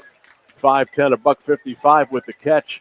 And that's another first down. 1st and goal for the Warriors inside the RG Drag red zone. RG Drag, learn, earn, and succeed. Yeah, the Warriors have all the right play calls right now. When the Aviators are dialing up the blitzes, they have the right play calls, quick passes to get the ball out, and on one-on-one coverage, and first down after first down. Now they're at the 5-yard line. Here come the Warriors. Murphy's going to go wide to the left. It's a twins package with Husted. Over to the right side is Bajornis. Hunter Allison in the gun. Inside motion. Ball fake. Give to the tailback. Coming left side, and the Aviators are having none of it. And that's going to be a loss back to, well, we'll see where they give the forward progress. Lilly on the tackle. Johnny Belts helped out, and they're going to mark that at the 4. So it's going to be a 2nd and goal, Carrollton, from the Alliance 4-yard line as we're coming up on 9 minutes to go here in the first half of play. 14-7, Aviators on top. Just a beautiful night for high school football once again. Trips to the right, slot left. Motion left side. Hunter Allison in the shotgun. He'll go back to throw. He fires it. Got it, man. Oh, it hit him right in the hands and missed it. Incomplete. He whistled into there to Javion Johnson. Maybe too much mustard on that baby. Yeah, Incomplete. the Aviator defenders are wanting an offensive pass interference because he pushed off, but there was some heat on that one. Whew. 3rd and goal now for Carrollton at the Alliance 5 with 8:44 to go. Tonight's game on 1310 WDPN brought to you in part by Ferguson Family Credit Union. Always a good time to bring a friend into the family. Aviators showing blitz. Here they come. Allison gives them a little end around inside handoff to the 2, to the 1, driving to the goal line just short. Husted was almost able to weasel his way in there, but he got stopped just outside the goal line. I like that play right there. It's got to happen. Boom, boom, boom, real quick. And Husted brought down just short of the goal line, and here come the Warriors. They want to put this thing in the end zone. It's 4th and goal. The second time they've had 4th and 1 at the goal line. Play clock is at 15, so they got plenty of time, although they have not broken the huddle yet. And just like last time, they take Allison out and they're going Wildcat. And we are going to go Wildcat. Husted is going to get under center. See if they try that same tush push again. Husted got the handoff. He got bumped from behind, tackled and brought down all the way at the 5-yard line. Yeah, no go. Johnny Belts. Trying to see one of the Aviator defensive linemen. Almost took the handoff. Well, he jumped in and got right at the feet, and that stopped the momentum of Husted, made him kind of have to spin and regroup, and then the other Aviators were there to get there and stop him. Johnny Belts with the big hit for Alliance. Boy, that is a big defensive play for Coach Goodman and the Aviators with 7:52 to go in the first half. The Flyers get the ball back now with a 14-7 lead. And on top of that, it was a 3 or 4 yard loss. Instead of starting on your goal line, they're almost to the 5-yard line. In Alliance, that they feel like they're on the 50. J.R. Jackson about a yard deep in his end zone. J.R., the outstanding quarterback for the Aviators, gets his man in motion.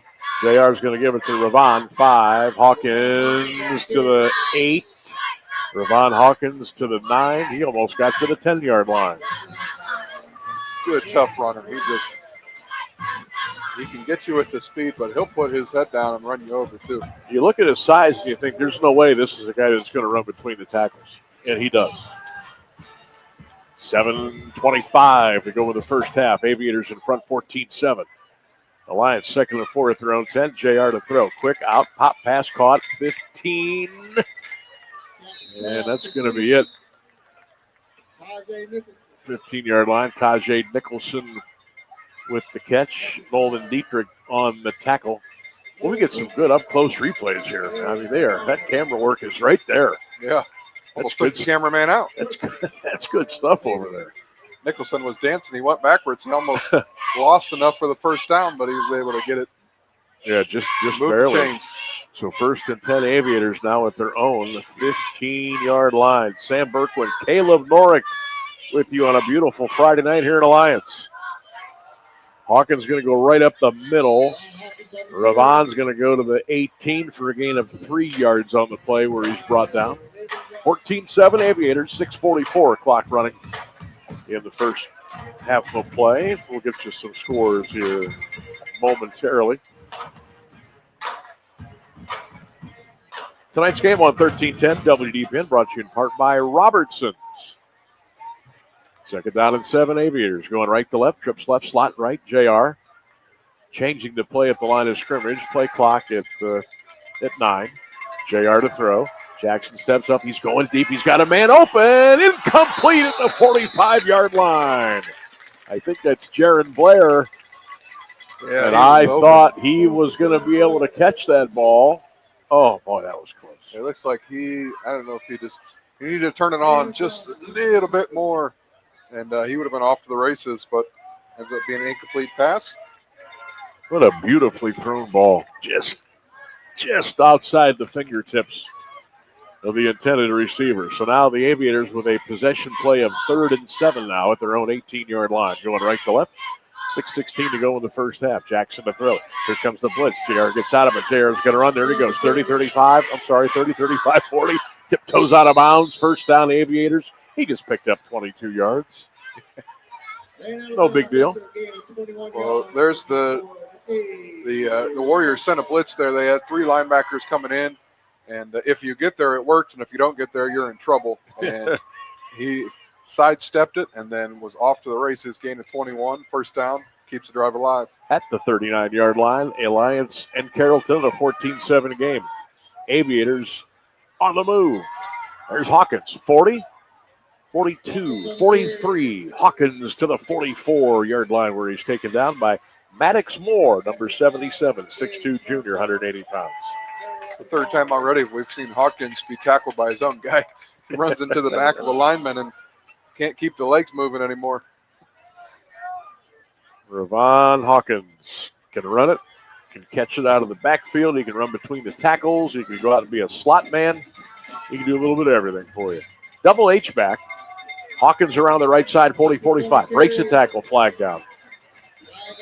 Hawkins down at the Carrollton 48. This is coming back. This will be the 6th penalty of the night for Alliance, and this looks like it's going to be a whopper, at least 10 yards, and a nullified a nice run. Yeah, 10-yard hold. Jackson 17, Lake 7. Green 21, Glen Oak 14. Boy, a lot of points there already. McKinley Hoover 7-7. Orville 14, Northwest nothing on the scoreboard. Aviators trips left again, wide to the right. JR in the gun. 5:18 to go in the first half. 14-7. Aviators by a touchdown here at Cara Stadium at Mount Union. JR back to throw. JR looking, fires. Great catch by Blair at the 47-yard line. Did he hurt himself? Yeah, I wonder if he got the wind knocked out of him. I think he may have came down on the ball. I think you're right, Caleb. Yep. And he's also going to be about a half yard short of the first down. He had to come back so much for that. And so they're going to have a third and short coming out of this injury timeout. So we got a timeout brought to you by Friends and Family Credit Union. It's always a good time to bring a friend into the family. Yep. Blair just came down on that ball, got the wind knocked out of him. So with 4:59 to go in the first half, and the Aviators with a lead of 14-7. A timeout on the field. Now, timeout-wise, according to the scoreboard anyhow, and I think this is correct, each team has their full allotment of 3 timeouts as Jaron Blair will come off the field for a play, and he'll be right back out there. It was a really nice throw by Jackson there. It's a tough thing to do coming across the field past the numbers, and he had enough on it. Blair was able to bring it in, so third and short. So we'll see what the Aviators do here. J.R. Jackson in the gun. Ravon Hawkins, the tailback. He'll give it to Ravon. He's got the first down and more inside the Carrollton 45-yard line. And on progress, they'll bring him down at the 44. First down, Aviators, Ravon Hawkins on the carry. A little tough run there by Hawkins. Got an extra 5 or 6 yards after contact. Just carried some guys with him. Mr. Reliable, Ravon Hawkins, younger brother of Raheem Hawkins.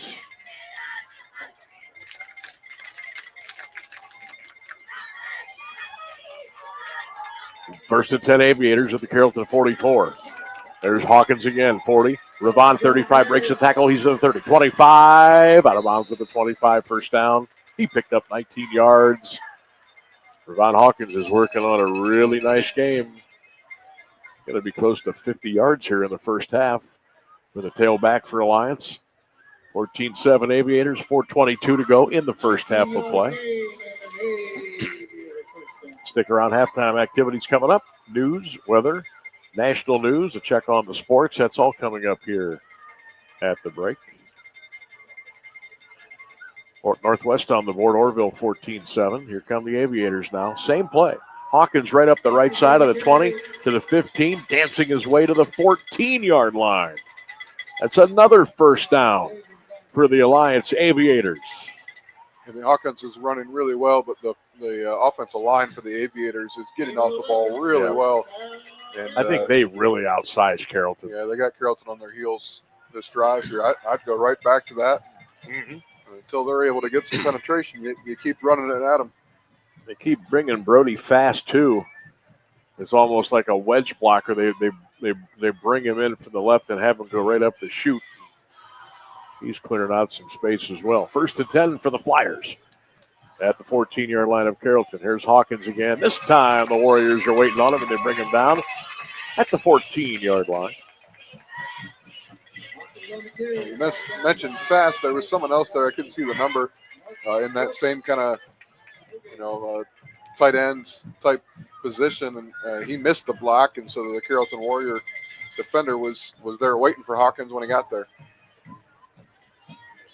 So 3 minutes, clock running here in the first half. 14-7 Aviators on 1310 WDPN and Q92radiosports.com.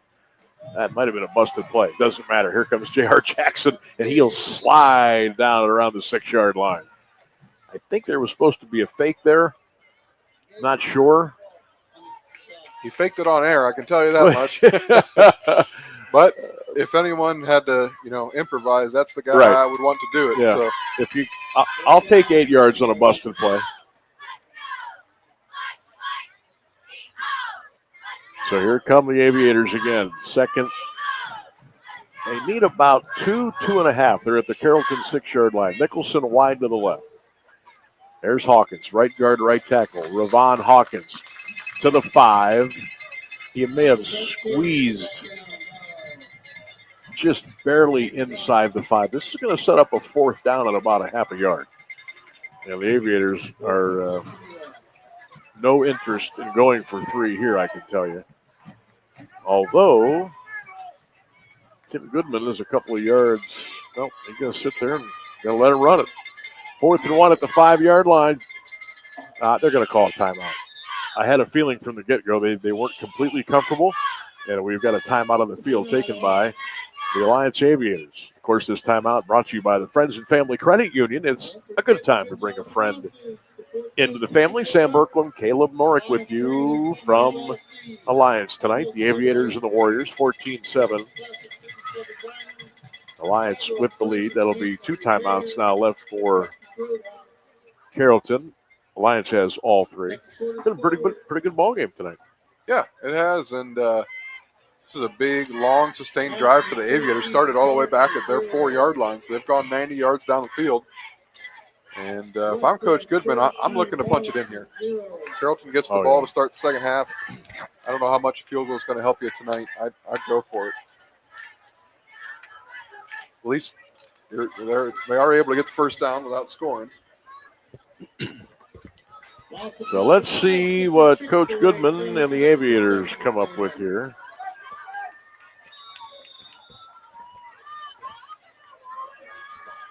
Wouldn't be surprised if they throw it here. JR's in the gun. He's going to run it himself. Jackson getting pushed. He's grinding. He's to the 3. He's to the 2. JR's to the 1-yard line. 1st and goal. Inside the red zone, of course, courtesy of RG Drag. At RG Drag, you earn, and succeed. I mean, you can't go wrong with anytime he touches the ball, you can't go wrong. Why throw it when he can just bulldoze it all the way down to the 1-yard line? Now, it's almost like you just got so many toys in the chest here. How do you want to score? Yeah. Jackson in the gun. Hawkins is tailback to his left. False start again. That'll move the Aviators back to the 6-yard line. 2nd and goal from the Carrollton 6 with 1:23 to go. That's penalty number 7 in the first half. You won't be able to do that next week. No, those are the things that they're going to have to clean up if they want to. Coach Goodman wants an explanation. He's not buying that all penalty. over that official. So now Alliance 1st and goal from the 6. Give to Ron Hawkins. Up the right, nothing. Cuts it back to the left inside the 5. Hawkins to the 4. Maybe to the 3-yard line. It'll be second and goal from there as we crack the 1-minute mark here in the first half. Hey, if you're just joining us, sit back and hang out with us here for a little bit. We got a good ball game going. Alliance 14, Carrollton 7. We're 48 seconds to go. Clock running in the first half of play. 1310 WDPN. Q92radiosports.com. Hope you're enjoying the ball game tonight. Aviators trying to punch it in. Second and goal at the 3. Hawkins around the right side. Rebound to the 3 to the 2. Hawkins to the 1. Didn't get in. He's going to be stopped just short of the goal line. Tim Goodman runs out onto the field and says, give me a timeout. So the Aviators will stop the clock with 27 seconds to go. This timeout brought to you by Friends and Family Credit Union. Good time to bring a friend into the family. Friends and Family Credit Union. All right, obviously, Caleb, 2-down territory here. Yeah, I don't know if you're going to do it now or in a future drive, but one thing I've noticed down here in the red zone, Carrollton is just loading the box, as you would imagine. But the corners are also playing really far off, and if you're able to throw a slant route or something, I was going to say they're going to walk right into the end zone. That slant could be there. And they got the guys that can do it. Blair, Nicholson. Of course, you could just do a shotgun snap to JR. He could make things happen. But tell you what, credit this Carrollton defense. They're fighting down here. Both teams are back out onto the field now. 27 seconds to go in the first half. Aviators in front 14-7 looking for more. That's a Wildcat formation. Right over the right side and boom, into the end zone and a touchdown. Sanders got the direct snap. He took it right over right guard, right tackle, and nobody laid a hand on him. Touchdown, Aviators, 20-7 Alliance.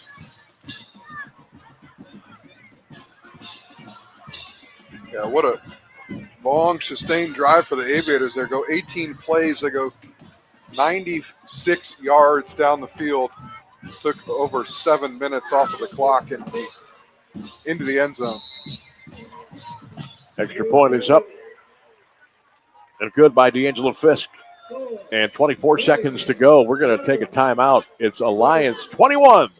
Carrollton 7. Back with more high school football at AM 1310 WDPN. Of all the ways to get ahead in life, we're one of them. And we're legal. The John Tesh Radio Show. I'm John Tesh, and we couldn't be happier about bringing you intelligence for your life every day. We have a room full of researchers gathering the information and ideas you need to make your life simpler and better, and to make you the smartest person in the room. You're just trying to be better. We're just trying to help. The John Tesh Radio Show. Join me for music and intelligence for your life, 10 to 3, Monday through Saturday, only on AM 1310 WDPN. It's intelligent. Peace of mind. It's one of the most important benefits that we can offer at Friends and Family Credit Union. Welcome to Family Secure Checking. It offers unrivaled security to protect your everyday finances and purchases, as well as comprehensive identity theft protection and reimbursement coverage, credit file monitoring, benefits for travel, shopping rewards, and cell phone protection that includes repair or replacement for up to 4 phones on your cell phone plan. It's time to bring a friend into the family. Back here in Alliance, 21-7, Aviators. There's the kickoff. Carrollton returned from the 10-yard line, left hash 15, up the middle now to the 20, across the 25 to the 30, to the 31-yard line and brought down. Good return by Jaden Murphy, number 22. Warriors will have 17 seconds to go in the first half. They're down 21-7. Carrollton does have all 3 timeouts. West Branch 49, Marlington nothing. Still 6 minutes to go in the first half. Warren Harding leads Boardman 3-0 late in the second quarter. Don't forget next Friday, West Branch and Alliance, 1310 WDPN, Q92radiosports.com, all of our social media platforms. That's going to be one of the big ones next weekend in Northeast Ohio. Handoff over the right side, 31, 32, 33-yard line for Ryan Barnett, number 5. I don't think Carrollton's interested in doing anything here. They just want to run the clock out and go to the locker room. And that's exactly what we're going to do. So, the Aviators, despite 7 penalties in the first half have got the offense cooking, and the defense looks pretty good tonight as well. Your score after the first 2 quarters of play: the Alliance Aviators 21 and the Carrollton Warriors 7. The big halftime story, the big halftime break is coming up right now on AM 1310 WDPN. We invite you to stay with us. Dreaming of your next getaway? Lisa's Dream Getaways Travel Agency is a locally woman-owned travel agency helping you see the world. Lisa books any and all types of travel, honeymoons, all-inclusive, cruises, Disney, along with bachelor and bachelorette trips and destination weddings with low deposit, and you set your monthly payments. Mention Q92 to get $50 on board cruise, credit, cabin, or $150 off your non-canceled vacation or honeymoon. Call 330-428-0610. Lisa's Dream Getaways Travel Agency. If you don't go, you won't know. Craving something fresh in Alliance? Head to Pulp, where every day starts with in-house fresh squeezed juices, packed with real fruits and veggies. Need a boost? Try our wheatgrass or ginger shots. Small shots, big energy. Hungry? We've got you covered with crave-worthy bowls and wraps, loaded with flavor and made fresh just for you. Come visit us on 450 West State Street in Alliance. Healthy never tasted this good. Fresh flavors made just for you. At Dodd's Funeral Home in Carrollton, the caring staff members will guide your family in creating a meaningful ceremony to honor the life and memory of a loved one. A ceremony can be anything you wish it to be, simple or elaborate, traditional or unique. And Dodd's Funeral Home can help you pre-plan your service in a calm and rational atmosphere. Give Dodd's Funeral Home a call today at 330-627-5505 or check out their website at doddsfuneralhome.com. Discover Dodd's Funeral Home, where they can help you create honoring and healing experiences. When it comes to sports, Sam Bourquin brings the heat. Catch the Sam Bourquin Show weekdays from 3 to 6 p.m. on AM 1310 WDPN and streaming live on the WDPN Facebook and X pages, plus the Q92 YouTube channel. From the Browns to the Buckeyes, the Guardians, Cavs, and your local high school teams, if it's making headlines in the sports world, Sam is talking about it. It's the local sports talk you want. The Sam Bourquin Show, weekday afternoons on AM 1310 WDPN. Missed the big game? Don't worry, Q92 has you covered. Check out our SoundCloud page where you can relive every exciting moment. From high school football, basketball, baseball, and softball to Mount Union football and basketball, we've got it all. That's every broadcast from this season, and even classics going all the way back to 2016. Follow Q92 Radio on SoundCloud and never miss a play, a call, or the thrill of the game. Q92 Radio on SoundCloud, your home for every game, every season. Hey everyone, it's Rex Combs, Rex in the Morning on AM 1310, inviting you to tune in Monday through Friday, 6 a.m. to 10 a.m. for unforgettable favorites, music news, and more. With myself, Clint Marshall on News and Sports, and Mark Johnson from News 5 giving us the weather forecast. Monday through Friday, 6 to 10 a.m., Rex in the Morning, it's all about the music right here on AM 1310 WDPN. Looking for your home for local sports? Head over to Q92radiosports.com, the official website of Q92 Sports Network. Catch every live broadcast of high school games and Mount Union sports. Stay up to date with the latest local sports stories. Check scores from around the area and never miss a game with our full broadcast schedule. It's everything sports all in one place. Q92radiosports.com, your local sports connection. Of all the ways to get ahead in life, we're one of them. And we're legal. The John Tesh Radio Show. I'm John Tesh, and we couldn't be happier about bringing you intelligence for your life every day. We have a room full of researchers gathering the information and ideas you need to make your life simpler and better, and to make you the smartest person in the room. You're just trying to be better. We're just trying to help. The John Tesh Radio Show. Join me for music and intelligence for your life, 10 to 3, Monday through Saturday, only on AM 1310 WDPN. It's intelligence for your life. From the newsroom, I'm Jeff Mears with this halftime edition of AM 1310 WDPN News. A special prosecutor is being sought for the case of 2 Canton police officers charged in the death of a man in their custody. Prosecutors made the request today in Stark County Common Pleas Court during a pretrial hearing for Bo Shoneggy and Camden Birch. They are charged with reckless homicide. Prosecutors cite a conflict of interest. Retired Medina County Common Pleas Judge James Kimbler is overseeing the case after Stark County judges recused themselves. He gave prosecutors 2 weeks to file a motion. A final pretrial hearing is set for January 21st. In April 2024, Frank Tyson of Canton Township crashed his vehicle near the MVets building on Sherrick Road Southeast. People inside called police to have Tyson removed due to erratic behavior. He stopped breathing after being handcuffed and put on the floor. Molly Stark Hospital will soon come down. Crews are set to begin demolition of the 96-year-old facility next week. The contractor is Gary Matarelli Excavating. Stark Parks owns the property in Nimishillen Township, which has been abandoned since 1995. Park officials have cited safety concerns. The hospital has also been the frequent target of vandals. Stark Parks received a $2.3 million grant from the Ohio Brownfield Remediation Program last year. It will cover about 75% of the cost of asbestos abatement, demolition, and site remediation. Stark Parks, the county land bank, and commissioners will pay the remainder. Completion is expected by the end of the year.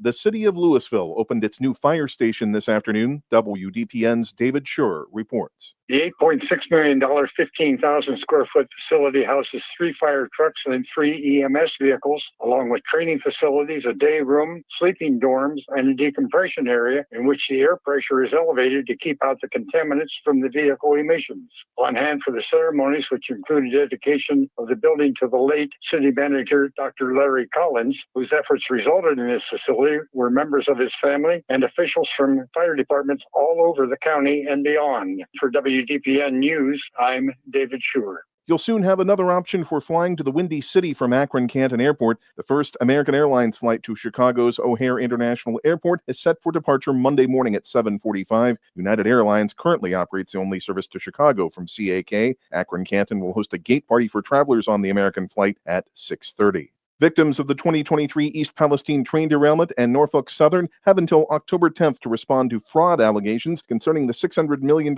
settlement of a class action lawsuit. Federal Judge Benita Pearson issued the deadline following a filing last week by a group of class members who opted into the personal injury portion of the settlement. They alleged their legal representatives intentionally hid crucial information about health risks. At issue is the portion of the settlement providing payments to individuals who signed a release of their personal injury claims against the railroad. The motion requests that the settlement, which was approved a year ago, should be nullified. Norfolk Southern has indicated it will oppose the motion.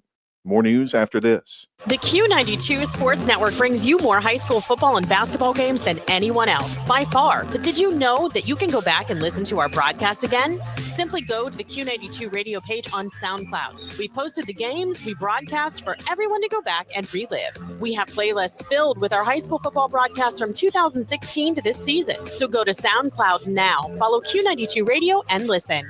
And thank you for listening to all of our sports broadcasts of high school football and basketball on the Q92 Sports Network. The Highway Patrol is investigating a fatal single-vehicle crash in Columbiana County. It happened around 8:40 Wednesday night. A car was southbound on State Route 644 in Franklin Township when it failed to negotiate a curve, went off the right side of the road, and struck a tree south of Lewis Road. The vehicle caught fire and the driver died at the scene. Their name has not been released. The crash forced authorities to close the roadway for about 2 hours. A man accused of attacking a Latonia police officer will undergo treatment at Heartland Behavioral Health Care in Massillon. The commitment of 47-year-old Randy May of Latonia was issued Wednesday by Columbiana County Common Pleas Judge Megan Bickerton. He was recently found not guilty by reason of insanity, a felonious assault, and aggravated robbery. Bickerton said an evaluation determined May was mentally ill. Officer John Hancock suffered a broken ankle and a head injury when he was hit with a metal bar during an October 2024 traffic stop. May was also found not guilty by reason of insanity for assaulting a deputy in April of 2024. The final termination of commitment for the Latonia case will be in 2036. The hearing for the other will be in 2027. Attorneys have filed an amended injunction in Mahoning County Common Pleas Court asking a magistrate to allow Youngstown Ursuline High School transfer students to play football this season. It was filed Thursday. The amended injunction notes a Trumbull County judge ruled in favor of 3 students who transferred to Girard and seeks the same decision in Mahoning County. The OHSAA ruled last month that any student who transferred from Ursuline to another school would not be able to play for the 2025 season. The season was canceled following allegations of hazing, sexual assault, and harassment involving some players. The original injunction in Mahoning County was recently denied. A hearing is scheduled for October 10th. A woman is headed to prison for the drowning death of a 1-year-old girl in Youngstown. 32-year-old Adrienne Hudson of Youngstown was sentenced today by Mahoning County Common Pleas Judge Maureen Sweeney to 6 to 9 years behind bars. She pleaded guilty in August to charges of involuntary manslaughter and child endangering. Hudson was indicted in January 2024 for the September 2023 incident. London Kazan was found in a pool at a home on Ridgelawn Avenue. Hudson was babysitting the girl and her own child at the West Side address. The group was outside and the girl reportedly wandered away and ended up in the pool. The child's death was later ruled accidental. We'll return you to the stadium for the second half of tonight's game, but first a look at the forecast. For the overnight, clear and cool, a low near 52. Sunny skies Saturday with a high reaching 81. Saturday night, clear, a low around 50. Sunday, sunshine returns with a high of 82. Monday, sunny skies and a high of 83. From the AM 1310 WDPN newsroom, I'm Jeff Mears. Missed the big game? Don't worry, Q92 has you covered. Check out our SoundCloud page where you can relive every exciting moment. From high school football, basketball, baseball, and softball to Mount Union football and basketball, we've got it all. That's every broadcast from this season and even classics going all the way back to 2016. Follow Q92 Radio on SoundCloud and never miss a play, a call, or the thrill of the game. Q92 Radio on SoundCloud, your home for every game, every season. When it comes to sports, Sam Bourquin brings the heat. Catch the Sam Bourquin Show weekdays from 3 to 6 p.m. on AM 1310 WDPN and streaming live on the WDPN Facebook and X pages, plus the Q92 YouTube channel. From the Browns to the Buckeyes, the Guardians, Cavs, and your local high school teams, if it's making headlines in the sports world, Sam is talking about it. It's the local sports talk you want. The Sam Bourquin Show, weekday afternoons on AM 1310 WDPN. Hey everyone, it's Rex Combs, Rex in the Morning on AM 1310, inviting you to tune in Monday through Friday, 6 a.m. to 10 a.m. for unforgettable favorites, music news, and more. With myself, Clint Marshall on News and Sports, and Mark Johnson from News 5 giving us the weather forecast. Monday through Friday, 6 to 10 a.m., Rex in the Morning, it's all about the music right here on AM 1310 WDPN.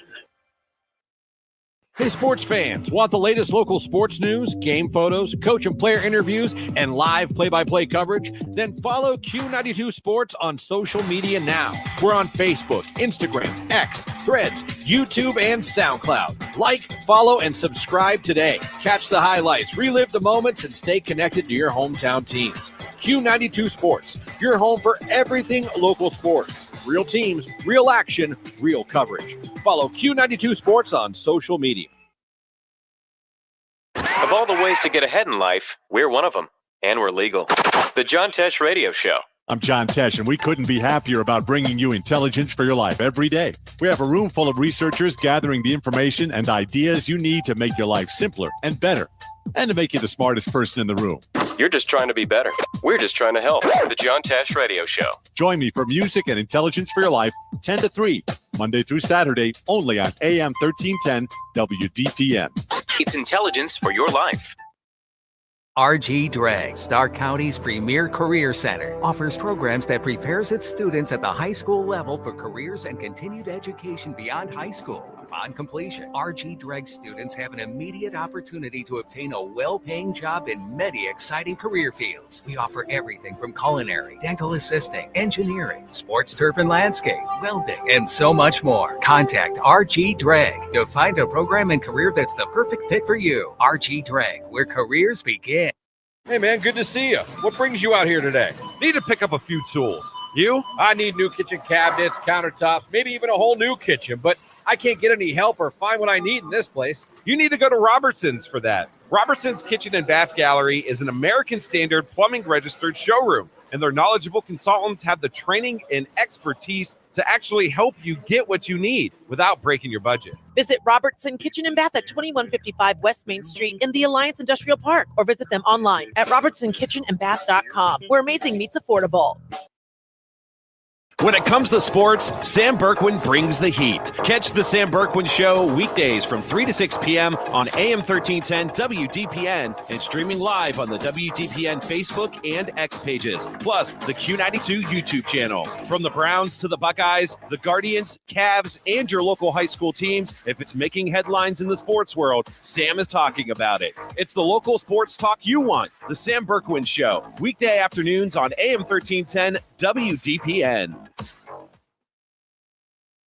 Hey, sports fans, want the latest local sports news, game photos, coach and player interviews, and live play-by-play coverage? Then follow Q92 Sports on social media now. We're on Facebook, Instagram, X, Threads, YouTube, and SoundCloud. Like, follow, and subscribe today. Catch the highlights, relive the moments, and stay connected to your hometown teams. Q92 Sports, your home for everything local sports. Real teams, real action, real coverage. Follow Q92 Sports on social media.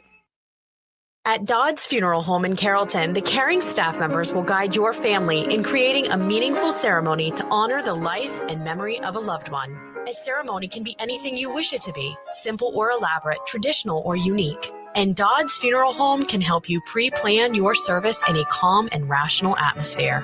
Give Dodd's Funeral Home a call today at 330-627-5505 or check out their website at doddsfuneralhome.com.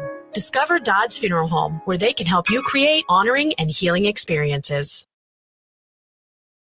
This is high school football on AM 1310 WDPN and streaming live on Facebook, X, and YouTube. Sam Bourquin and Caleb Norick back with you on AM 1310 WDPN. Here, halftime activities continue from Carrollton Stadium at Mount Union on a gorgeous Friday night. 21-7, Alliance Aviators in front of the Carrollton Warriors here, week 7 of the high school football season. Hope you're enjoying our broadcast tonight on 1310 on Q92radiosports.com, on X, on Facebook, and the Q92 radio page on YouTube. So lots of different ways you can listen to the broadcast each and every Friday night. We're going to check in, get some high school football scores here for you. Check on the Guardian. Oh, no, we won't be doing that. See what else is going on here. Now, there's nobody else is playing, right? No baseball. No divisional series till tomorrow. I know Detroit goes to Seattle. Yankees, Toronto. And then NL, you got the Dodgers, Phillies, and the Cubs and the Brewers. Truth be told, those are going to be 4 really good series. Those will be fun. Yeah, the Tigers on Sunday are going to experience the Seattle logjam as Seahawks kick off at 1. Their first pitch is at 5. Oh, that's right. I don't know if you've ever been there, but their stadiums are touching each other. They almost touch each other. And now, and they're in a Seattle spot where there's no other place to go. Yeah. Now, Seattle hosts Tampa because they're wearing their throwback uniforms this weekend, which I'm looking forward to. And then, let's see. I thought there was another NFL/MLB playoff. I might be misreading the room on that one, but that'll be interesting. There may be, but there's no city quite like Seattle with those 2 ballparks right on top of each other, and very few ways to get in and out of that area of town. Yeah. Now, the Buckeyes were out there a couple of weeks ago. How close is the University of Washington as far as? They're not downtown. They're a little bit out. They're a little bit out. Husky Stadium's a little bit away from. They got downtown with the Space Needle and such, a little bit away from that. Kind of out by the docks. It's a really beautiful. My wife and I took a harbor tour and were able to see the stadiums. And we went to a Mariners game, and but yeah, you'll basically walk through. I don't remember what it's called now, but CenturyLink is what it used to be named. And yeah, I don't know what it's called now either. Football stadiums right there, and come to T-Mobile Park. They're on top of each other. Wow, so. Home of the 12th man. That's on the bucket list. I want to go to. Is it T-Mobile Park? They're calling it for the Mariners, and then of course where the Seahawks play. I always wanted to I always want to go to the old Kingdom, but never made it before they blew that thing up. Yeah, Seattle's a cool little city. Yeah. We took our honeymoon there. Nice. Talked the wife into going to a baseball game. So. Oh, you must be a smooth talker. Well, I had to do the harbor tour first. But. That's right. One for the other. That's a good trade-off. I managed to talk my wife into going to 8 baseball ballparks already. So, of course, I think she likes it too. Yep. She likes it too. Our son likes it too. My wife's a sports fan. She enjoys it. We just haven't gotten out west yet. That's the next. Yep. We've already taken our 3-year-old to a couple Guardian spring training games, a couple games up at Progressive. Got to start him young. Got to integrate him into the life of misery and disappointment. See here, she's a Browns fan too. So, see, honey, this is Goodyear. This is what we always look forward to after we're bounced at the end of September. We get used to that. 21-7 Aviators over Carrollton. Let's check the high school scoreboard here on AM 1310 WDPN. It's about as new a scoreboard as we're going to find here. West Branch, yikes, 49-0 over Marlington. That's in a running clock now. How about Austintown, Fitch, and Perry? No score, just starting the third quarter. Ridgewood over Sandy Valley, 41-0. Edison over Central Catholic, 22-3. Canfield 20, Louisville 7. Tuslaw leads Toronto 7-6 down on the river. Malvern leads Buckeye Trail 35-8. Manchester 14, Fairless 7. The Bulldogs of McKinley lead the Hoover Vikings by the score of 14-7. Massillon, they're getting a workout tonight. Massillon 21, Cardinal Ritter, Missouri 14. Halftime, also halftime, Jackson leads Lake by the score of 17-14. Wow. It's been a while since I've seen the Green Glen Oak score, and now I know why. Tyson Hunka, 4 touchdown passes in the first half. 41-14. The game was 7-0 Glen Oak, and then 14-14. And Hunka, I guess you mentioned 4 touchdown passes. Wow. The Bulldogs had pulled away from the Golden Eagles. Wow. I thought Glen Oak might get them tonight. I really did. Still a lot of time, but still, that's a pretty good deficit to come back from. 21-7 here, Alliance. Again, the only bad marks in the book for them is the penalties. Everything else has been pretty good. They got 7 penalties in the first half. 7 for 70 yards. Wow. And now, with that being said, they've had 3 drives, 3 touchdowns. So, yeah. But like we've also said, that's not going to work next week. Can't get behind the sticks. No, West Branch give away yards. So already has their game in the barn, so they're good to go. They probably got all the starters out. They got a running clock.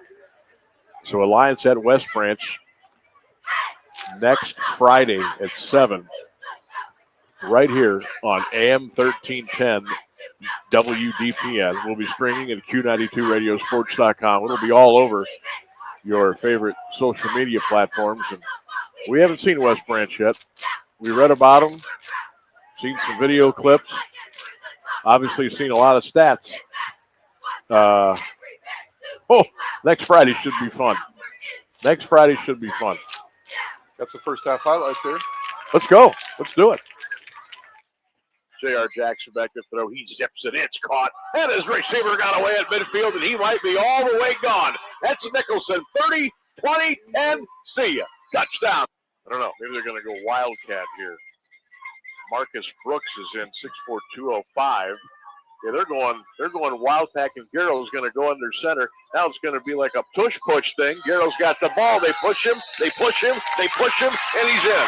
Touchdown, Carrollton. I'm sorry, that's Wildcat formation. Right over the right side, and boom, into the end zone, and a touchdown. 21-7 is the score. Alliance over Carrollton. Sam Berkwin and Caleb Norick back with you. Getting ready for the second half of play on 1310 WDPN.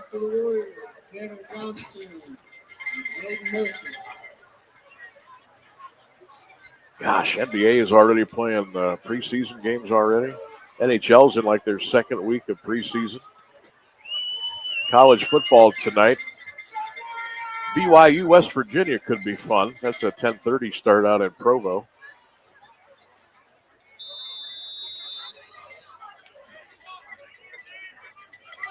Delaware and Western Kentucky 10-10 tonight. The old home of Joe Flacco.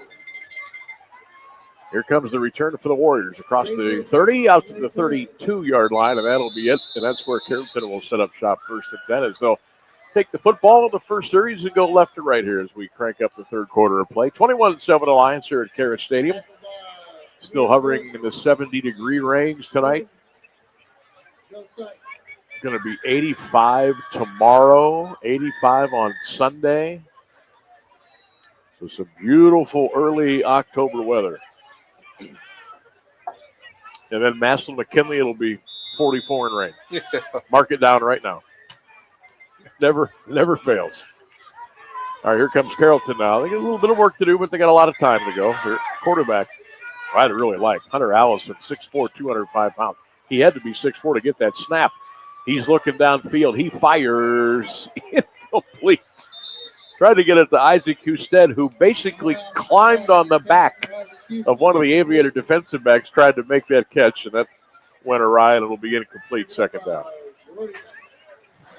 Yeah, Johnny Belts was there waiting for the interception, and all of a sudden he was given a piggyback ride, incomplete pass. So the Warriors, white jerseys, white pants, black numbers and letters, trimmed in the white and black. Got the white C on each side of the Carrollton helmet. Aviators in the baby blue jerseys, gray pants, and baby blue helmets tonight. That pass was almost intercepted over on the right side by Alliance. Almost picked off Caden Sanders by over Caden there. Sanders. Oh, he smacked his hands together. He thought he should have had it.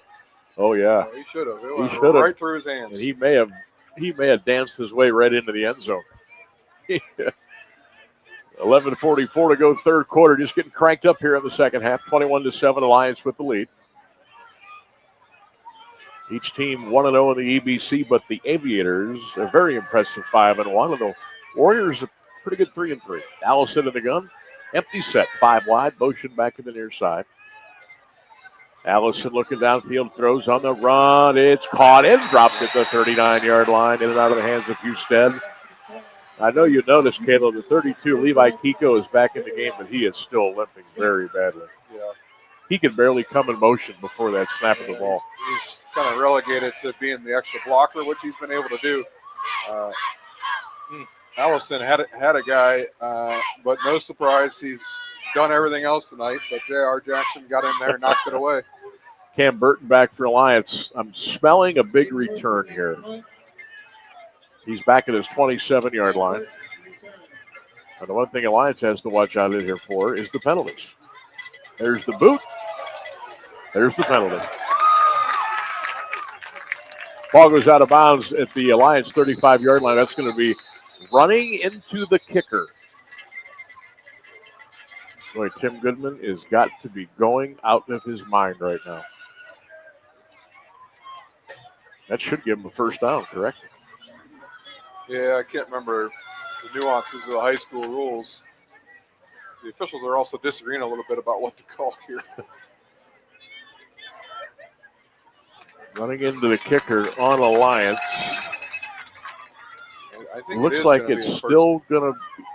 It's a 5-yard version. So Looks they're going to have like to kick it's it a again. 5-yard penalty. Yeah. And So they're going to have to kick it again. So that'll be 4th and 5, Carrollton. They should put this ball down at the Warriors' 37-yard line. Oh, we'll try it again. Burton back at his 35-yard line. See if the Aviators try to come after it again. Almost got it. There's the snap. There's the rugby boot. End over end. And Alliance will just get away from it. It'll trickle inside the 30 and roll and roll and roll and roll and go down at the Alliance 25-yard line. So that's where the Aviators will go. 1st and 10, 11-14 to go in the third quarter. J.R. Jackson and company coming out for their first offensive possession here in the third quarter with a 21-7 lead. Tonight's game on 1310 WDPN brought to you in part by Dodd's Funeral Home, Robertson's, RG Drag, Lisa's Dream Getaway, Pulp on West State Street, and Friends and Family Credit Union. Here comes Tajay Nicholson to the left. J.R. Jackson in the gun. Hawkins, the tailback to his right. H-back to the right. Snap. J.R. gives it to Hawkins. 25. Breaks the tackle. 30. There he goes. 35. First down Alliance. Hawkins picked up 10 yards on the play and got a first down. Husted brought him down, but that's going to be a 10-yard pickup. Really good blocking by the left side of the Aviator line there, and he was able to get to the second level, gain a 10.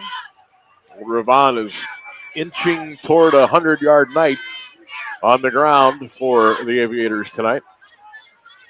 Wide right, slot left, play action. JR throws slant, caught Blair, first down. He was also interfered with, but he still caught the ball and got a first down. And now he's coming up a little gimpy. Kind of holding his right lower back a little bit is Jaron Blair. He's a tough kid. He'll stay in there. Defender kind of pile drive them into the ground from behind, but he was able to hold on to it. So nice Jaron pitch catch. will come to the near side, and Nicholson will go wide to the right. JR in the gun, first and 10 Aviators. Jackson gives to Hawkins, who throws it back to JR. Now, if he gets a block or two, it could get interesting, but it won't be, and it isn't. And he's down at the 43 for a loss of 3 on the play. How about that? little backyard there, and too many black helmets. Wasn't it Ray Vaughn that was telling you that they've been playing together since junior high? There you go. That was something you probably saw at recess in middle school. Oh, hey, you take it. You take it. Bail me out. 9:54 to the third quarter, 21-7. Aviators with a 14-point lead. Twins right, slot right, wide right, so 4 wides. JR to throw. Steps up in the pocket. Got away once, not the second time, and they're going to get him down at the 33-yard line.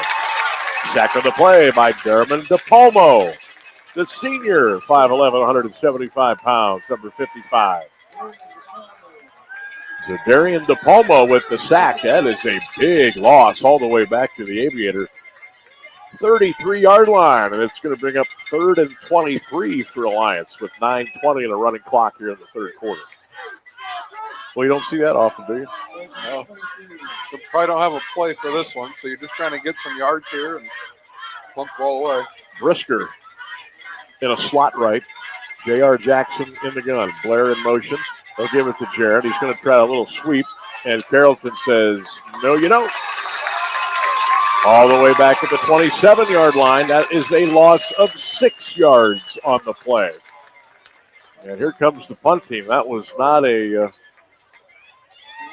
a positive experience for the Aviators on those last couple of plays. How'd you like to be looking down the old barrel of a 4th and 29? And that's exactly where it's at. 4th and 29 Aviators at their 27-yard line. J.R. Jackson, I believe this is his first punt of the night. Yep. JR, he should hit this in around his 17. Gets his foot into it. End over end. They'll just let it go. They probably should have caught that. That's going to skip inside the 20 and roll and be dead at the 17-yard line. Low line drive bouncer. Carrollton receiving corps decided just to run away from it, and boy, did it take a nice, friendly Aviator bounce. And the Warriors now will set up shop 1st and 10 with 8:13 to go in the third. They're down 21-7, and they'll go from their own 18-yard line. I'm going to see if Levi Kiko. Boy, Carrollton's really confused here now. They had a couple guys on the sideline looking at each other. No, you go. No, you go. And now finally, Jerry and DePalmo very late coming onto the field, and they're just getting up to the line of scrimmage now, and the play clock is down to 7. They're going to have to hurry.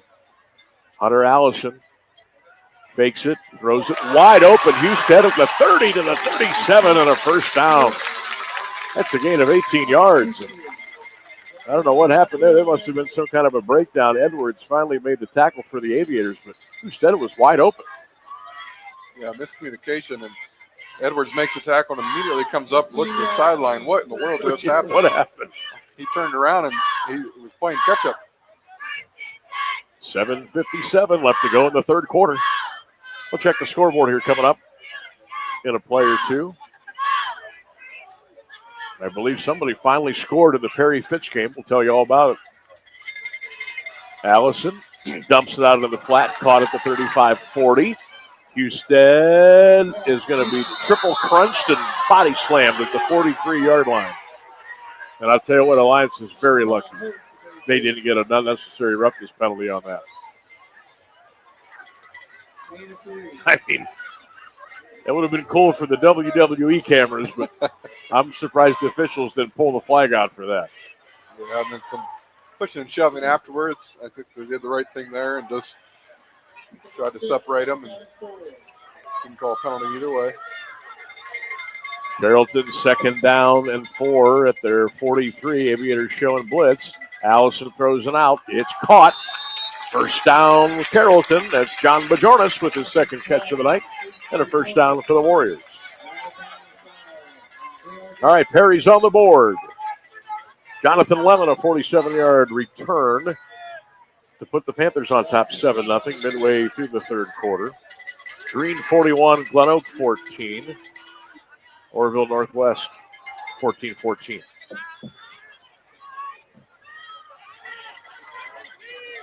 Warriors going to go a strong formation left. Aviators are going to blitz. They're going to hand it off right to the midfield stripe to the 49-yard line for Ryan Barnett, number 5.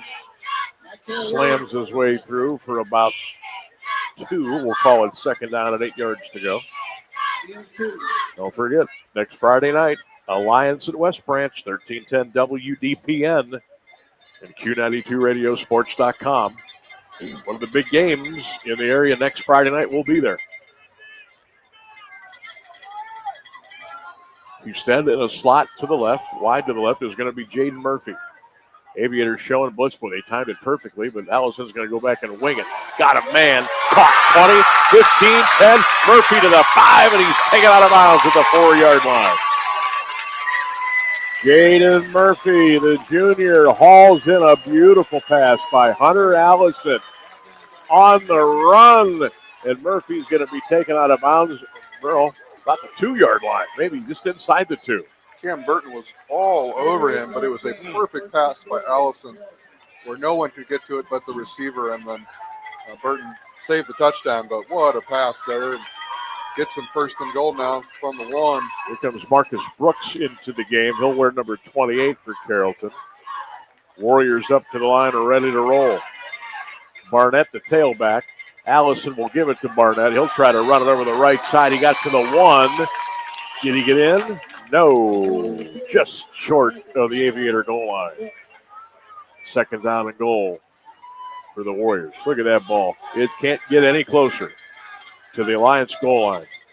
5:55. Clock running in the third quarter. This is a huge sequence coming up here for both these teams. Yeah, we've seen this formation twice already. Here comes the third one. Allison's coming out, and they're going to go all 11 guys in the box like a Wildcat. There's 4 guys lined up in a row. Husted is under center and 3 behind him. He'll get the snap. He'll try to push his way across the goal line, and he got in. Touchdown, Carrollton. 5:34 to go in the third quarter. It's 21-13 Alliance with an 8-point lead as the Warriors are back into the end zone. So with 5:34 to go, it's an 8-point game and soon to be 7 as the Warriors are not rolling over. Mason Havens will attempt the extra point. That got up and it got through and it's good. I don't know how Alliance didn't block that kick, but it got through there. And the Warriors are fired up. It's a 21-14 game now with 5:34 to go in the third quarter. Got ourselves a ball game again, don't we? Yeah, this is fun. They owe us. We've had 3 running clocks this year already, so we should get one that goes it goes down to the wire here. Manchester over Fairless 21-7 third quarter. McKinley 14, Hoover 7 third quarter. Don't forget, tomorrow we will be with you at 1:30 here from Cara Stadium. The University of Mount Union will take on Otterbein. That's 1:30 tomorrow, 1310 WDPN, Q92radiosports.com. That one, I believe, is going to be quite anticlimactic. We'll know early. But you got to get out here and you got to play, and you got to play hard and do what you do. Tell me you're not looking forward to figure out who's homecoming king? Mason Haven set to kick off for Carrollton. That's deep for the Aviators. I think I'm going to prepare my 4th and 5th string charts for tomorrow afternoon. Here's the kickoff. It's an onside kick, and it's loose, and I think the Warriors have recovered it at the Alliance 47-yard line. And they have. Wow, what a call. What execution. Jonathan Grubb, number 8, recovered that onside kick. And the Warriors will take over 1st and 10 at the Aviator 47-yard line. Lions went to sleep, Caleb. Yeah, They went to sleep. That was a weird one because it's not like the front line didn't see it or didn't react. They just didn't get to the ball. Wow. And the Warrior return or kickoff man was able to get the ball before they got to it. Well, the Alliance offense will have to wait some more.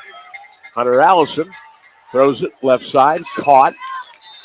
Gain down to the Aviator 44 for a gain of 3 yards on the play. I believe that was Jaden Murphy on the reception for Carrollton. Give him 3. We'll call it 2nd down and 7. That is Murphy on the catch. 5:15 clock running third quarter. So the Aviator offense, their defense got a 3 and out, and then their offense came on. They got up to midfield. Yep. 1st and 10, went way backwards. It was 4th and 26. Punt. Carrollton goes right down the field and scores, gets the onside kick, and how quickly the game has shifted here. Aviators just jumped off sides. And it's the nose tackle. The ball is right in front of him. 5-yard penalty. That'll take it down to the Alliance 39-yard line. I'll tell you what, if Carrollton goes down and scores here, and it's 21-21, and Alliance knows that Carrollton has beat them 4 out of the last 5 years, things are going to get real interesting. 4:38, clock runs third quarter. Warriors are on the move at the Aviator 39-yard line. Twins right, slot left, H-back right. Play action. Allison throws, caught. Husted 30, Husted 29. First down, Carrollton to the 28-yard line. That's a gain of 9 yards on the play, almost 10, and another Carrollton first down. Yeah, Carrollton's doing a really nice job offensively. Everyone knows that Klein's not going to get the ball the way he's moving. Right. I mean, he is a decoy / blocker only. He's laboring for Kiko, sorry, but they're using him to make some blocks, to do some play action, and still keep the offense going. Husted in motion, fake jet, give it to Murphy, and look who got him. Alex Hartman brings him down at the 30-yard line. That's a loss of 2 on the play. One of the Aviators lost their helmet. He'll have to go out. Yeah, he's arguing because he's saying it got ripped off, Yeah. and it did. he's got a case, but the official didn't see it. So Lott has to come out. Just for one play. 3:40 to go in the third quarter. Alliance 21, Carrollton 14. Sam Bourquin, Caleb Norick. Good to be with you on this Friday night, 1310 WDPN. Aviators showing blitz. Allison play action, dumps it, incomplete. Looking for Husted down at the 22-yard line, incomplete. And Alex Hartman was coming after the Carrollton quarterback there. Had to hurry that throw, third down. This is a really big play for the Aviator defense now. It is. 3rd and 12. You finally got them behind the sticks, and now you kind of know what's coming, but you got to stay home and not let these receivers get open like they have been. Carrollton going to go strong left, almost a triangle trips off the left tackle. Back to throw is Hunter Allison. Steps up in the pocket. He's got a man caught inside the 10 to the 9-yard line. There he is, Javen Johnson. And it's 1st and goal. Carrollton inside the red zone. It's the RG Drag red zone. Learn, earn, and succeed. And the Warriors are knocking on the door. Cam Burton was all over that. There was good hardly coverage. a window to get the ball in, but he did, and it's enough for a first down. Boy, we are on the verge of a tie game here. Late in the 3rd quarter. Don't forget, Carrollton was close earlier tonight down here and came away empty. 1st and goal at the 7-yard line. Hunter Allison, play action. Hunter Allison will roll to the right. He's going to run it all the way in. Touchdown! 21-14 Alliance. Now it's 21-20. And an extra point is on the way. The Warriors are right back in this game, and it's almost a tie game. Boy, how quickly things changed here at Mount Union.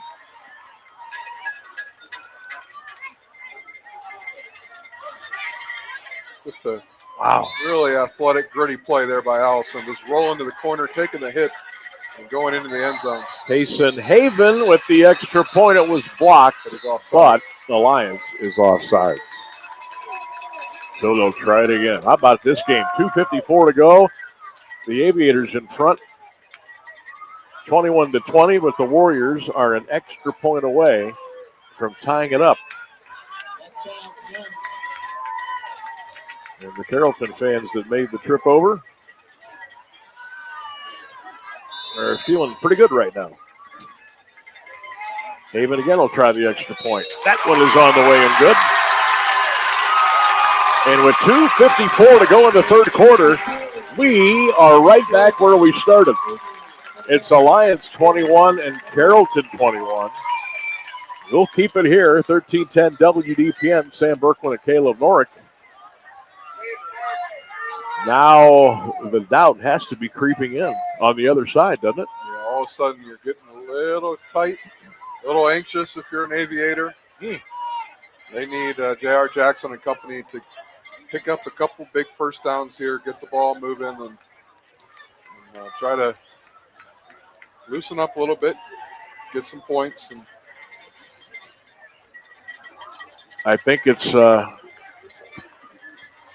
time for the J.R. Jackson show. Yep.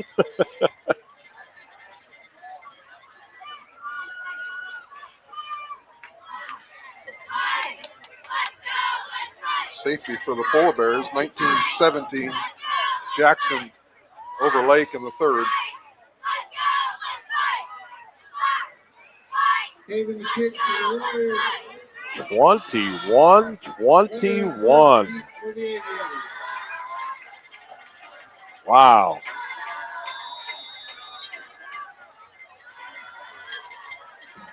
$2:54 to go in the 3rd quarter. Kickoff, and that thing went out of bounds by 10 yards.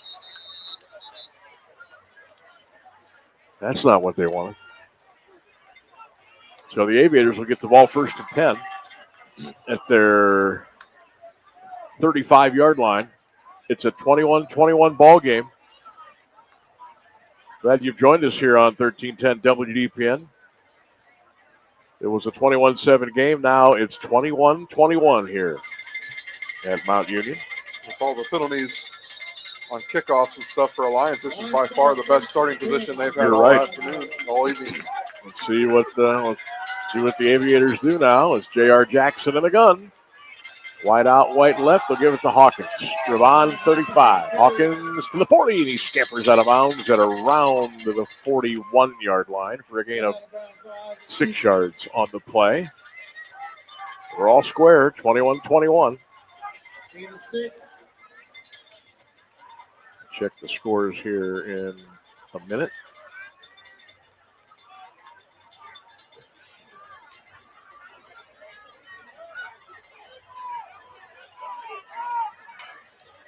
Boy, these updates are coming in faster than I can. Whew. Second down and 4 Aviators. Nicholson in motion, JR to throw it. JR steps up. There he goes. And he's going to be short of the first down. He has to get to the 45. He was taken down at the 44. Boardman 7, Warren Harding 3 in the third. West Branch 55, Marlington nothing in the third. Fitch and Perry 7-7 in the start of the fourth quarter. That just sounds like a slobber knocker kind of game. Fitch and Perry. Jackson to the gun. Inside handoff to Hawkins 40. Got a little bit of room to the 45. Ravon Hawkins to the 47-yard line. That's a first down for the Aviators. Ravon Hawkins. And they'll move the sticks with 2:07 to go third quarter in this 21-21 tie. Manchester 28, Fairless 7. Green piling it on. 48-14. There is still 11 minutes to go in the third quarter in that game. Hawkins gets the carry again to midfield. Ravon bulldozing his way for about 4. We'll call it second down and 6. Hawkins are going to officially put that ball down at the Carrollton 47-yard line. 137 to go third quarter. Aviators, Warriors, 21-21 here at Mount Union on a beautiful Friday night for week 7 of the high school football season. This has turned out to be a fun game. Jackson throws it to Nicholson, and Tajay is going to be taken out. And now they're going to say incomplete. It's actually better for the Aviators. They were You're right. 2 yards on that. You are correct. So with 1:20 to go, Alliance is now going to have a third down possession play coming up in Carrollton territory. It's a 3rd and 5 instead of 3rd or 7 or 8. So, I wonder if Alliance would pick up maybe 3 or 4 yards here. Would they think about going on 4th down? the way that Carrollton's just moving right down the field, I think you think about it long and hard. So. I think you're right.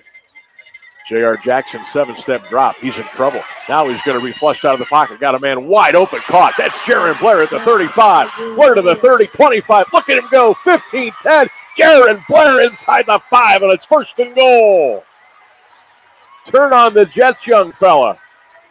That's about a 45-yard pickup on the play, and it's 1st and goal inside the RG Bragg red zone. Aviators.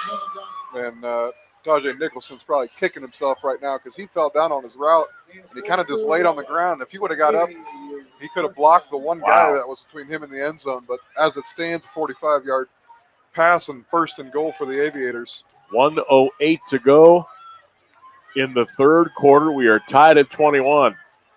Aviators, a little confusion here. Now they're up to the line of scrimmage. J.R. Jackson gets the snap. Penalty flag, false start, Alliance. They weren't set. Nope. They didn't look completely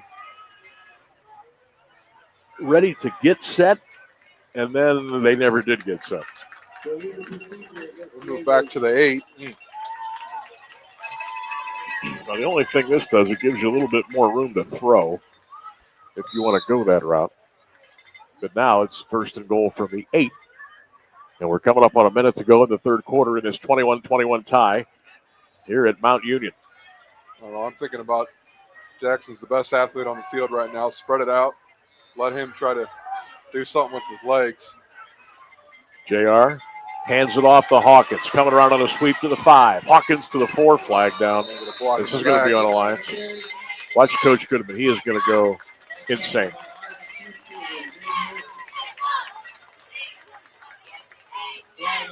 Wow. They're going to call a holding, which is only 10 yards. It really was a block in the back. Could have been a clip, you're right. But now, instead of 1st and goal at the 3, now it's 1st and goal from the 17. And they are getting close to 100 yards in penalties. Oh, I'm going to need a calculator. I mean, they got to be getting close. 1st and goal for the 17. Jackson in the gun. JR will roll to the right. He'll stop. He'll fire. It's caught. Jared Blair to the 2, to the 1. Touchdown, Aviators. Really nice mesh route there to Jared Blair. He got in there. He lunged in after the catch and run. And with 22 seconds to go in the third quarter, the Aviators are back in front, 27-21. Jackson to Blair. That's the thing about this team. They just keep overcoming their penalties. Here comes D'Angelo Fisk for the extra point. Good snap, good spot. Kick is up, kick is good. And with 22 seconds to go in the third quarter, the Aviators are back in front of the Warriors, 28-21. Back and forth we go in the Carnation City. Like an old school video game where you try to get some penalty yards so you can rack up some more yards of offense. Right. That's what it feels like with Alliance right now. Feels like they're moving backwards so they can rack up some more offensive yards because they just make it up. Yeah, just okay. All right, well, we got another penalty. So what? Coach, what do you want to run here? We'll get it in for you. You get an 18-yard touchdown pass instead of a 5-yard touchdown pass.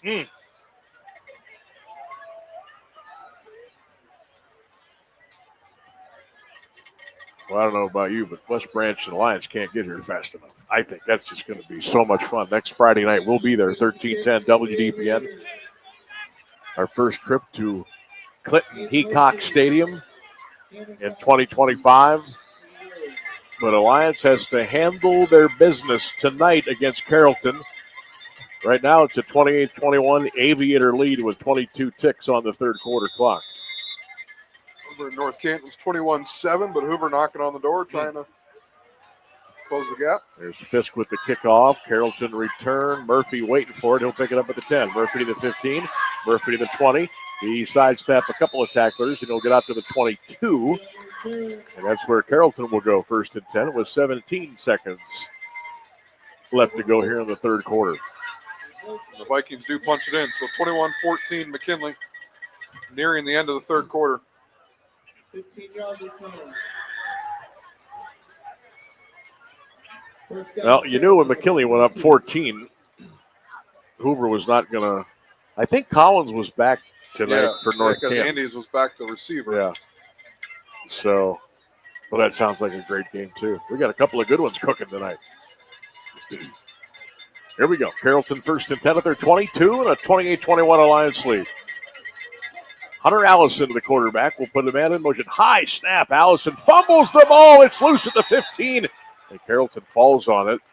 That should be the final play of the third quarter. Boy, did it get quiet on this side of the stadium when that ball went on the ground. Yeah, as tall as he is, it was just too high, and he wasn't able to bring it back and get it to the mesh with the man in motion, so it ended up on the ground. Oh, baby, hold on to your hats. We are going to the fourth quarter. Alliance 28, Carrollton 21. High school football continues after the break on AM 1310 WDPN and Q92radiosports.com.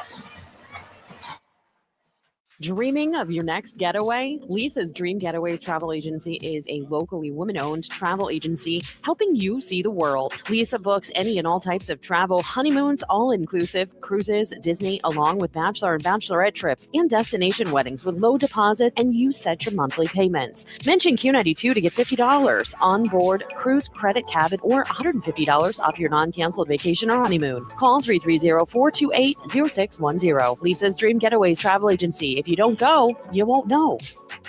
Peace of mind. It's one of the most important benefits that we can offer at Friends and Family Credit Union. Welcome to Family Secure Checking. It offers unrivaled security to protect your everyday finances and purchases, as well as comprehensive identity theft protection and reimbursement coverage, credit file monitoring, benefits for travel, shopping rewards, and cell phone protection that includes repair or replacement for up to 4 phones on your cell phone plan. It's time to bring a friend into the family. Sam Bourquin, Caleb Norick back in Alliance, 28-21 Aviators. As we just crank up the fourth quarter, it's going to be a 3rd and 16 for Carrollton at their own 16-yard line. What a ball game this has been. This crowd has been treated to an outstanding football game. Fitch has just taken the lead on Perry, 14-7. 9 minutes to go in the fourth quarter, I should say. Hunter Allison back to throw for Carrollton. He throws a deep ball right side. Great defensive play by Brisker, and it's knocked away and incomplete. Tried to hit Husted, and Cash went up with a hand and swatted that baby away without committing the penalty. Great play, fourth down. We saw that same play by Brisker in the first half, but with his other hand, he pulled that the receiver got called for the PI. There, he kept his other hand off of the receivers, batted it away, and Carrollton's going to have to punt. So Murphy is back at his 7. I don't know if they're going to get this snap off. And you don't want to use the timeout here. Play clock at 2, play clock at 1. Wow, they let him go. There's the punt. They got it away. That play clock had run out. Punt bouncing at the 50. He'll take a little sideways hop, and the Warriors will down it at the Alliance 45-yard line. Carrollton got a break there. So 11:38 to go. Alliance takes over 1st and 10. They lead by 7. The guy that wasn't out there was a long snapper, so they couldn't do anything about it. They had to wait for him. Yeah, that ball did not get snapped until after the play clock had hit 0. So here come the Aviators with 11:38 to go in the game, looking to add to their 28-21 lead. With a win tonight, they would go to 6-1 and 2-0 in the EBC. West Branch 62-0 over Marlington in the fourth quarter. So the Warriors of West Branch will be waiting on Alliance next Friday night. Blair in motion left side. They started too early again.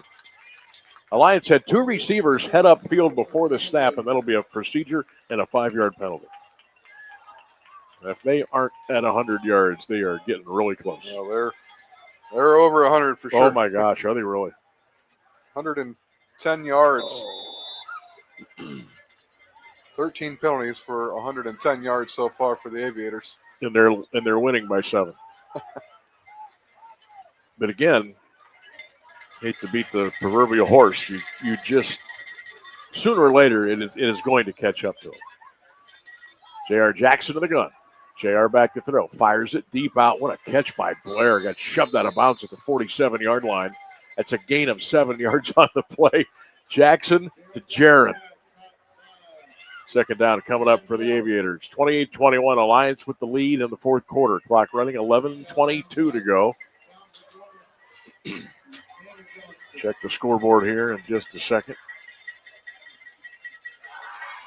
Now, I know what, if you're lying, I mean, you really need to go down and get 7 here.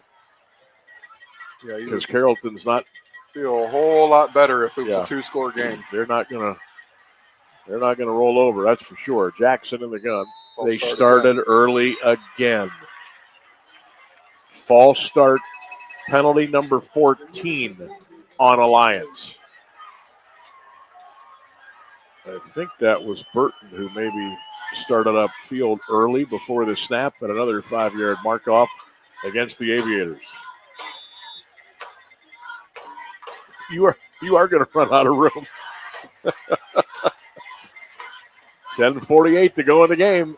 Aviators are hanging on to a 28-21 lead. Flyers going to go trips right, slot left. JR to throw. Fires it deep out. Incomplete at the 47-yard line. Trying to hit Tajay Nicholson. A little comeback over there on the sidelines. Incomplete. That'll stop the clock with 10:38 to go. Jackson 26, Lake 21. Late third quarter. Let's see here. Manchester over Farrell is 35-7. McKinley 21, Hoover 14. That ball game has gone to the fourth. We'll check out, see what the Massillon Tigers are up to here in a minute. Jackson throws it out in the flat. Ravon 45, 50. Hawkins 45, 40, 35. There he goes! Ravon Hawkins to the house. Touchdown. Aviators, 59 yards. Ravon Hawkins, 34-21 Alliance. What a great play call. On 3rd and long, you're just trying to dump it off, but Hawkins made a couple guys miss, and then he was off to the races. Great blocking downfield by the Aviators. 59-yard touchdown pass.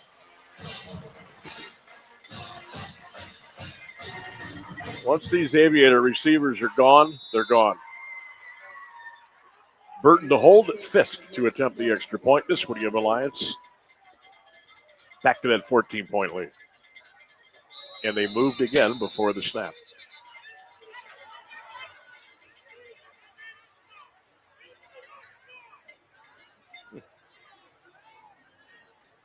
Tomorrow afternoon, 1:30 here on 1310 WDPN. The Alliance, or the Mount Union Purple Raiders will take on the Otterbein Cardinals. You can join me and Ryan Bevere. 1:30 tomorrow, the kick. 1310 WDPN and all across our social media platforms, X, YouTube, Facebook. That's tomorrow.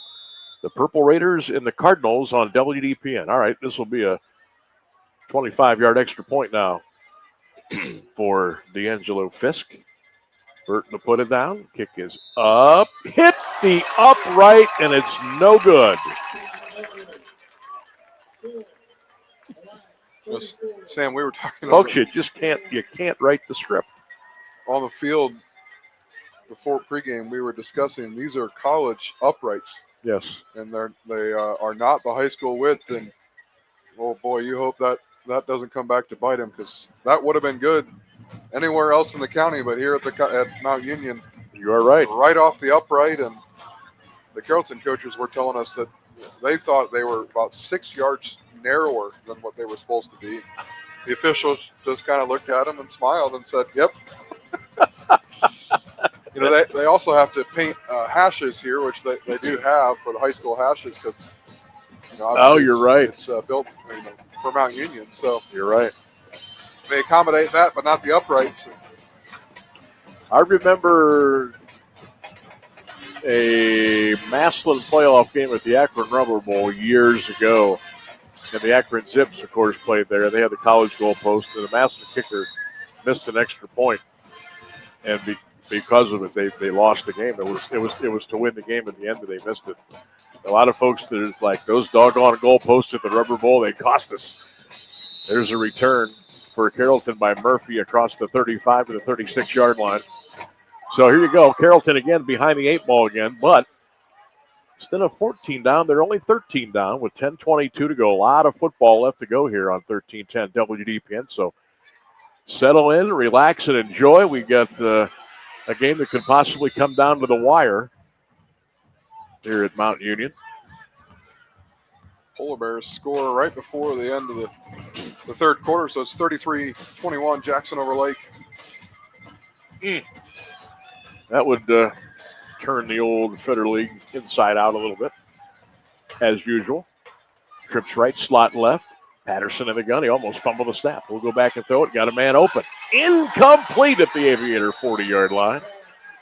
J.R. Jackson there. J.R. Jackson was there. And he got a little bit of help from Edwards. You know, it's funny on that play. The Carrollton Warrior was the receiver was the only one to turn around.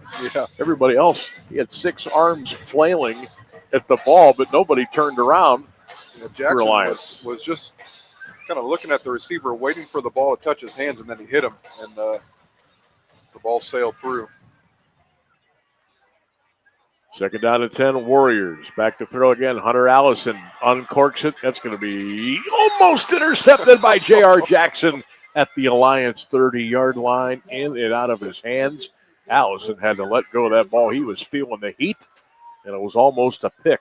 Third down and 10 coming up. We just watched this replay. Jackson made up about 7 yards in a second and a half to even have a shot at that.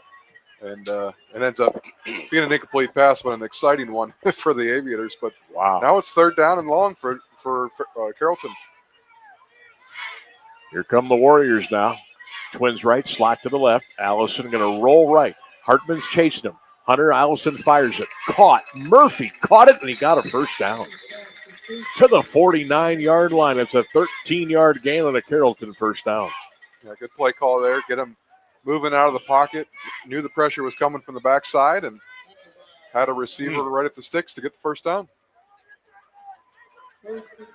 Tonight's game on 1310 WDPN brought in part to you by RG Drag, Robertson's, Dodds Funeral Home, Lisa's Dream Getaway, Friends and Family Credit Union, and Pulp on West State Street in Alliance. Hunter Allison in the gun. Motion right, back to the left. Play action, dump, right side. Murphy caught it inside the Alliance 45 to the 44-yard line where he's taken down. Stopped by Cole Williams. Or was that Burton? Either one. 5 or 6. May have been both. We'll bring up a workable 2nd and 4 for the Warriors. Now, if you're the Warriors, you can only do this for so long. At some point, you're going to have to get yards. Yeah. With being down 2 scores, and we're coming up on 9 minutes left. You're going to have to get a little sense of urgency here. Strong formation left. Allison's in trouble. He throws. It's caught at the 45 to the 40. First down and more to the 33. 10-yard gain on a first down.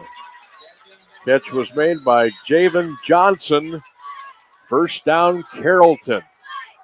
Looked like Cam Burton had a chance to intercept it. And Johnny Belts had a chance to get the sack, but they weren't able to get either of them. And the Carrollton Warriors get a big first down there and do get a chunk play. So now they're down within striking distance. Drew Garrow wide to the right. Twins to the boundary. 1st and 10 Warriors at the Alliance 32. Inside handoff for Barnett. And he will wiggle his way for a yard, maybe, to the Aviator 32-yard line with 8:30 to go in the fourth quarter. Alliance 34, Carrollton 21. Good to be with you on this Friday night, 1310 WDPN and Q92radiosports.com. Carrollton's kind of just like taking that, a lot of time. We're here. down to 8 minutes. They're going to go trips to the right, slot left. Timeout. Timeout. Carrollton had 2 receivers on the far side, and nobody from Alliance was within 10 yards of them. So Coach Hartman had to call a timeout. This timeout brought to you by Friends and Family Credit Union. It's always a good time to bring a friend into the family. This timeout comes with 8:05 to go in the fourth quarter. Aviators 34, Warriors 21. Let's see if anything else is cooking here on the scoreboard. Manchester 42, Farrell is 7. Boy, Manchester's pretty good. Caleb mentioned Jackson over Lake 33-21. Green 48, Glen Oak 14. Check some other scores here. It would behoove Carrollton to score on this drive. Maslin 21, Cardinal Ritter 14 out of Missouri in the fourth quarter at Paul Brown Tiger Stadium. Back to throw. Allison dumps it, crossing route, caught inside the 30 down to the 27-yard line. That's Marcus Brooks, the junior, but they're short of the first down. It's going to be about 3rd and 5 here. So we'll see what Coach Hill decides to do here for the Warriors. Boy, things are tightening up over in Louisville. 23-21 Canfield in the fourth quarter. Allison in the gun. Barnett to the left. Hunter will go back to throw. He's in trouble. He's running. He's running. He's to the 20. He's got the first down, and he's out of bounds at the 18-yard line. Gain of 8 and a first down. Edison 29, Central Catholic 3 in the fourth. Northwest over Orville 28-14. Malvern up big in their game. Tuslaw over Toronto 33-12 in the fourth quarter. Here it's 34-21 Alliance, but the Warriors are on the move again. Hunter Allison, high snap, pulls it down, runs left, he throws off the fingertips of Husted, incomplete at the Alliance 15-yard line. A flag down there? I don't see a flag, but official blowing the whistle. Maybe a couple of guys got tangled up maybe after the play, and he kind of stepped in and blew the whistle. So 2nd down and 10 coming up for the Warriors. They're down 34-21, 7:23 to go in the 4th quarter. Next Friday, Alliance at West Branch. We will be there, 1310 WDPN. 2nd and 10 for the Warriors. Allison's going to go back and chuck it again. He fires it in the flat. Intercepted! Picked off by the Aviators. That's Johnny Belts. He's going to go to the house. 30, 20, 10, pay dirt. Dagger. Touchdown. 82 yards. At least. Johnny Belts takes it all the way home. 40-21, Aviators. Allison just trying to force something there to get points, but Belts jumped in front of it, and then he was off to the races. They weren't going to catch him.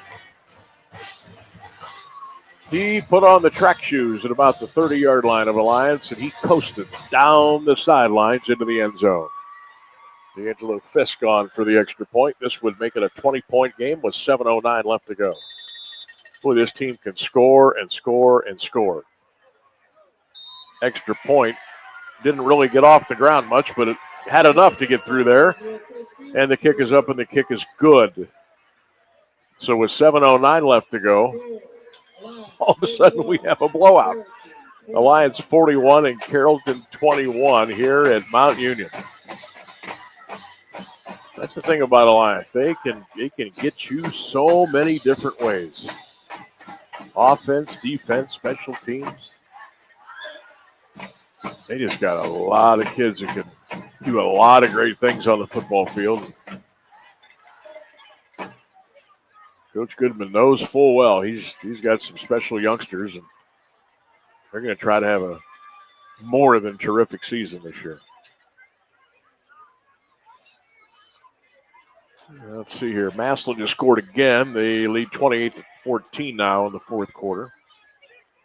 McKinley still 21-14 over Hoover. Canfield 23, Louisville 21. And Louisville's driving. I would love to see Louisville get that one tonight. They really need that one. Give them a boatload of confidence, a boatload of computer points. The loss of their outstanding running back, Owen Wilson. That would be a huge win for Coach Kappas and the Leopards tonight. There's the kickoff, taken by an up man and fumbled once, fumbled twice, and now it's on the turf and picked up at the 21 and down at the 23-yard line. Nice downfield tackle for the Aviators. Horton, number 20, on the tackle, the young sophomore. So 7:04 to go, 41-21, Aviators by 20, and the Warriors will take over 1st and 10. What do you bet this last 7 minutes takes about 45 minutes? Yeah, there's still 5-10 minutes that could be called, and we're going to see a lot of passes, so that means every incomplete pass, the clock stops. Good. Oh, yeah. I understand that Perry Fitch game tonight, there was like 150 cramps throughout the night. That's why that game was taking so long. That was almost another pick six, by the way. Yeah. And it was almost Burton this time jumping the flat route. Incomplete, 2nd down and 10. 7:01 to go. 20-point lead for the Aviators. Let's see what's going on over there at Perry. 2 minutes to go. Still Fitch 14, Perry 7. Fitch has a big 3rd and 12 coming up. Timeout Perry. Carrollton now trying to get squared away, and they didn't in time, and now they end up burning a timeout, which they really can't afford to be doing that. But the play clock was about to expire, so 2nd timeout for Carrollton. Brought to you by Friends and Family Credit Union. Always a good time to bring a friend into the family. Friends and Family Credit Union. Over in Louisville, so Louisville's got 4th and 5. and Canfield has jumped off sides to give them a first down. The Leopards are down to the Canfield 30-yard line, down 2 late in the fourth quarter. Yeah, we'll keep you in touch with that one. Big play for Fitch and Perry coming up out of a timeout in that 14-7 ball game. Green 51, Glen Oak 14 in the fourth quarter.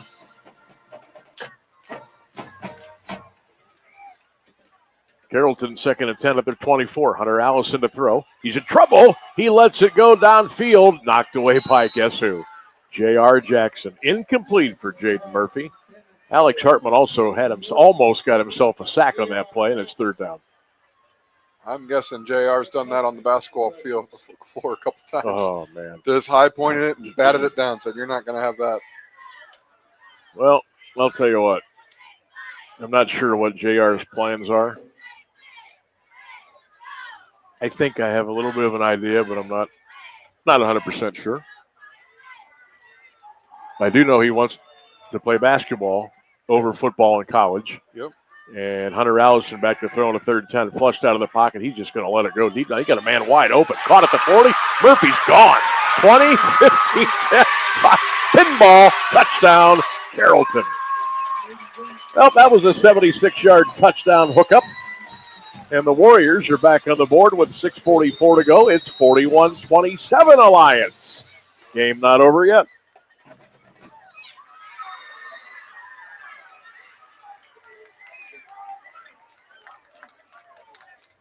Extra point upcoming. This could cut it back to 13 and still a lot of time left. Well, I bet you Carrollton's kicking themselves now. They had to use that timeout. But maybe without that timeout, they don't score. Haven on for the extra point. Good snap, good spot. The kick is up. The kick is good. So with 6:44 to go in the fourth quarter, Alliance 41 and Alliance 28. They're going back to J.R. Jackson again. Not sure what his plans are. He has said he prefers to play basketball at the next level.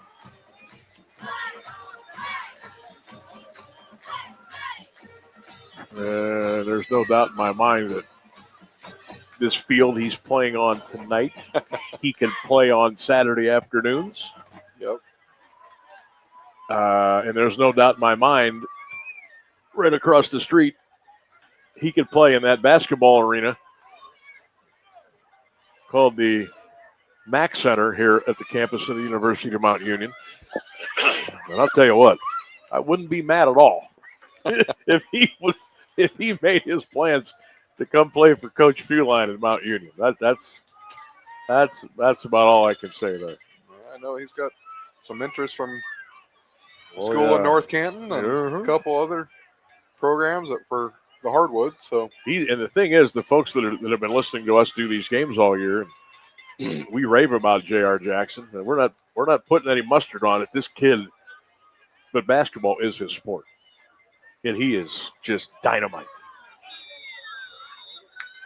All right, do the Warriors go onside kick here? Probably too early. No, they do.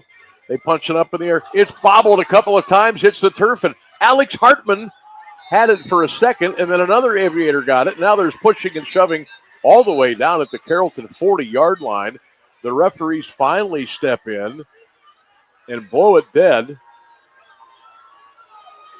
And what's going on here?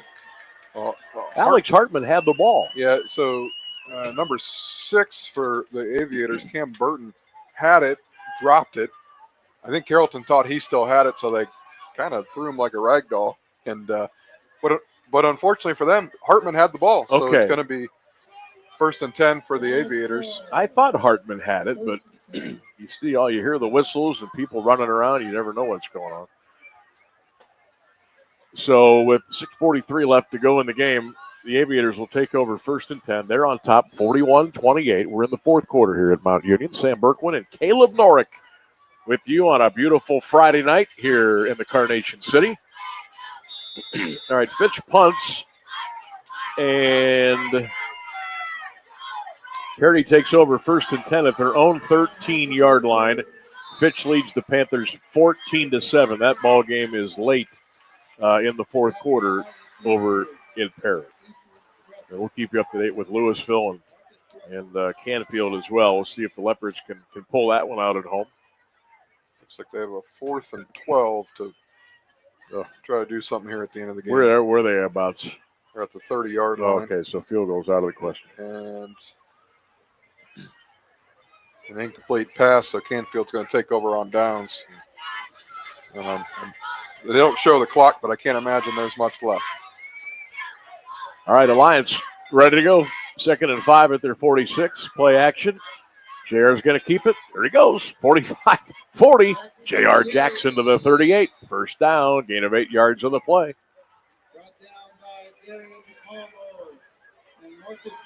Boy, you just get the feeling that every time he touches the ball, he can score. No matter where he is on the field, no matter what play is called. Aviators now, I think it would behoove them to start milking this clock a little bit. 31 seconds left in Louisville. They're out of timeout, so Canfield's going to hang on. Wow.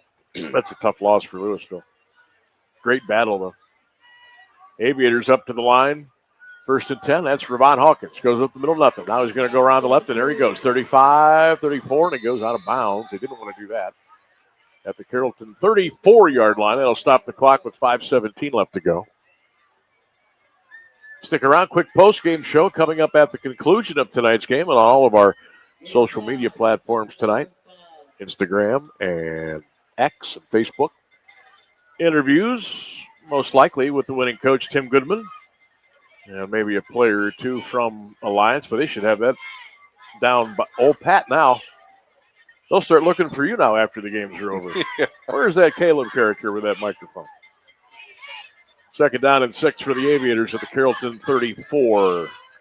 4:50 to go in the game. Clock running. J.R. Jackson gives it to Hawkins. Hawkins got taken down at the Carrollton 32 after a gain of 2 yards on the play. We'll bring up 3rd down at about 4 for Alliance. The clock is at 4:33 and ticking here in the fourth quarter of play. Did you update the Hoover score yet? The Vikings scored and missed the extra point. Oh, so no, they didn't. 21-20 inside 2 minutes. Oh, my goodness. Wow. Well, onside kick coming there for sure. Aviators 3rd and 4 now at the Carrollton 32-yard line.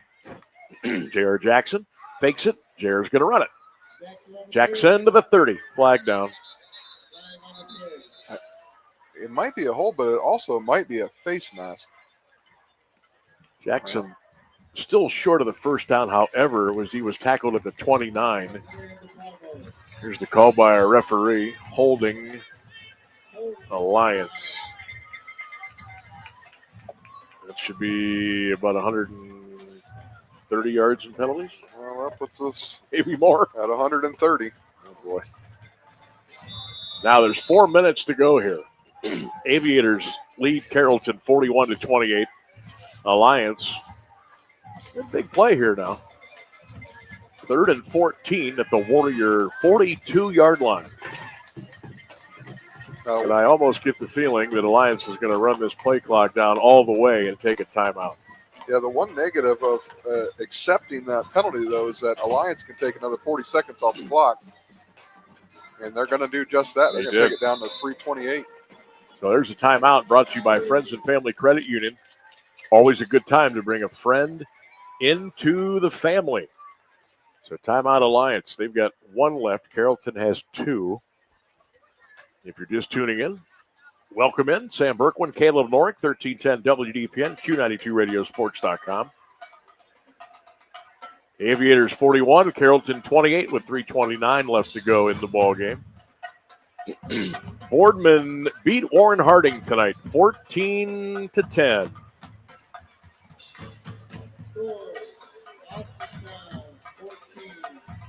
Wow. Fitch final. They beat Perry tonight, 14-7. Minute 52 to go in North Canton. McKinley 21, Hoover 20, and definitely an onside kick coming for the Vikings in that one.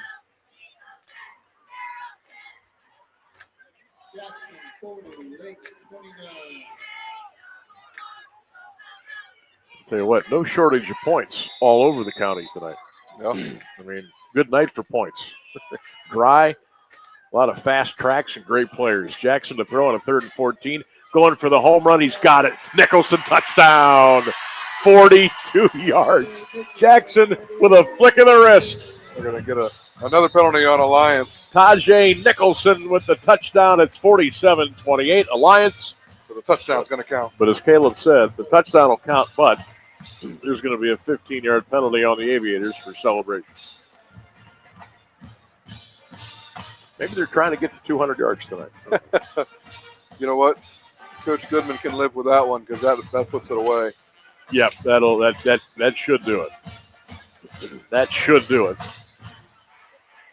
So they'll kick the extra point, then they'll apply the penalty on the kickoff.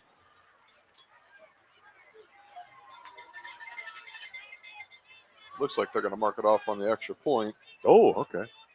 Which probably kind of makes more sense. Yeah, it's a 19-point game right now. Guess it really doesn't matter. You need 3 scores either way. Right. Well, last week it was, 49-34? Yep. Here it's 47-28. And I guarantee you, we're not done scoring yet tonight. Well, there's going to be a long field goal. And that thing's got plenty of juice, and it's no good. Well, that would have been good from about 40 distance-wise, but it was off to the left and no good. So with 3:23 left to go, it remains 47-28 Alliance over Carrollton. How we doing on spots? Got a couple. Got a couple left. Let's see here. And let's take one. We'll take a break. We'll come back 13:10 WDPM. RG Drag, Stark County's premier career center, offers programs that prepares its students at the high school level for careers and continued education beyond high school. Upon completion, RG Drag students have an immediate opportunity to obtain a well-paying job in many exciting career fields. We offer everything from culinary, dental assisting, engineering, sports turf and landscape, welding, and so much more. Contact RG Drag to find a program and career that's the perfect fit for you. RG Drag, where careers begin. Craving something fresh in Alliance? Head to Pulp, where every day starts with in-house fresh squeezed juices, packed with real fruits and veggies. Need a boost? Try our wheatgrass or ginger shots. Small shots, big energy. Hungry? We've got you covered with crave-worthy bowls and wraps, loaded with flavor and made fresh just for you. Come visit us on 450 West State Street in Alliance. Healthy never tasted this good. Fresh flavors made just for you. Carrollton return out to the Warrior 33-yard line. 3:18 left to go. 47-28 Alliance. I'm gonna go out on a limb here. I'm gonna say there's gonna be at least 2 more touchdowns. I'm going to go on a limb and say there's going to be at least 2 more penalties. I'll go out on a further limb. It's going to be after 10 o'clock by the time we walk out of here tonight again.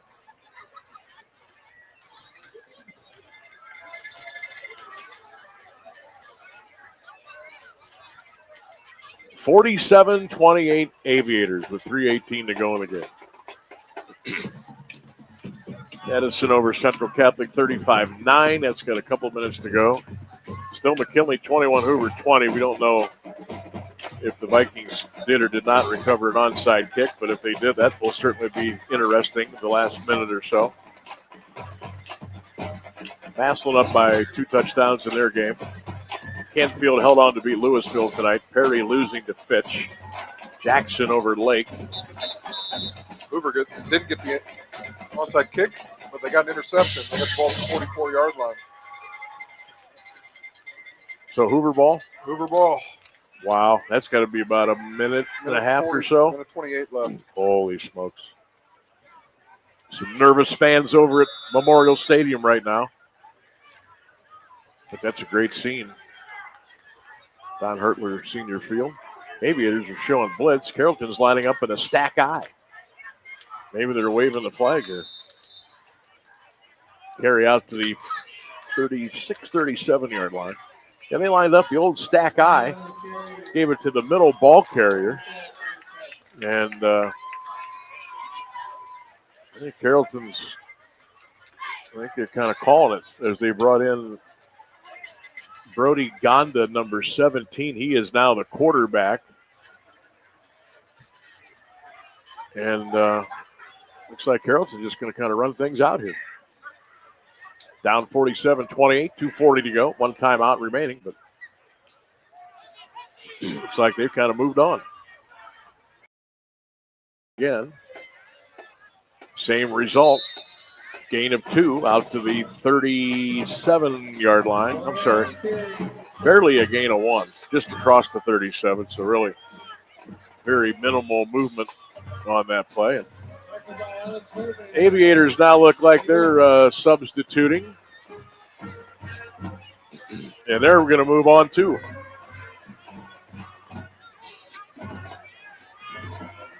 Alliance at West Branch. Next Friday night. That's the big one. Aviators 6-1. West Branch 6-1. Both undefeated in the Eastern Buckeye Conference. And we'll be there next Friday night, 7 o'clock on 1310 WDP. Hand off to the Epman. That ball is loose. Carrollton falls on it at the 35-yard line. Ryan Barnett, number 5, with the pigskin for Carrollton, hands it back to the officials, and we are at a minute 30 left to go in this one. So Vikings had a couple opportunities, 2 big drops, and it's a turnover on downs. McKinley takes over with 1:14 left to go in North Canton. Wow. Wonder what the Hoover timeout situation is. Not a lot of time went off the clock there between Hoover getting that interception and turning it over on the turnover. Getting updates from my dad in Southern Indiana. Nice. Must not be any good football down there, so got to listen in Stark County. You mean he's not at Lucas Oil watching the the 5A game in Indianapolis tonight? So timeout here taken by Carrollton with a minute 16 to go, but 47-28 Alliance. Again, quick post-game show coming up when we are done. Check our social media platforms for interviews and photos later on tonight. Facebook, X, Instagram. There we go now. Carrollton's going to punt it away, actually, from their own 36-yard line. There's the boot. And a banger. Burton back at his 25. Cam takes a knee. No, he didn't. Flag down. Burton finally going to be corralled and thrown down at the 37, but again, a penalty marker on the play with a minute 3 left to go. They have 200 yards in penalties. They're close. They're at 145. My goodness.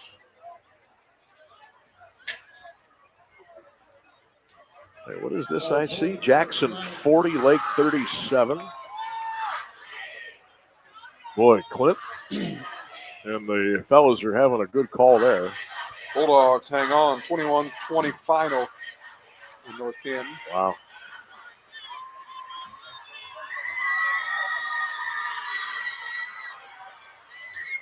Let's see here. United at 63, East Palestine 24. Golden Eagles scoring all over the place down there. A minute 3 to go here. See if the Aviators just taking it up 47-28. JR. Now, JR, you're hurting your average now by doing that. Whoa, Coach. What Got to go to the NFL rule that kneels and Hail Marys don't count unless they're completed. Yeah. One more snap here should do it. You know, some agent definitely talked that into – he didn't get his bonus because he knocked it away at the end of the half. You better believe it. 30 seconds left to go. JR takes a knee. And that'll do it. again, the Alliance Aviators scored early and often, and they just kept on scoring. And more importantly, they have picked up another big win here tonight at Mount Union. Your final score here tonight, a big battle in the Eastern Buckeye Conference. The Alliance Aviators knock off the Carrollton Warriors by the score of 47-28. Alliance now 6-1. They'll battle West Branch next Friday night. The postgame is coming up next on 1310 WDPN. Dreaming of your next getaway? Lisa's Dream Getaways Travel Agency is a locally woman-owned travel agency helping you see the world. Lisa books any and all types of travel, honeymoons, all-inclusive, cruises, Disney, along with bachelor and bachelorette trips and destination weddings with low deposit, and you set your monthly payments. Mention Q92 to get $50 on board cruise, credit, cabin, or $150 off your non-canceled vacation or honeymoon. Call 330-428-0610. Lisa's Dream Getaways Travel Agency. If you don't go, you won't know. Hey, man, good to see you. What brings you out here today? Need to pick up a few tools. You? I need new kitchen cabinets, countertops, maybe even a whole new kitchen, but I can't get any help or find what I need in this place. You need to go to Robertson's for that. Robertson's Kitchen and Bath Gallery is an American Standard plumbing registered showroom, and their knowledgeable consultants have the training and expertise to actually help you get what you need without breaking your budget. Visit Robertson Kitchen and Bath at 2155 West Main Street in the Alliance Industrial Park, or visit them online at robertsonkitchenandbath.com, where amazing meets affordable. At Dodd's Funeral Home in Carrollton, the caring staff members will guide your family in creating a meaningful ceremony to honor the life and memory of a loved one. A ceremony can be anything you wish it to be, simple or elaborate, traditional or unique. And Dodd's Funeral Home can help you pre-plan your service in a calm and rational atmosphere. Give Dodd's Funeral Home a call today at 330-627-5505 or check out their website at doddsfuneralhome.com. Discover Dodd's Funeral Home, where they can help you create honoring and healing experiences. This is your head coach, Tim Goodman from the Alliance Aviators. You're listening to high school football on AM 1310 WDPN and the Q92 Sports Network. All right, Coach Goodman, we are back, 1310 WDPN, Q92radiosports.com. Sam Berkwin and Caleb Norick with you, and it's over here at Mount Union. Another win for the Aviators, Alliance 47. And Carrollton 48, Aviators lined up across the 30 with the alma mater playing in the background. And they walk off the field here with another win. They're 6-1. Carrollton drops to 3-4. Well, I know we kind of sound like a little broken record here, but the Alliance is 6-1. J.R. Jackson doing his thing. Ravon Hawkins doing his thing. Cam Burton doing his thing. The defense doing their thing. Alex Hartman doing his thing. They got to cut the penalties out. Yep. They got to cut them out. Yeah, almost 200 yards in penalties tonight. Can't do that next week. And they did a good job. They didn't look ahead. And Carrollton's had their number, and yet they were able to go up and put points up and get the win. And but now, I mean, 170 yards of penalties or whatever it was is not going to work next week against the 6-1 West Branch Warriors. So should be a fun one. It should be fun. We will be there next Friday, Clinton Heacock Stadium in Beloit. The West Branch Warriors and the Alliance Aviators right here on 1310 WDPN and, of course, Q92radiosports.com. It should be fun. That place should be packed next Friday. I'm hoping for good weather. We've been blessed so far, and hopefully that will continue. Again, that's a week from tonight. Pregame at 6:30, and we'll kick it off at 7 p.m. And the Aviators get to go on the road for the first time in a month. Yep. So that'll be interesting. Of course, they were road warriors the first couple of weeks. They've been at home now the last three, and they'll get on the bus and head over to West Branch coming up here on Friday. Let's see here. We'll check the scores one more time before we get out of here. McKinley hung on to the Hoover 21-20. Northwest beat Orville 28-14. Jackson 40, Lake 37. A couple of minutes to go there. Fitch beat Louisville tonight by 2. Perry losing to Fitch 14-7. Manchester rolled over Fairless Green beat Glen Oak tonight, 51-20. And Massillon winning, Central Catholic losing. And that should get you up to date as far as the scores are concerned. Don't forget, check us out on all of our social medias tonight, not only for pictures and photos and interviews of this game, but all the other games that we covered tonight between 1310 and Q92 Radio Sports. Caleb, your final thoughts before we say adios? We had a feeling it was going to be a fun one, and it was all the way up to the end there. Carrollton, I give them credit. They had their back go down early, and yet they continued to fight even without Kiko, and they were able to put up points. But in the end, Alliance's offense is just too high powered, and they overcame even themselves and scored often and was able to get the win. It most certainly did. All right, that'll wrap it up here from Cara Stadium at Mount Union. Final score, Alliance 47, Carrollton 21. For my partner, Caleb Norick. All the crew back at 1310 WDPN and Q92. And most of all, thanks for listening, everybody. This is Sam Berkman saying so long from the University of Mount Union. You've been listening to High School Football on AM 1310 WDPN. Have a great weekend, everybody.